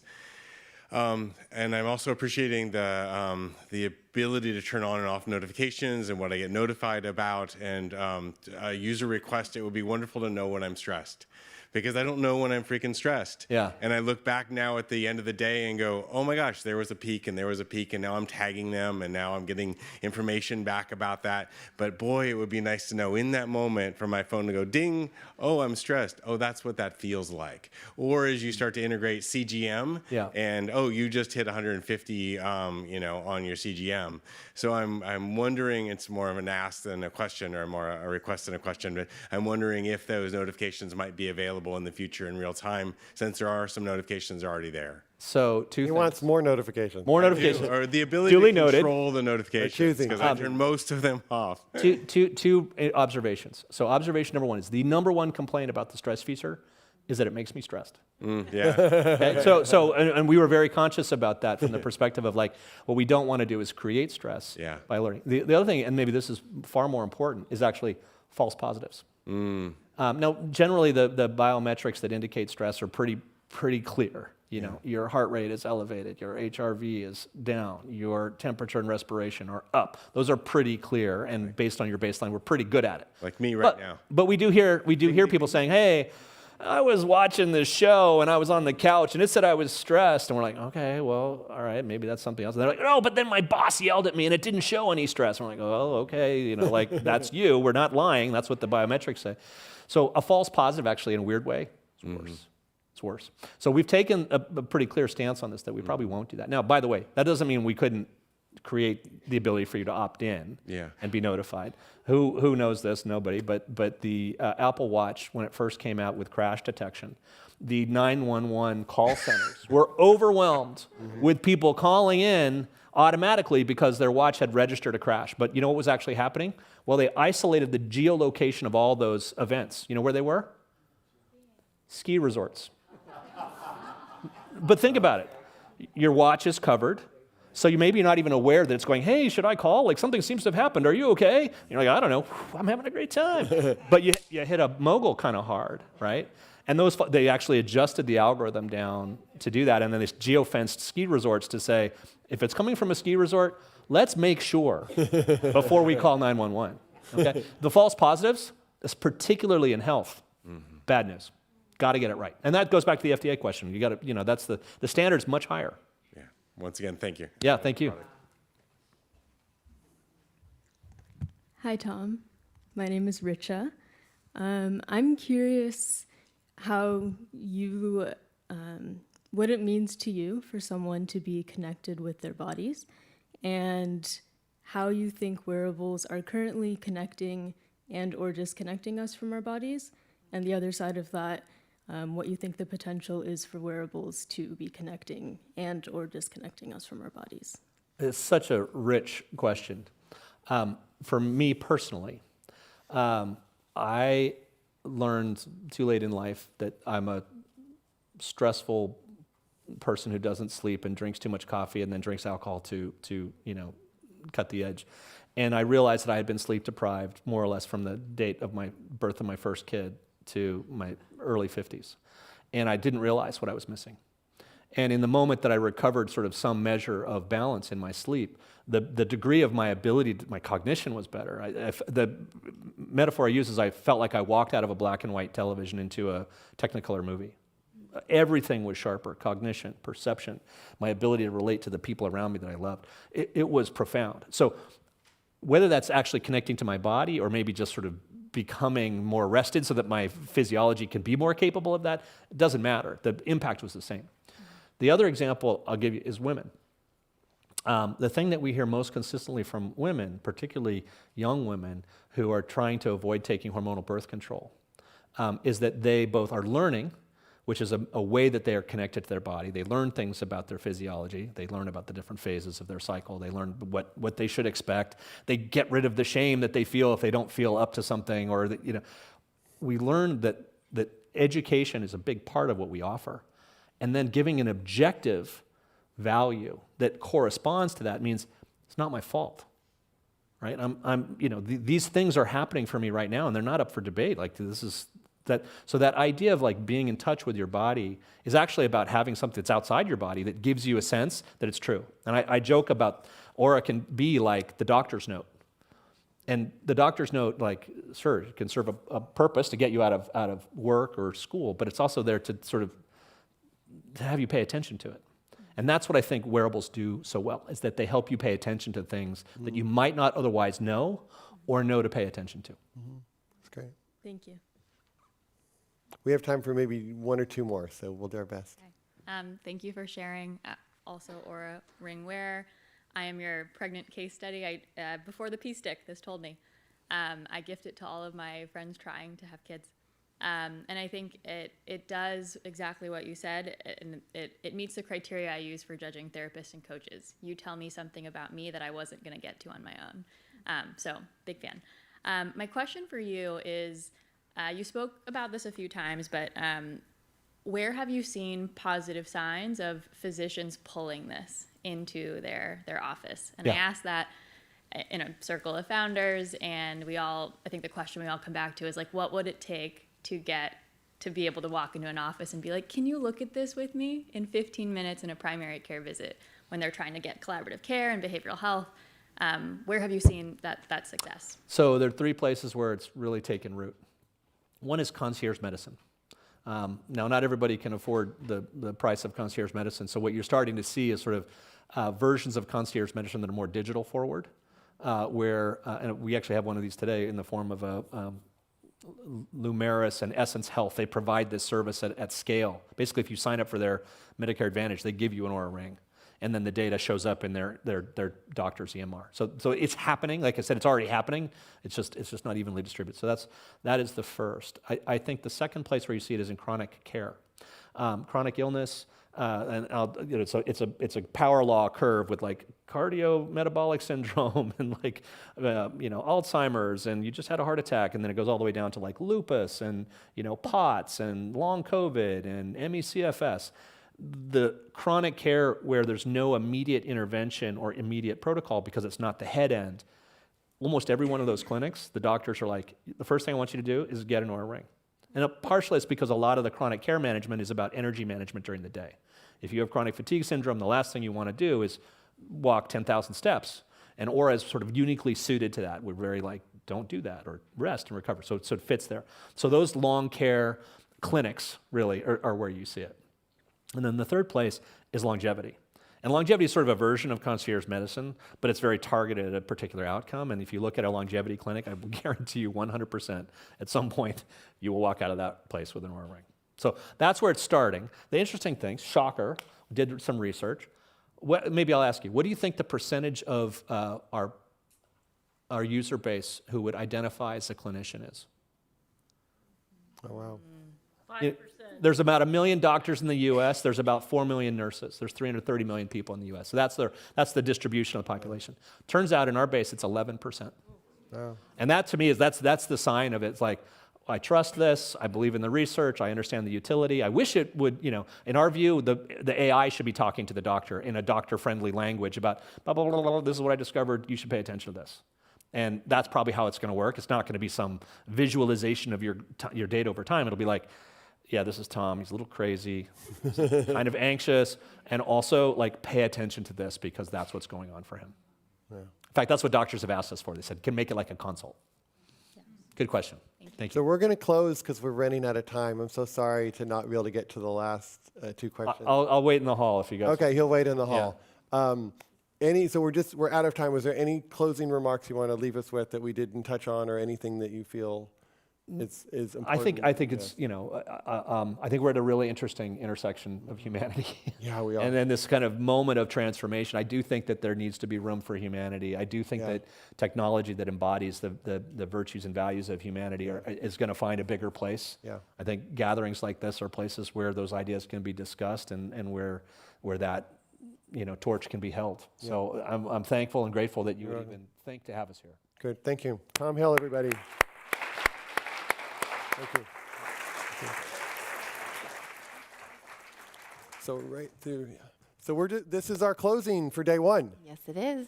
We have some announcements. Yes, a few announcements before you go. There is a meetup tonight that's been coordinated at Cayo Rooftop. It's on the rooftop of the Hyatt Place off Townsend and 3rd. It's a non-hosted meetup, so just be prepared to open and close your tab. Get it? That's what that's about. You scan the QR code for the venue info. And if you're with us online, we encourage you to get away from your screens and find moments of pause and connection with yourself and your loved ones. Also, there's Birds of a Feather dinners tonight. They're happening across the city. Scan the QR code to see which dinners are currently available for your participation. That's there. Get out of the way. If you won't be joining Birds of a Feather, feel free to stop by Cayo. Have a great evening. We look forward to seeing you tomorrow at 9 a.m. It's a full day. Anything you want to, any No, just parting thank words? you so much for coming together and creating a beautiful field. And I hope I hope we provide you like good medicine that's both about the shadow, that's both about technology, that's also both about your own inner beauty. I think was spoken about today, and really looking forward to continuing that tomorrow. Yeah, and we love you. Thank you for being with us. Bye. Thanks. Thank you, Michelle. Thank you, Soren.